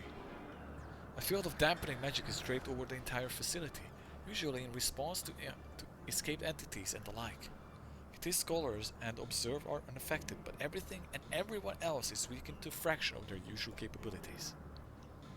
Then consider us forewarned. We do, however, have urgent business with Chief Hermes and must enter her premises regardless.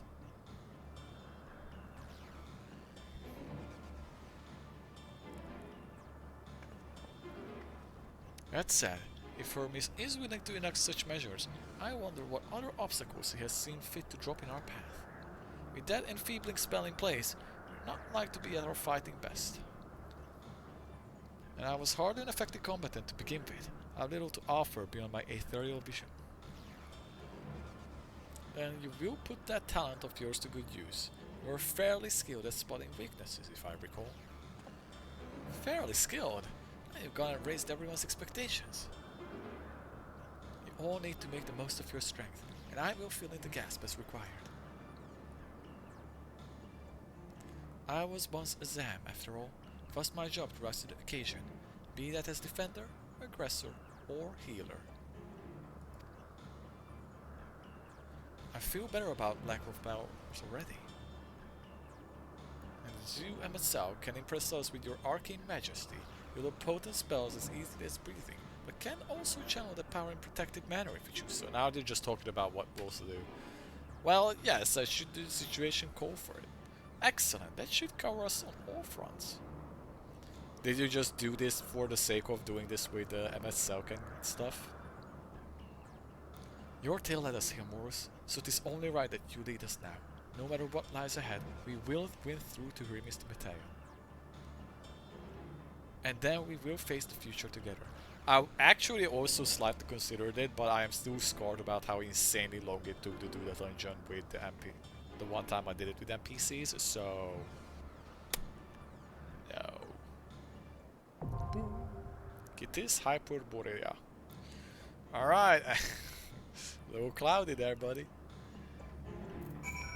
Alright, I'm taking a quick little pissy piss, because we're gonna have a cutscene at the end of it all. And then we're going again. I wanna quickly check, can I do this as warrior? Is there some... okay, I need... level 87? Son of a bitch, I don't have it.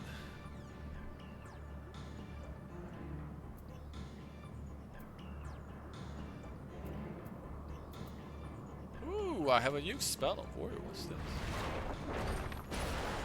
Oh. Okay, this sucks, I can't do tanking. Man.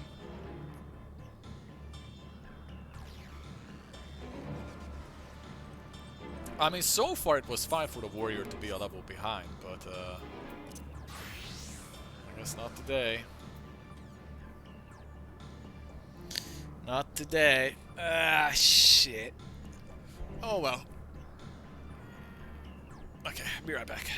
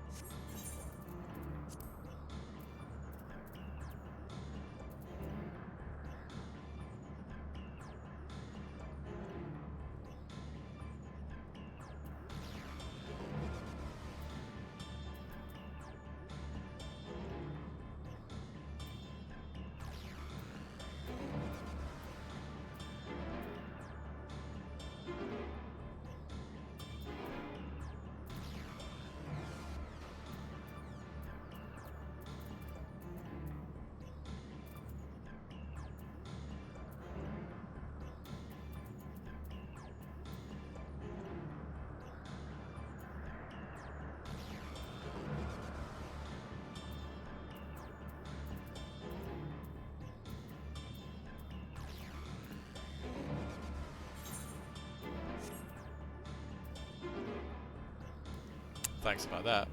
So I'm missing the jewelry again. I am way off. But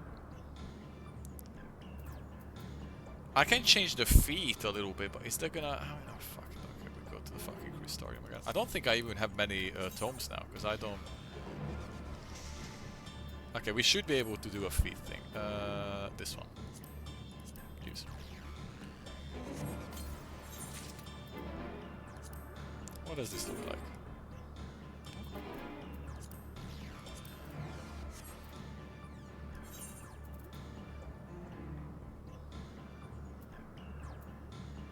Now I kind of want to see the whole set.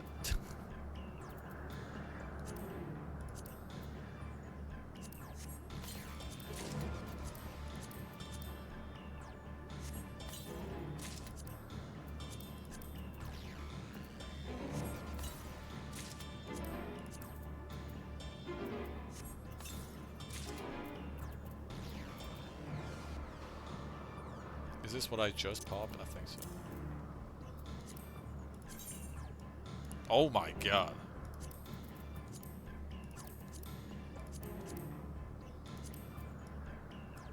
That's a look.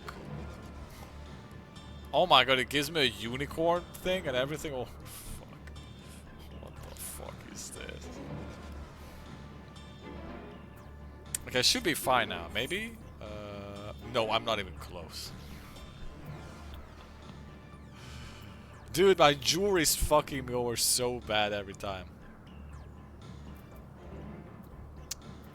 Okay, well, I'm gonna have to go to the Crystarium. Jesus Christ, I pray to God I can buy a single fucking piece of jewelry.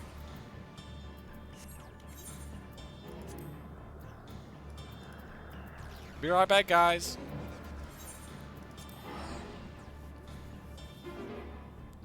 Maybe if I equip all of them. But I also, if I equip all of them, I want to go to the Crystarium anyways to at least fix my transmog.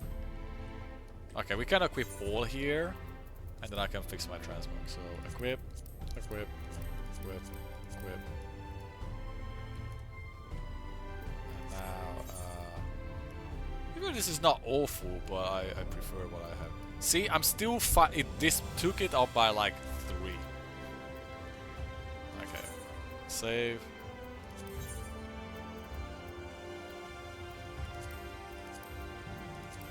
Horrible.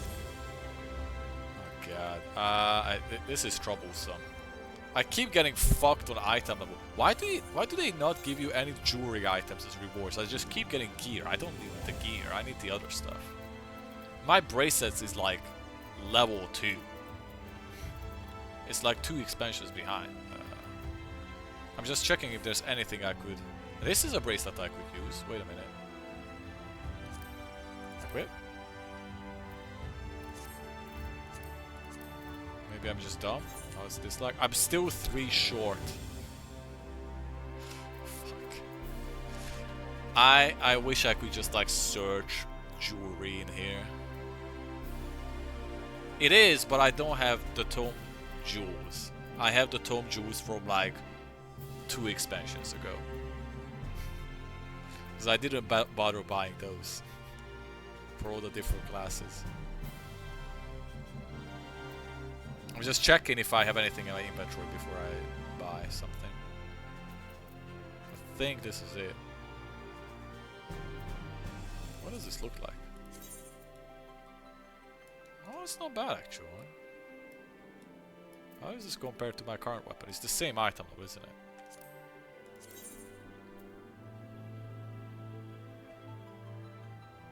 It's the exact same item though, and stats and everything.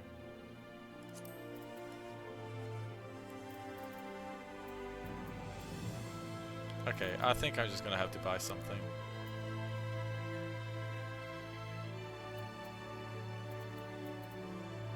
Okay, what are we buying?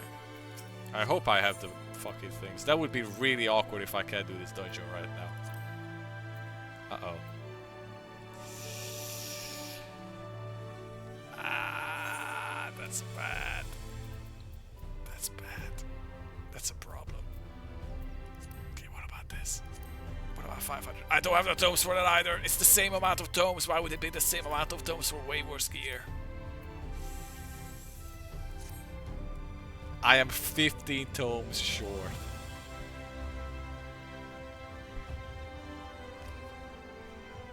Okay, okay, don't worry. I got the solution.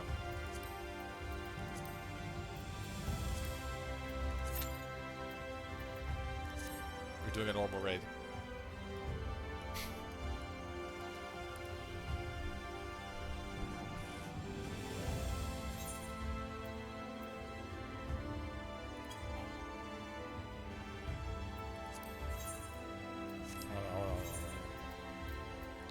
Update gear. Yeah, sure. Just save this shit. Back to warrior.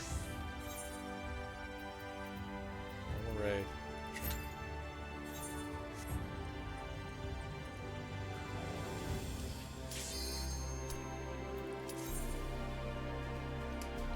This is I need to sort this out. I need to like...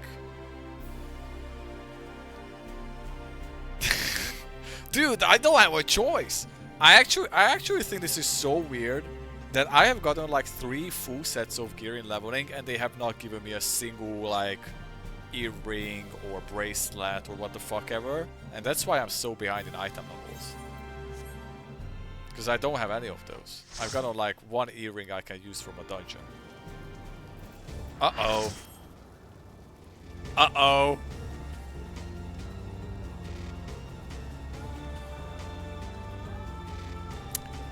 I don't remember how this goes.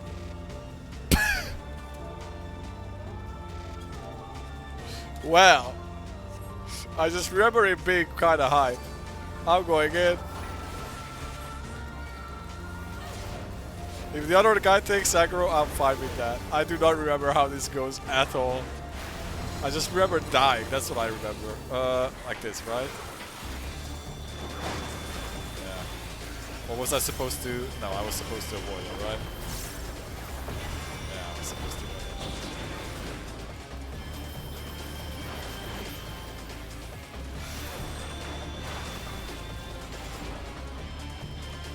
it. That's like a... I don't deal with that. I'm a tank, I don't care about that. Hey, we get to do the duel fight again. This is a cool fight, I remember this. Uh-oh, that's an uh-oh.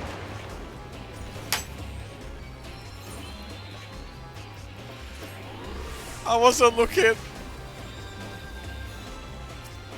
I was sapling.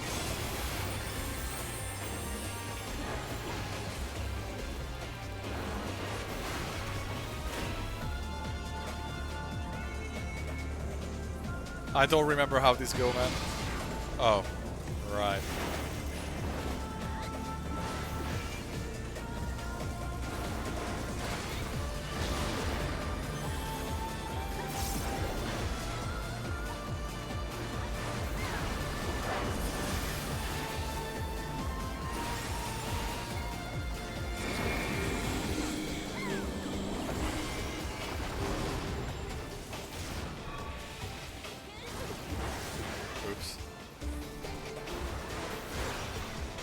Oh, you died too. Oh, I just used my thing.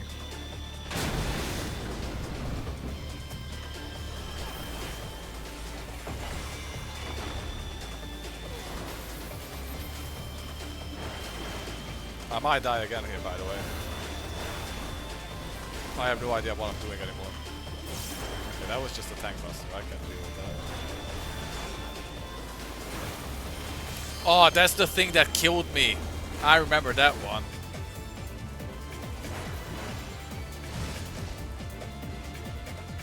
Yeah, I remember that fucking thing.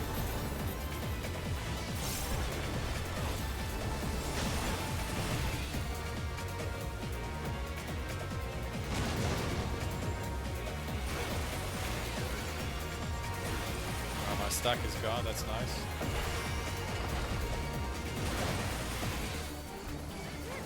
I think we want to gun it to middle. Oh, he does the kick, right? Yeah, I remember that too.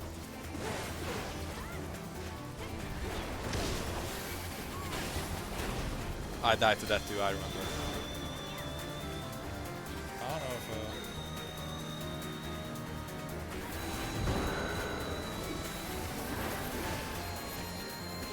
Kind of wanted to move him into the middle, but I'm just not gonna. Right, so we take one each, right?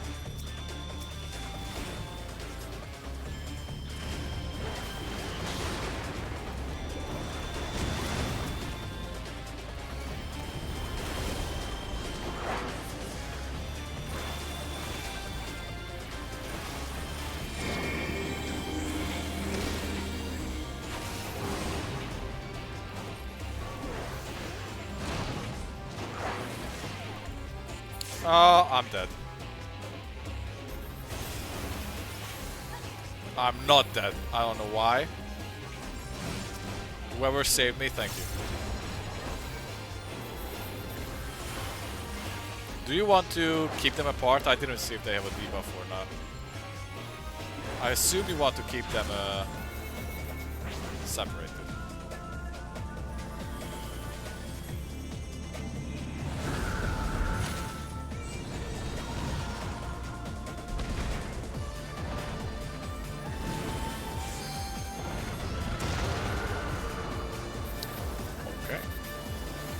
Well, no separation anymore.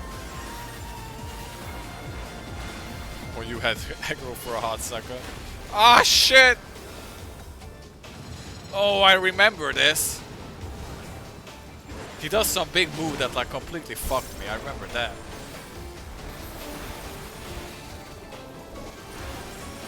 Okay, I'm going to use a defense for this.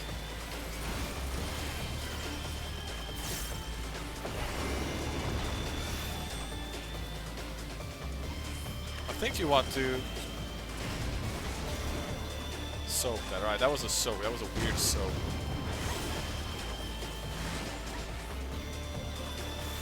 Well, then you... I don't know. Turn him around. Oh no!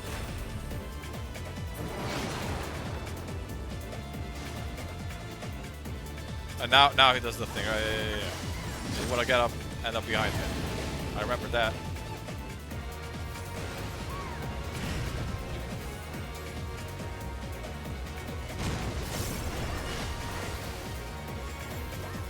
You want to end up behind him. I remember this. I died to this. Shit.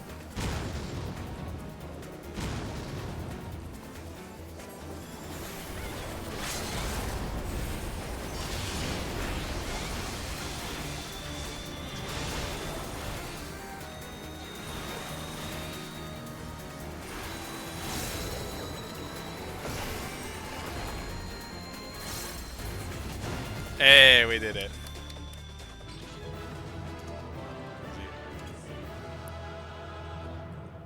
I'm not touching the chest this time. I'm gonna get... Only died once! I'll take that. So... what we were doing.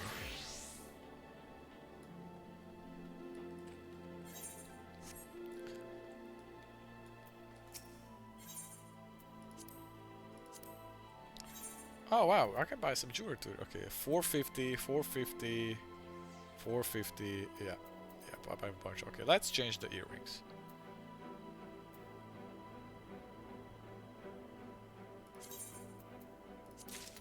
Boom.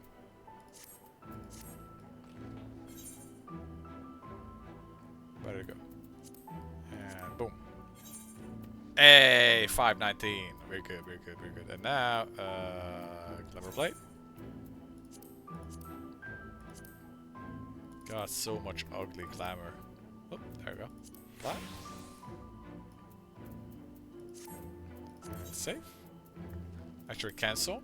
I want to see, what does this look like? Ooh, this gun actually looks kind of sick with this look. Yeah, you know, I'll take that. Okay, accessories are from Yellow Quest. That's good to know. I might actually check Yellow Quest every now and again, because as far as I was concerned, Yellow Quest were just completely useless, so... They were just absolutely like... extend lore, and if you want some extra thing to do. And since we're hard pushing MSQ, I kinda just didn't give a fuck. Okay! So, I still can't tank it, because my tank is not high enough level. But, yeah, it's not even close. I'm gonna have to do some duty finder stuff with my tank. For both the levels and the, tomes. To buy some stuff to get up the gear level. But for now...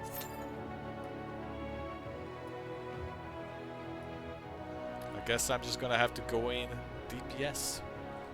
Shameful display, but it is what it is. Can't wait to have a tank that pulls the entire dungeon in one go. God bless, you can't really do that in modern dungeons. Oh, do I push the music up, you say? Okay, well, never mind. We're going in. We're going in. Ooh, look at this place. Oh, does the tank get to choose which way to go? It's kind of cool.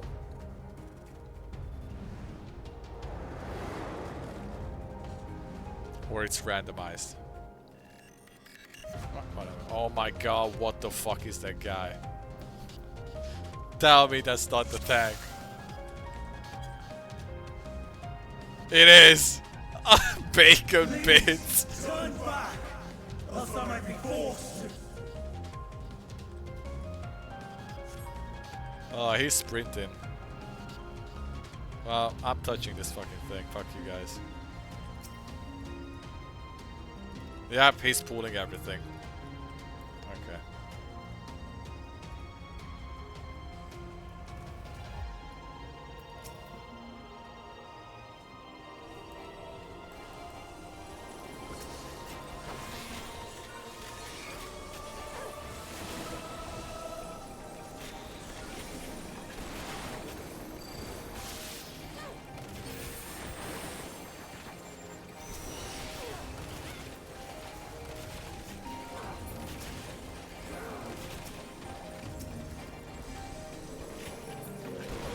I already hate playing DPS. Cool looking place though.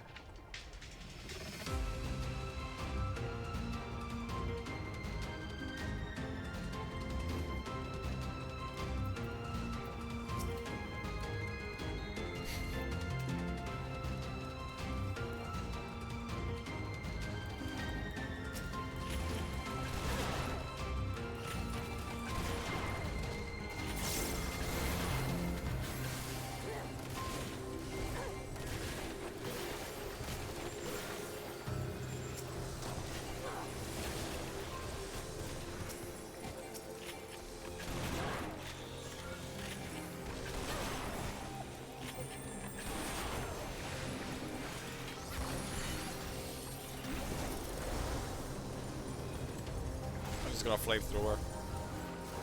Why not?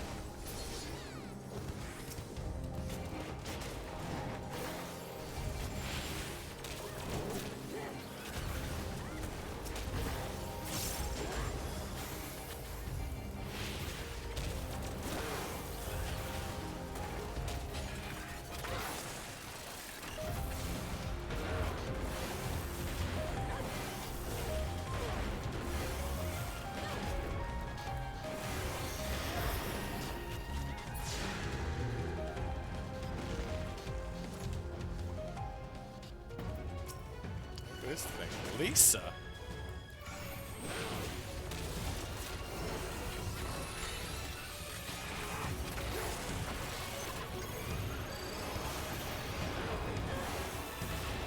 Yeah, it is. The similarities are striking. What the fuck just happened?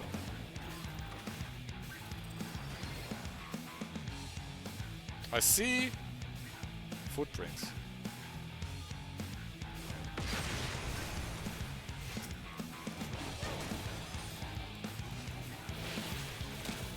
I don't like playing with this tank.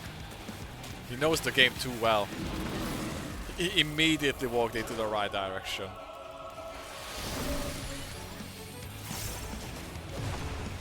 Oh.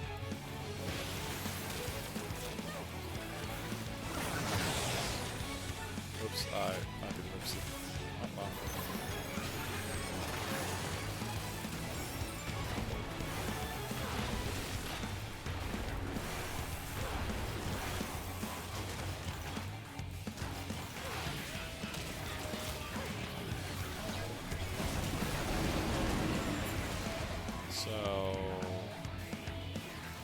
there, yeah.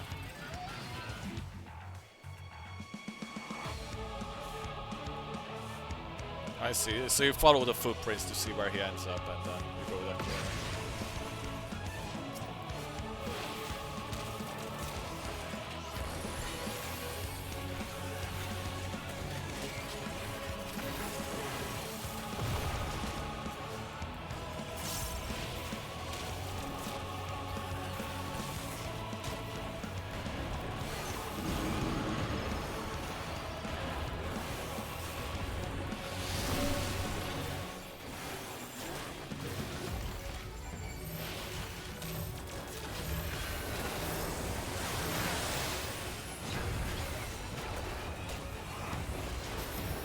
And he's already running to the door. This just gives me WoW flashbacks, dude. And he's already running out.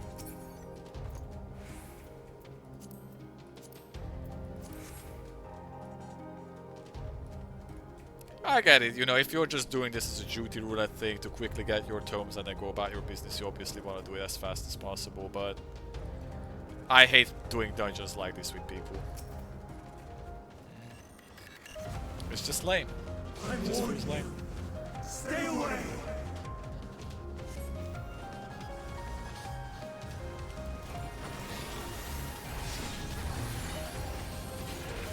I don't even want to try. That's the point.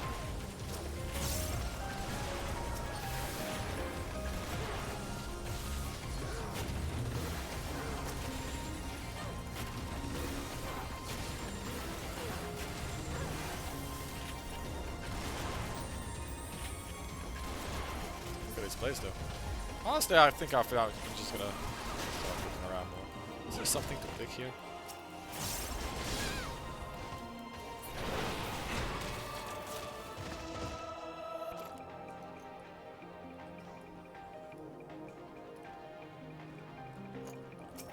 I need that loot.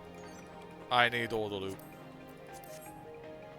I need my... Oh, he's already gone. Alright, you guys have fun. I'm gonna go read this. According to Business Research, recreation is based on costing to buy better things.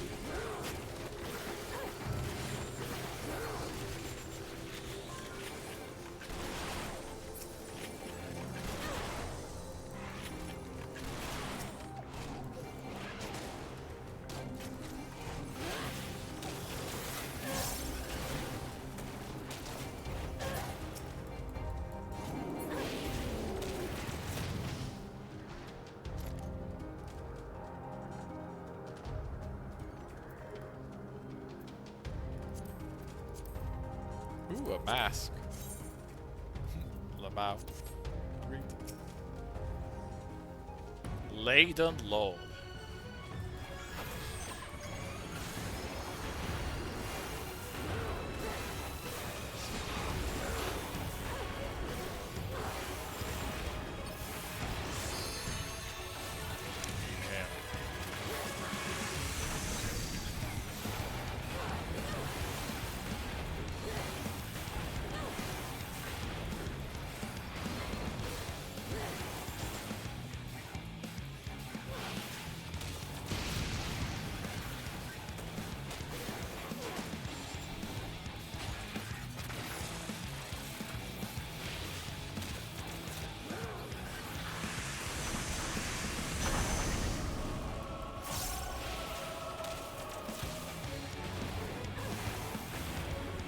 I'm gonna assume I want to move out of. Oh. Oh, it was the other head. I don't see, but I see that I fucked up. I'm gonna go into this corner. Oh shit, that's not how I thought it would work. Ah shit. Run! Okay, I'm on the right side this time though.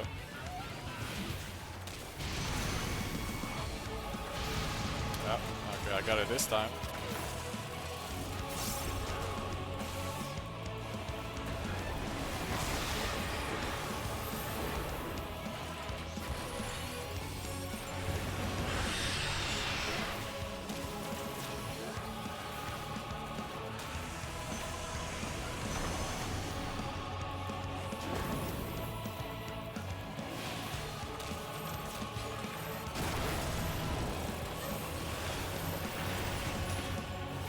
I didn't get there on time, but you're fine.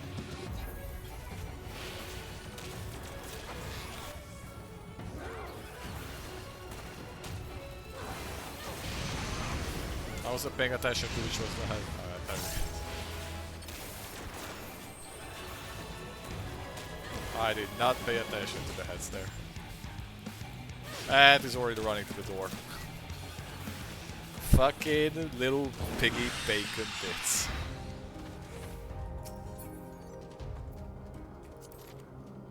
Read.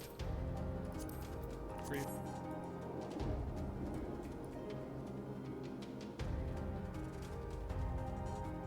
I cannot let you take Meteor. Not yet.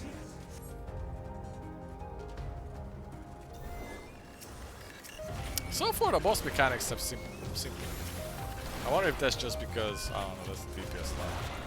It's not like it's usually more complex as Warrior, it's just, I don't know, it seems simple.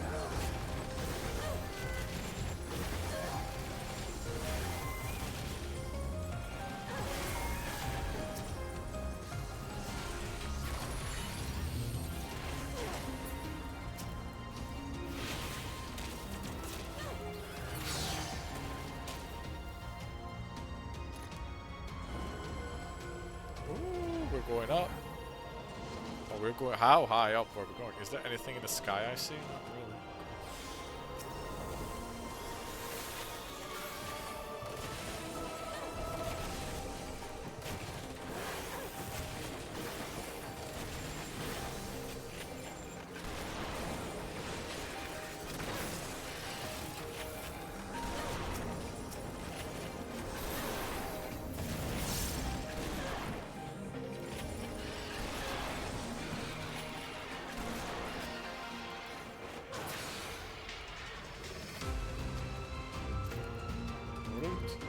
What is this? A ring! Ooh, a ring that I can't use. Nice.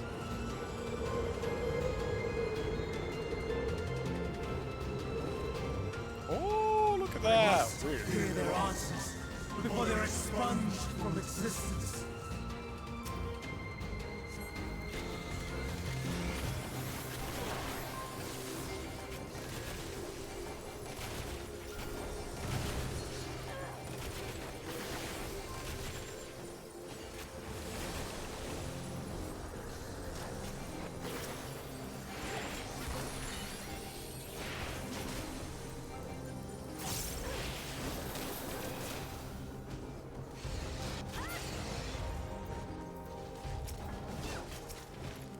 You guys have fun.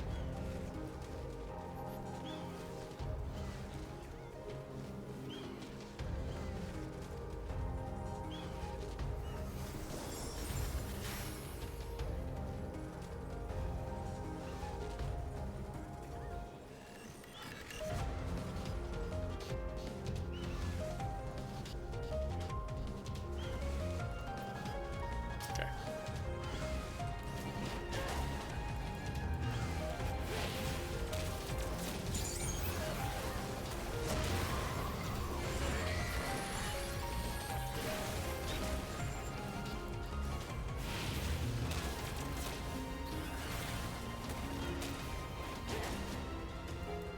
Yeah, I know.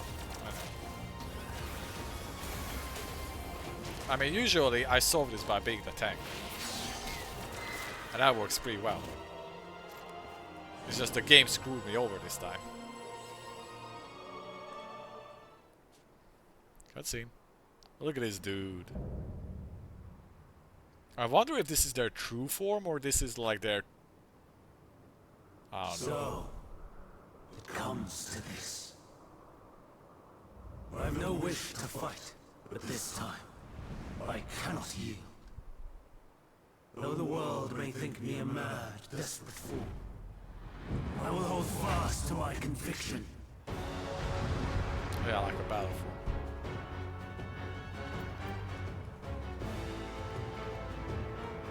I will have the time and tranquility I require. Lust and gale, gather to me!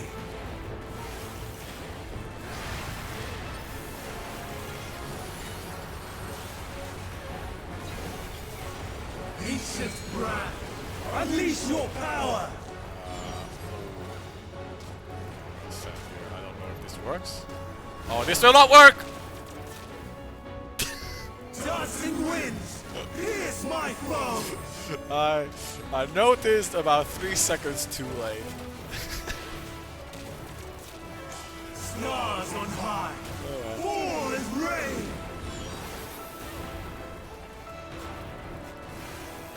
Middle? Did I use a defensive for this? Oh, stone. Hide behind the stone, I guess? This one doesn't break, so this can take 2 hits. Let it go like this. I see, I see.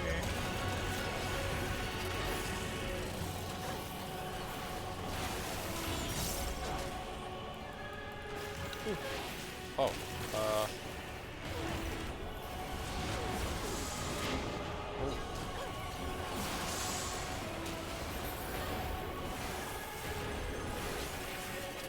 Oh, that was an interrupt. Interesting.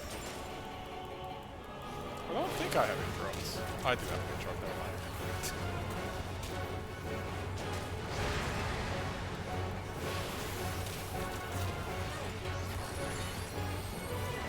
Streams of ether, surge as one!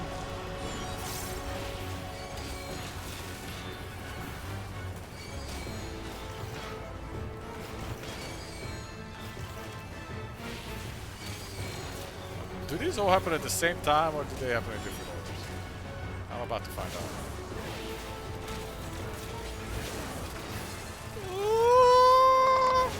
Ah, shit, I read the wrong way. I thought it was the other one first.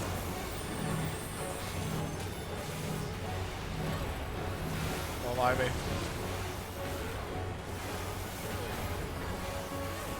Why is everybody going in? If you're next to me, I'm safe. Dancing winds, here's my foe!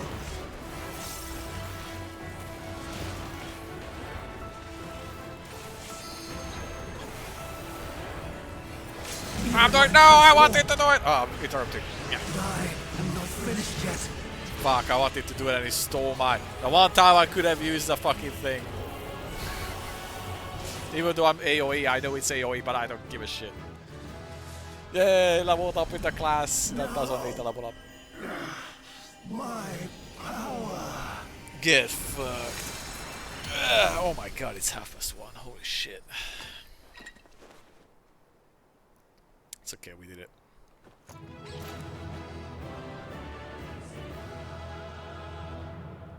Nice. I'm hungry. It's okay, I got some spaghetti. After we're done here. Player commendation to the monk, because I'm not commending the little tank. I don't give a shit. Greed and need. I don't even know what was the second thing, but I need it.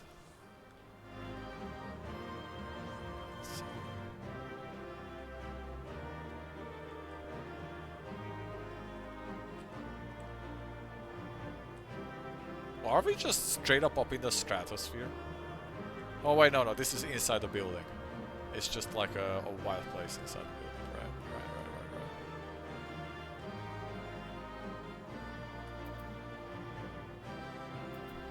Can you say poor sprouts because we didn't get the loot or what? I didn't pay attention.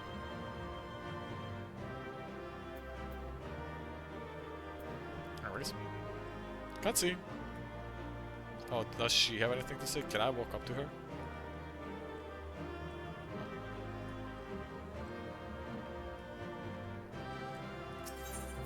Like, I mean, like we are inside the magical building, and we're not actually up in the stratosphere of the planet, the star. It's just that this magical building has like these weird magic spaces.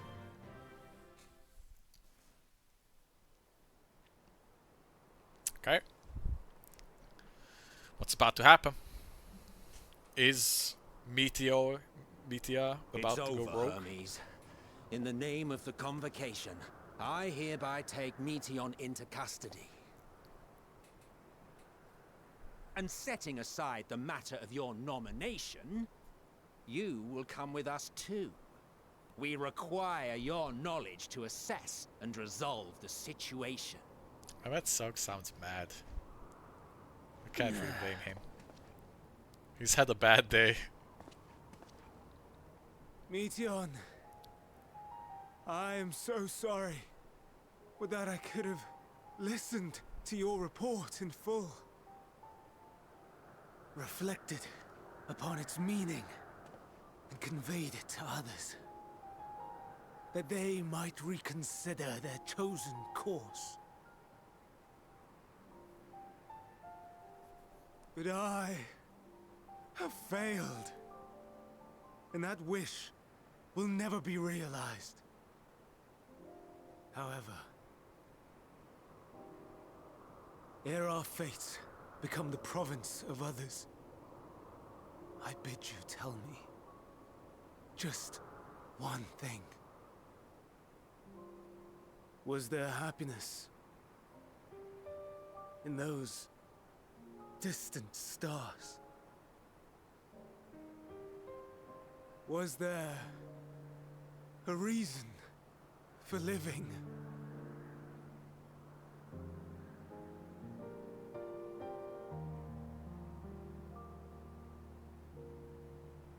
We conducted our search as per your instructions. We scoured historical records, communed with the spirits of the deceased, heard the final testaments of the dying, welcomed their shadowed hearts into our own. One race had striven to create a world bereft of animosity. Oh my gosh, she's the first thing to turn. They renounced relationships to avoid interpersonal strife, and in so doing brought about societal collapse. One race had renounced war and devoted itself to the enrichment of its people. They were conquered. Though they destroyed the enemy in reprisal, they could not regain their former glory. One race had concluded that finite time was the root of all woes. Aspiring to shatter its shackles, they went in search of infinity. They discovered nothing is infinite, and that neither time or death can be cheated. Disillusioned, they gave up on the future and themselves. One race had discarded all things that gave rise to sorrow, hoping to have only joy. They found joy lost its savor in the absence of sorrow, and lost their will to live. Though worlds apart, these peoples shared a belief. The belief that they had tried their best. That they had tried to fulfill their potential with every step and success. In the course of which, they learned the truth. That they would never be free of fear and sorrow, anger and despair, of loneliness, so long as they yet lived. Even now their souls cry out for oblivion. And to this song of anguish, I lend my voice. We lend our voice. Oh, beloved mankind, shimmering jewels of beautiful Etheris, rejoice, for we will free you from the cruel yoke of existence. There is no need to struggle in vain, for in nihility awaits salvation. You will know peace and serenity, and it will be beautiful. There it is. We will make our nest at the edge of the universe, and there in the dark of dead worlds hoard sorrow and suffering. There we will sing, our chorus ever louder and ever clearer, that our song may reach even this ether-shrouded star. Such is the answer we have found in the stars. Such is the gift we now offer to Etheris.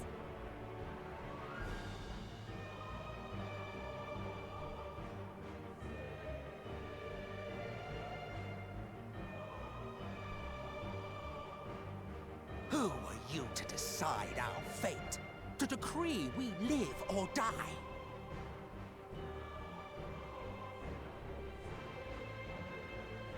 Oh, that's one big fuck up.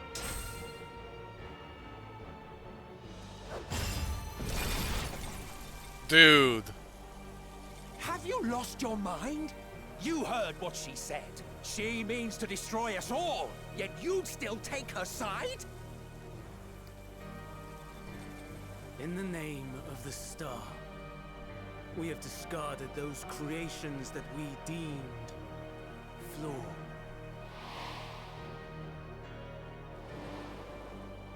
If we ourselves are flawed, does it not stand to reason that we too should be discarded? That is sophistry, and you know it! Perhaps it is. Perhaps I am wrong. But who is to say that you are right?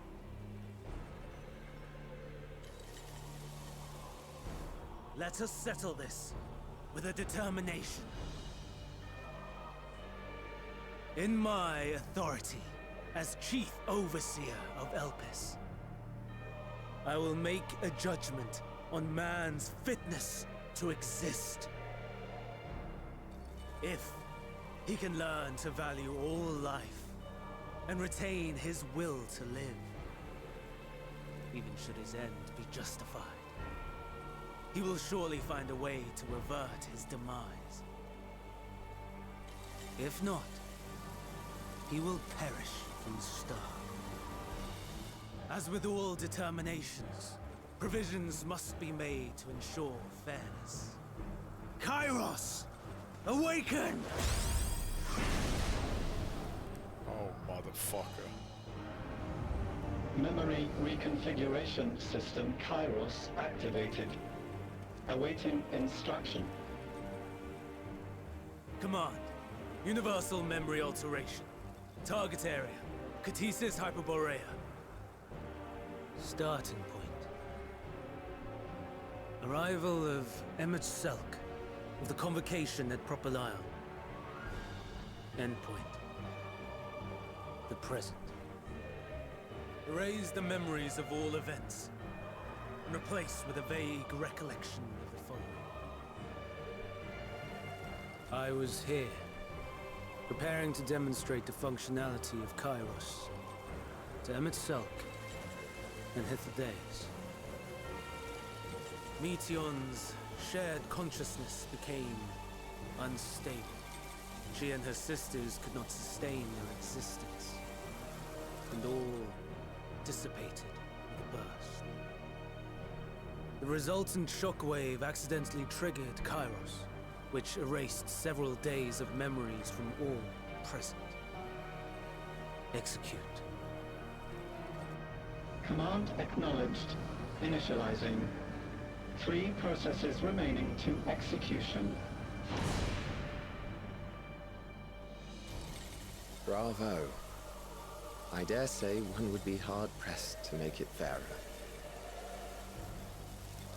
Everything that you told us, everything that has happened, the fact we've even met, it will all be gone.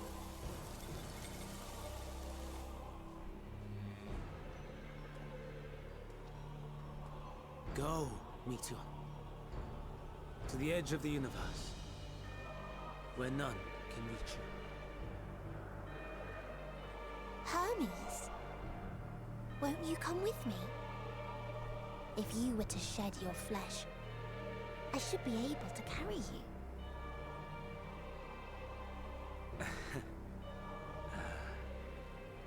I will remain. As a man, I will oppose the oblivion you bring. Silly fool. Had you said yes, I would have granted you the gentlest end.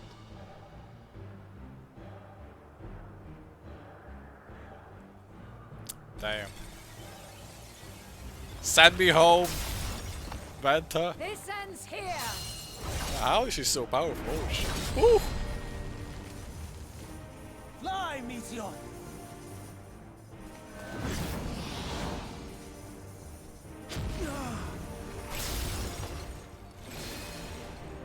That is far enough, Hermes! Argos, to me. Oh!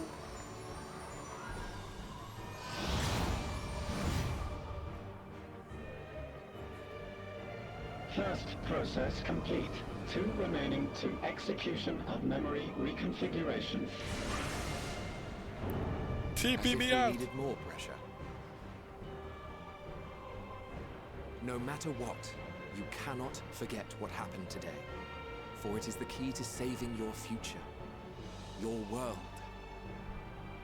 This fight is our fight. What comes after, our problem to contend with. Not yours. No. Your own struggle awaits. And no one else can take your place. You must flee this place with your memories intact. And I will see that you do. Now then, where is it? There you are, my little confluence.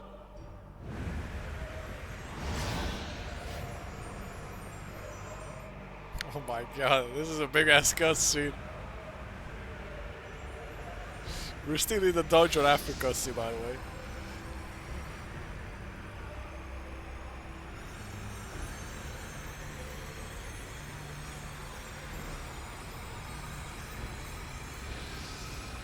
Almost. Oh my god.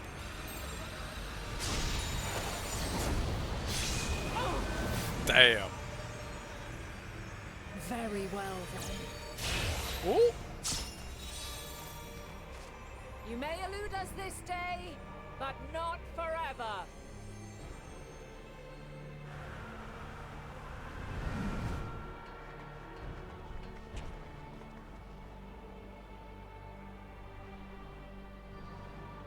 Meteon's gotten away. Second process complete. 1 remaining to execution. Ugh. No time for brooding. Listen well. Beyond lies a spatial confluence that connects the interior sections of this building. I will destroy the confluence and force open a way outside. When I do, you must jump through.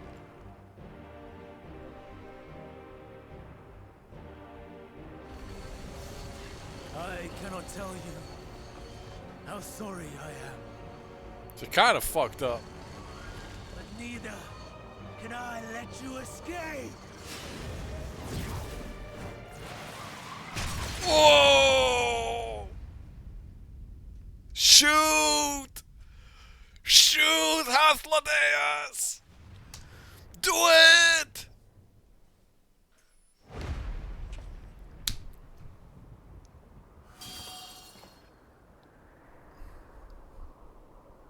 too brave by half.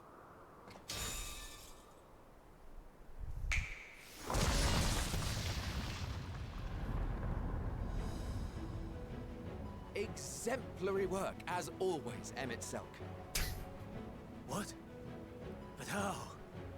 I thought the confluence was... over... Over there? Yes. We were rather hoping you would. It was never anywhere but where it is now.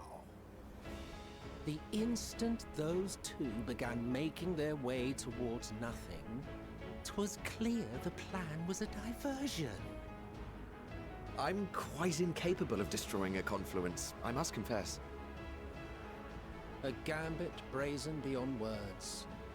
Though we've grown accustomed to reckless improvision due to the antics of an incorrigible associate. Okay, that's all good, but I've been knocked off the fucking building, by the way. Though, in the case of certain present company, incorrigible is an understatement. Can you, like, catch me, please? Honestly, I'm beginning to suspect it's a requirement for every Azen. There you go. Yay! Get me out! There's no time! Quickly! Even now, I do not believe your tale. I would not suffer us to walk such a wretched path. Still, if it must be said, do not squander it. The legacy I leave you. Oh, the reach out! He smiled! Process complete. Executing universal memory alteration.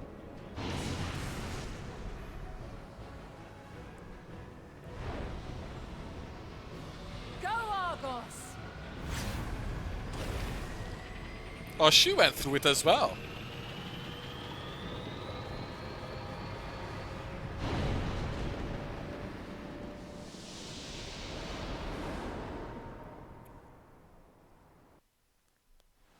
And I guess that's why she's like, I gotta summon in Heidelin.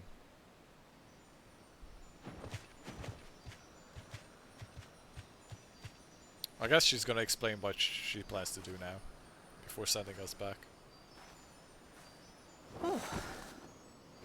Well, what a turn of events. So Meteos is basically the final boss. Is the impression I'm I'm getting. fine. Just a little tired. What a cutscene. That was like 10 minutes. Can it be true? Are we the only ones left who see beauty in the world? Shush. In life? Are the stars above no more than husks of fallen civilizations? Oh, that's a fucked up thought.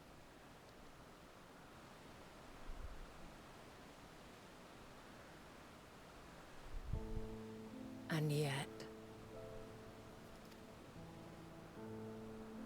I feel her. Though she is unimaginably distant, I feel Meteon's presence, and the place where to we must go. Oh, is that the last Ere zone? she made good her escape, I placed an enchantment upon her, one which allows us to follow her trail. She has already left the outermost bounds of Aetheris, and continues on her way. Given the vastness of the universe, it will still be no easy feat to track her down. Are we taking the rabbit spaceship to go to the edge of the universe after Meteos? Oh my god. But thanks to Emmett Selk and his Ladeus, all is not lost. We remember. And this explains why Emmett Selk didn't remember any of this happening and didn't recognize us. I was wondering how this was gonna work out, but that explains that part. But she remembers. So long as we remember, our fates remain ours to shape.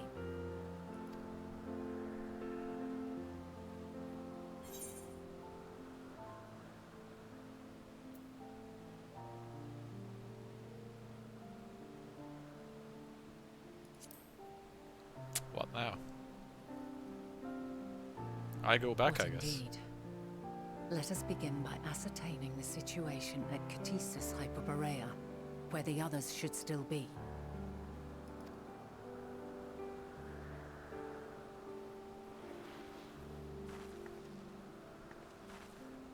Given the likely state of their memories, however, it would be imprudent for us to approach them directly. In which case...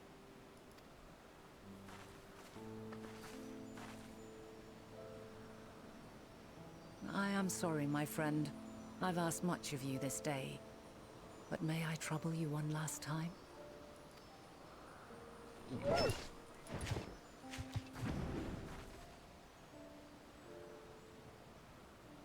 I wanna go until we get the achievement that the chapter's been closed. Argos will investigate in our stead.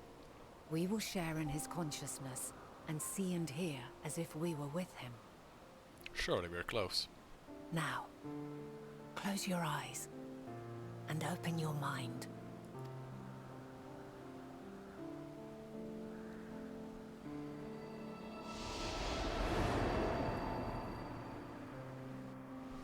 This is still the post-dojo cutscene, by the way. Wow.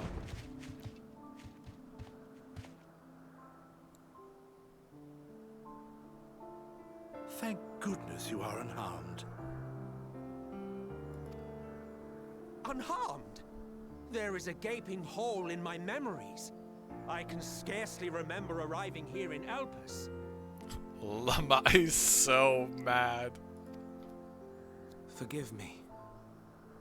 I was preparing to demonstrate the functionality of Kairos to our guests. But Meteon, her shared consciousness became unstable. And she... So, that's what prompted the state of alert. And when you went to investigate, you were caught in Kairos's accidental operation. So it would seem. It's all a blur to me. Such an unfortunate accident. Oh, and what of Vinar and your other companion? You went inside together, as I recall. We did?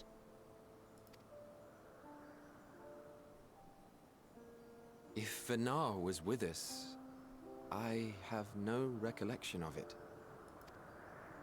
But that there is her familiar, is it not? The fellow seems happy enough, so I think it's safe to assume his mistress as well.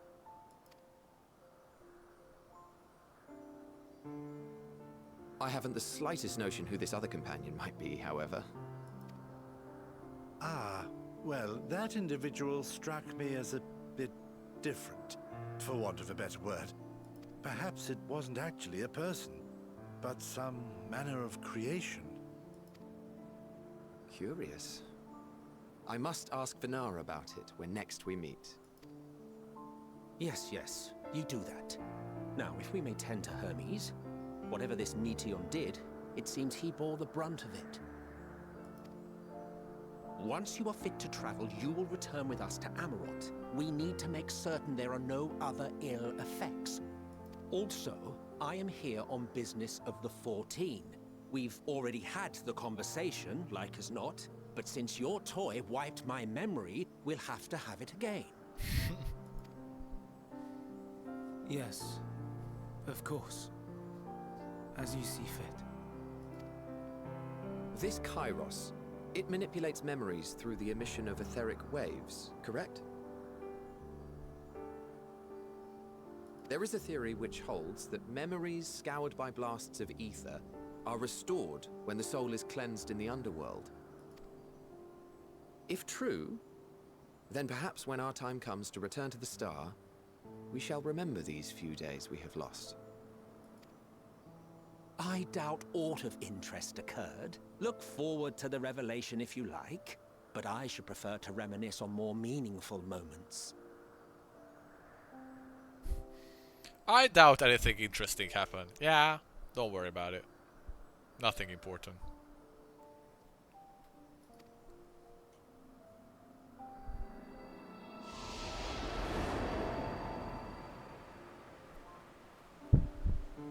So would it not make sense for Venat to seek out Emmet Selk and Let us rest. High Fladeus If and tell only them for that, a like, by the while. way, this is what actually happened? After all, you and I... Oh, we still have a long, long way to go.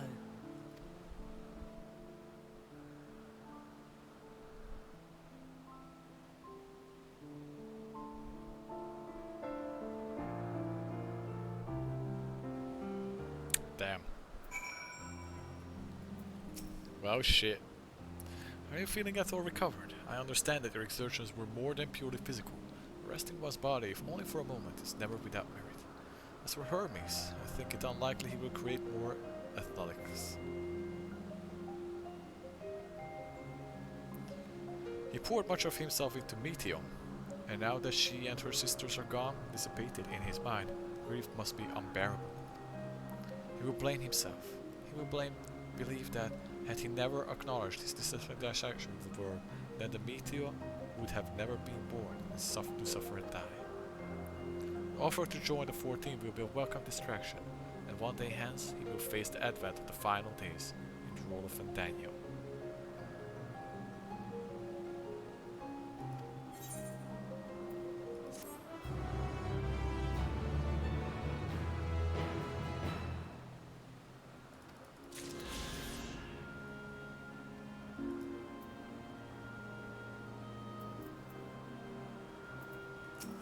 One more. Say, thou must live, die, and know. Venat is watching you in quiet contemplation. Morris, listen to me. Our duty now is to denounce Hermes for his misguided determination, or our duty is not to denounce Hermes for his misguided determination, or to convince Emmet Selk and Hythlodeus that they have been deceived. No, we must instead ensure that the experiences Hermes sought to expunge are preserved. What remains in our memories alone will be our weapon against the final days. We must fight this battle in your age, and I in mine. Come, let us walk together once more. I will see you to the doors of Propelia.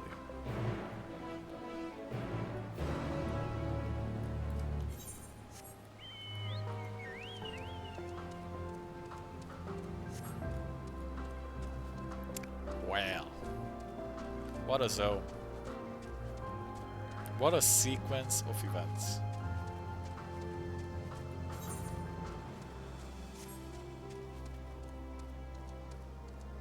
You know what? Now that I think about it, I think I partially seen this cutscene back when Endwalker came out. I just completely deleted it from my memory. I just remembered it, that like I faintly remember clicking on a stream and seeing the black and white bird girl, and I was like, I don't know what the fuck is this, and then I clicked off of it.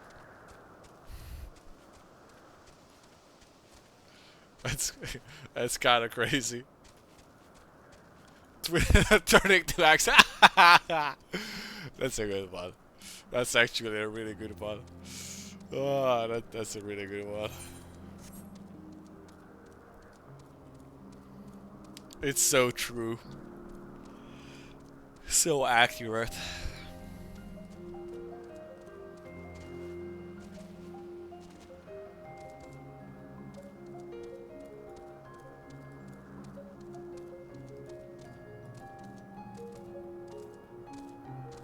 There it is, and I guess this is what leads Venat to decide to do the Hydranus summoning, because now they don't know anymore, right? Emmet Selk and Hythlodeus, neither or Hermes knows the nature of why the final days are happening. It's just gonna happen, and they're gonna be fucking clueless about it, and they're not gonna figure out where this is all coming from, all the stuff that we figure out in this zone just now. So they're going to reside to just using Zodiac because they don't have any better ideas. And then Hydaelyn is going to be like, well, Vanna's going to be like, well, I got to do Hydaelyn because I don't really understand that part still, but maybe now. Your time in this age is drawing to an end. Upon speaking to Vanna, several cutscenes will play in sequence. Here we go. It is recommended that you set aside sufficient time to view this. Bro, I literally just watched cutscenes for 20 minutes, but let's go. This is like when you play Final Fantasy 16. One level, 20 minutes of cutscenes. Another level, 30 minutes of cutscenes. So, it is within. The portal that brought you hither, and will take you home. The other thing I wonder is when we get back to our present time, have things changed? Like, I wouldn't be... Kinda true. I wouldn't be surprised if after this we get back and it's like, by the way, you've been gone for about a week and half of the world is consumed by despair and it's fucking bad. Please tell us that you have a solution or that you found out something. I wouldn't be surprised if that's what we got back to.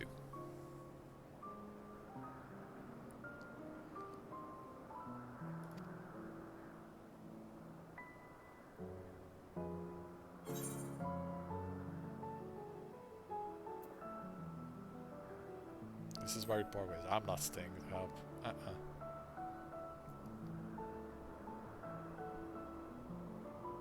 May you and yours emerge triumphant. So when we destroyed Zodiark and I had that vision and I had that voice speak to me as the earth was being like, had that vision about the star being consumed, that was not Hydran speaking to me. That was Meteos, wasn't it? Yeah. It's just a very similar girl voice. Make use of the knowledge you have gained, that your days in Elpis and our friend's sacrifice be not in vain.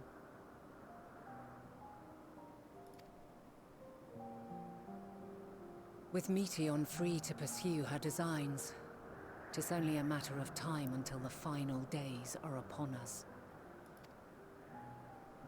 We must be ready. From fortifying our defenses to securing our escape, there is much to be done.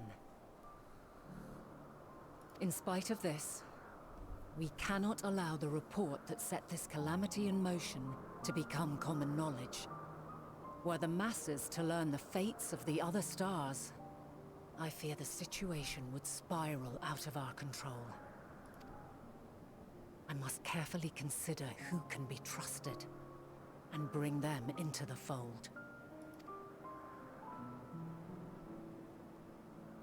Ordinarily, I wouldn't hesitate to call upon the 14. However, it was the desire for a fair determination that drove Hermes to attempt to erase our memories.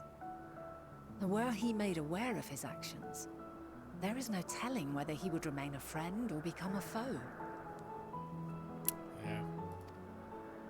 Alternately, we might try to alienate him from the convocation. Yet in doing so, we would deprive ourselves of a brilliant mind who would be invaluable in the crises to come.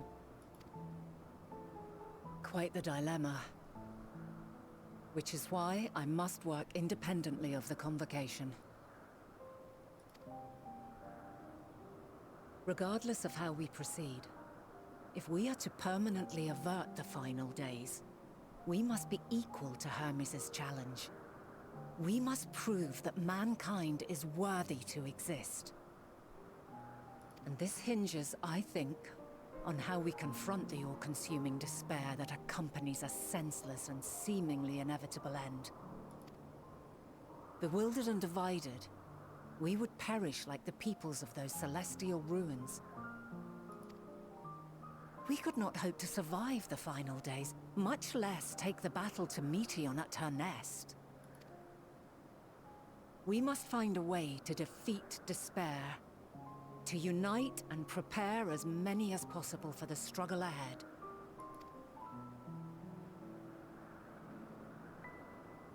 Heavy will weigh the burden of guiding this legion of souls.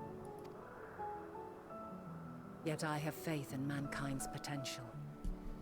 As long as he believes in himself, there is naught he cannot achieve. So I will not give up on him. On us. You may find your world to be very different. Or perhaps the erasure of our friend's memories has sown the seeds of a conjunction between us. We cannot know until the moment is at hand. So shall I strive to do my best, taking naught for granted as I walk my path.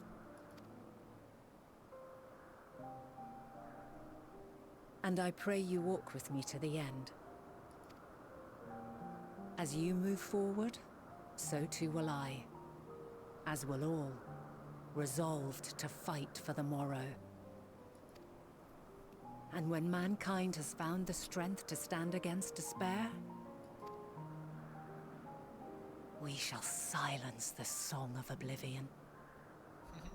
She who sings it will learn our journey is far from over. This I promise.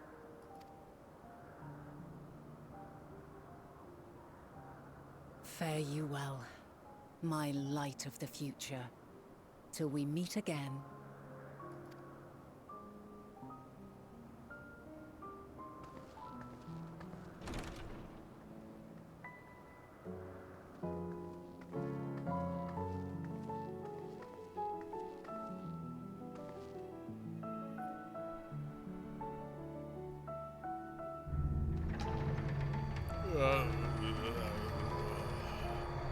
Goodbye.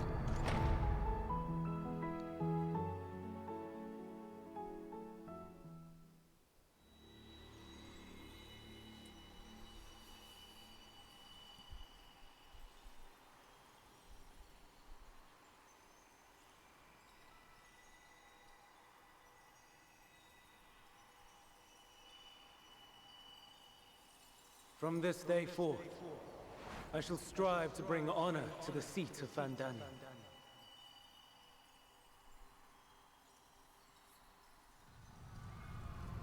Oh. Oof.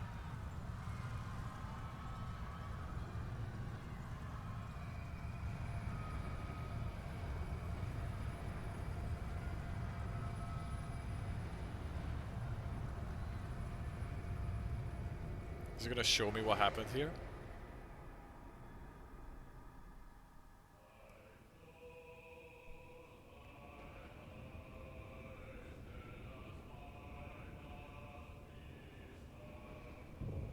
Oh shit.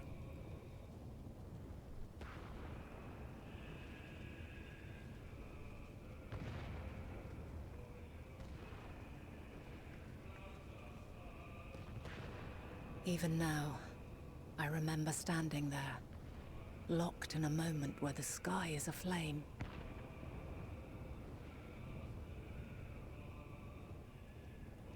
Where stars fall as tears, and screams darken the seas. Where resignation rots the trees.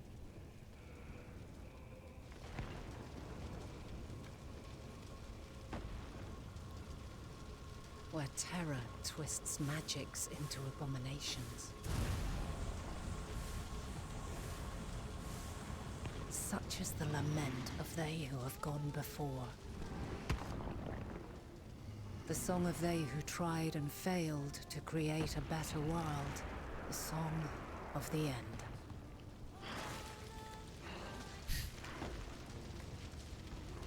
Shit. Just slow walking. Oh! That which hides at the edge of the universe is no longer hope's creation.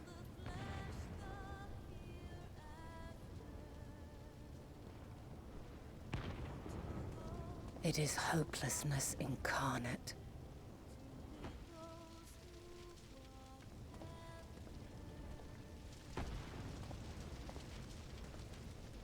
That day, mankind saw half of its number sacrificed to bring forth Zodiark.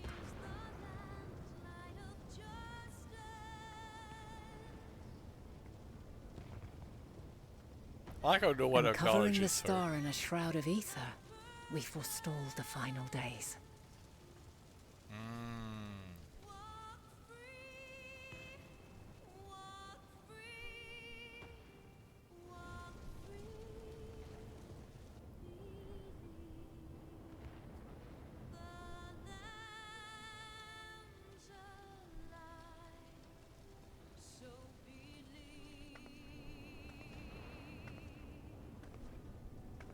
Yet the cries echoed still.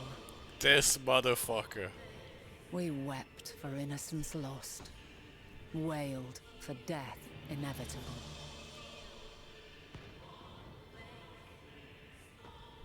A reality too terrible to bear. And for too many who sought comfort in gilded memories of joyful days and tranquil nights. I remember this place. This was part of the dungeon. This was a shitty boss fight.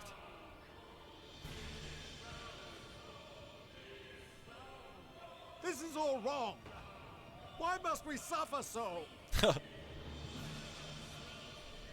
It needn't be like this. No.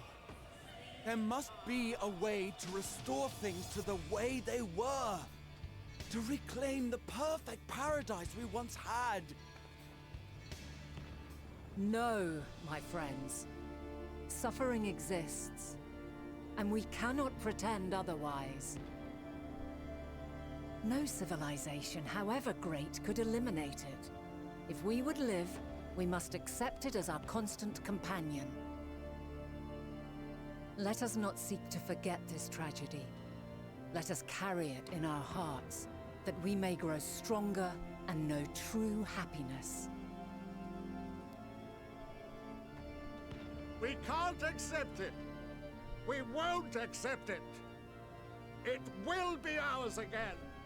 A world free of sorrow. No, it will not. For there has ever been sorrow. Mankind was but spared its biting sting for a time. So please, open your eyes. To try and reclaim those lives we lost by sacrificing yet more isn't wisdom. It is weakness. No paradise is without its shadows. If we cannot accept this truth and learn from our pain, then our plight shall be repeated.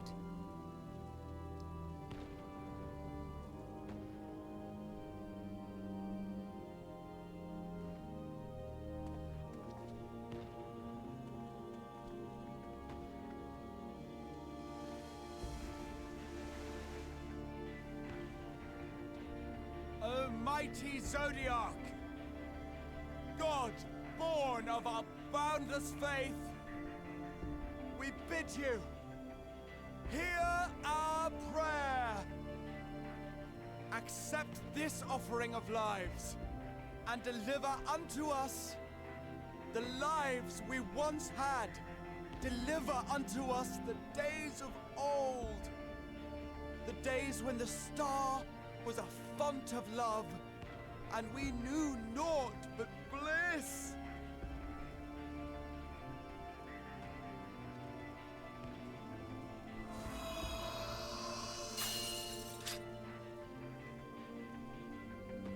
What are you doing?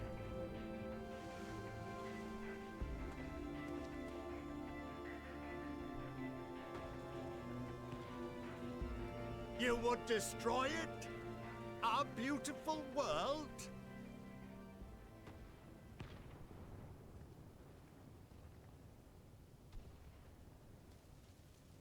Lands that stretched on forever. Skies one could drown in. The heartbeat of nature, silent yet strong. And amidst it all, a people. Beacons of light and life.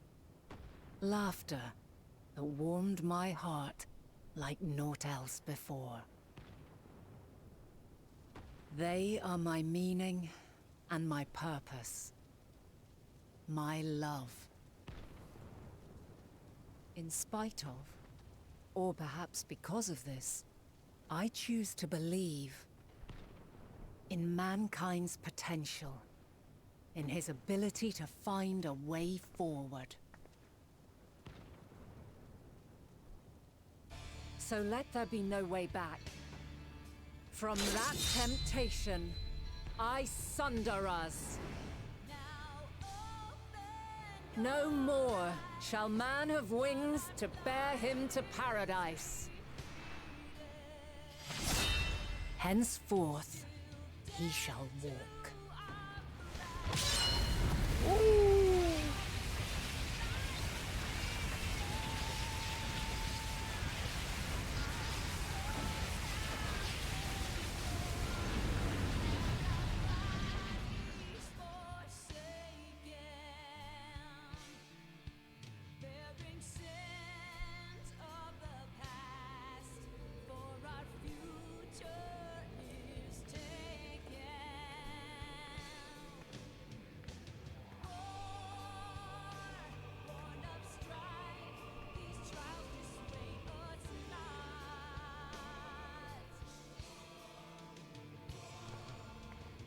all is excruciating pain.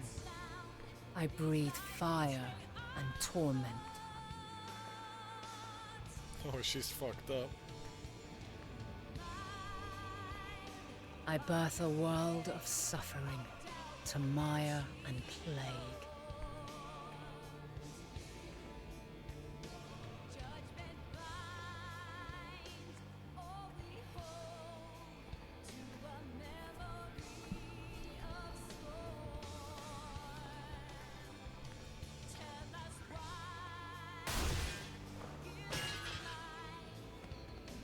Oh my god. I'm not gonna lie, I'm a little confused, but that's okay, keep going. In one fleeting moment, lives come and go, ever moving towards the unknown. And in that fleeting moment, they cry for the answer to the question. Why, given life, are they meant to suffer, to die?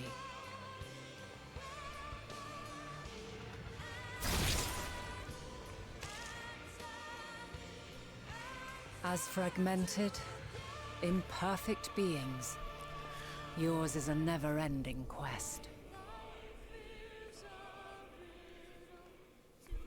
She's so fucked up. Oh! A quest to find your purpose, knowing your end is assured.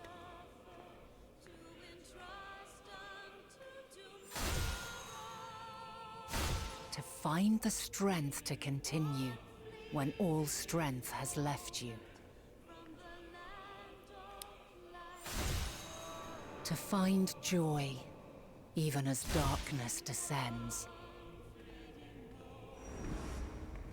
And amidst deepest despair, light everlasting.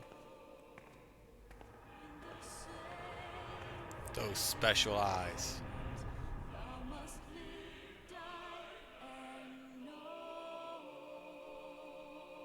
Wow, hot diggity damn.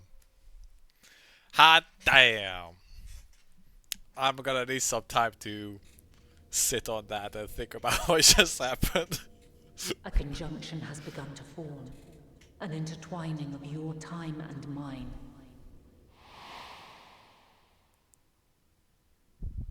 When you truly understand what is at stake, and your journey has prepared you to surmount the insurmountable, then shall I honor the promise made in another time, another age.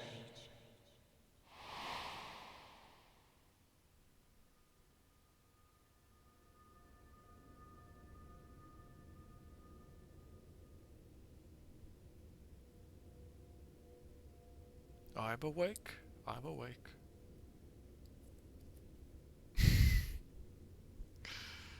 Guys, comfortably sitting on my back. And we're back.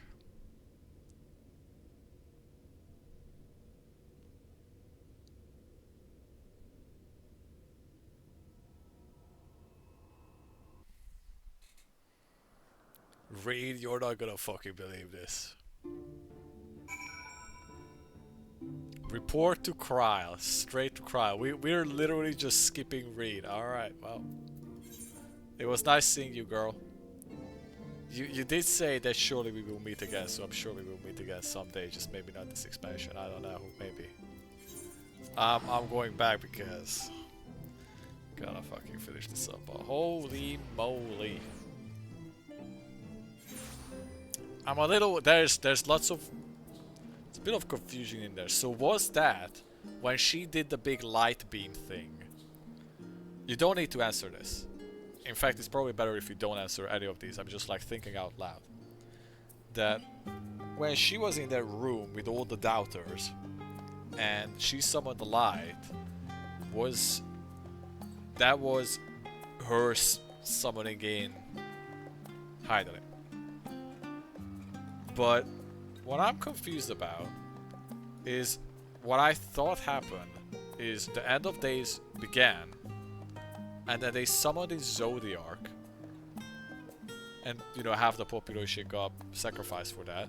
And then they were chilling for a bit, and then they summoned Hydaelyn, and Hydaelyn came in and had a war against Zodiark and locked him away, and the world shattered. But this seemed like, but if what she was doing there was summoning Hydaelyn, it seemed like it was basically happening at the same time. Like the final days were happening, and Hythlodeus went off to summon his Zodiark. Emma Selk just looking at him longingly, like, my god, my love, going off. I will not forget you. And then she was just going around like, okay, I'm a summon in Hydaelyn. Like I'm a little confused in this. I'm not gonna lie. I'm a little confused in the order of events and what was actually happening and what was just a representation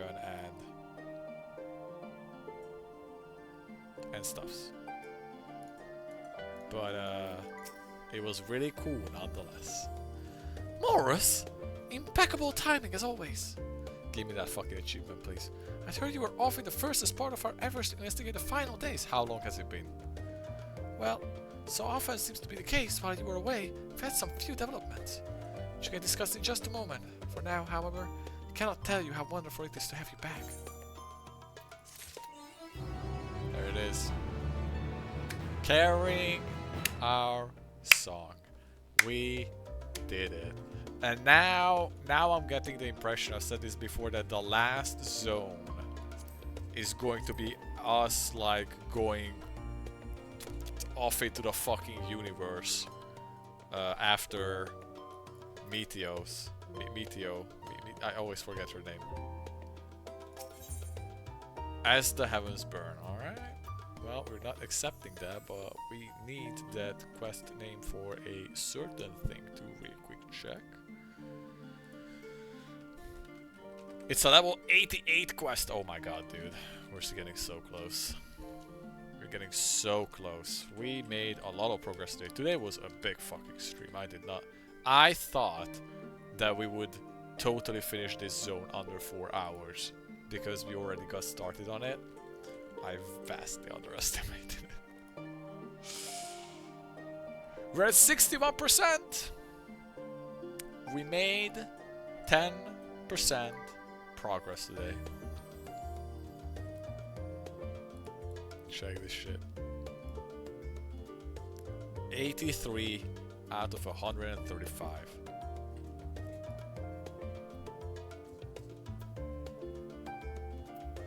Okay. Thanks for the heads up. Next instance, level 89. That's good to know. I do think I have to probably just sit down and unfortunately do some, well, not like super unfortunate, but I'm probably gonna have to sit down and just do a round of duty roulettes to get some tomes and levels and stuff. That would probably be enough, honestly.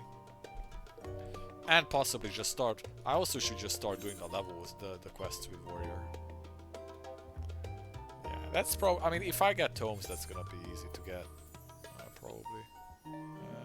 What's my warrior? Warrior is 5'10", so that's not gonna need as much of a jump. But yet again, the well, I have I have a 400 piece and a 430 piece. Yeah, Lamau. Yeah, it's a little oof. Oh, holy shit! What a zone, man. That took a very long time. We're almost 6 hours deep into the stream. Oh my god. But it was pretty worth it, I would say. Really cool zone. A lot of cutscenes. We got some much needed answers. I'm pretty pleased about that. I'm also pretty pleased about how far we made it. I am. We're so close. We're so close.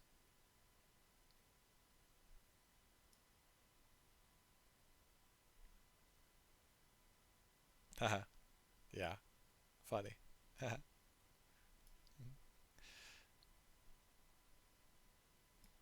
Dude, I love looking at the fucking not this, but this. 61.5%. Oh man.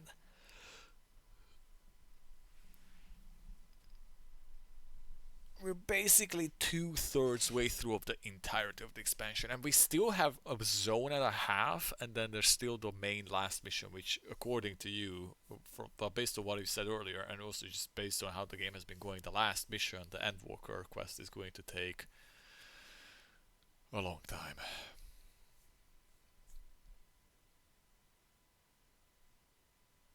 What I'm expecting now, I don't know what I'm expecting now. I'm expecting that we're going back to the Charlatan zone now. And then we're going to go to the final last zone. Is kind of my prediction. But yeah, that's where we're at. Holy shit. We're so close. I can taste it. I can taste it. If we manage to wrap this up, the main MSQ until Wilds, that'd be pretty sick. Wilds releases Friday. I believe it's Friday morning for us. So I have plenty of time until then. And I also still not really sure if I want to buy Wilds on PC or PS, so we'll be deciding that probably post-launch based on how it's been going for people. Yeah, I'll probably stream tomorrow again. I'm not going home, so we'll see. And another 3 streams. Yeah. Seems to check out. Yeah, if it's like 1 stream to finish the Labyrinthos place, and then maybe get started a little bit on the next zone, and then a second stream is to just finish that zone, or at least get near to the end of it, and then there's gonna be a third stream that's just gonna be like finishing it up, which is probably gonna take like 3-4 hours in and of itself. I wouldn't be surprised. Just like the last 2 to 3 quests.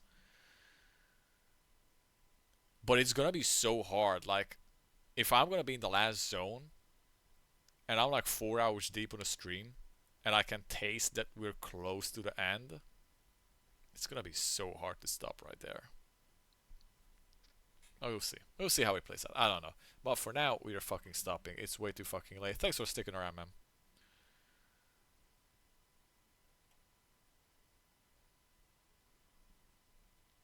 Yeah, we're probably not jumping. I mean, at this point, I'm expecting shit to like. We're not gonna go back to super basic questing at this point. Like, I mean, the quests themselves were gonna be basic, but like, we'll see. We'll see. I'll probably start around 8ish.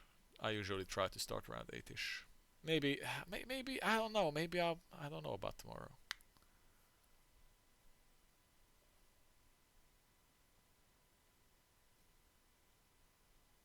That's a lot. I mean, this zone was a lot too. This zone was also like 6 to 7 hours. We are at 6 hours right now. Alright, let's take minus 10 minutes off of that. But like, we're basically at 6.5 hours, 6.75, and that's with me already having done 1 or 2 hours in that zone prior, so it's gonna be a long while. Anyways, let's call it. It's fucking late. I'm keeping you here as well. I'm hungry. Luckily I have food prepared, so that's easy to sort, but yeah. New haircut. Bitchy. We're getting close. We're getting real close. I'm happy. I'm happy. Another good day of progress. Good shit. This is a really good zone too. This is a fun zone. I'm invested. I am invested. It was also fun to see Emmett Selk. Lots of good answers. Still a bunch of questions.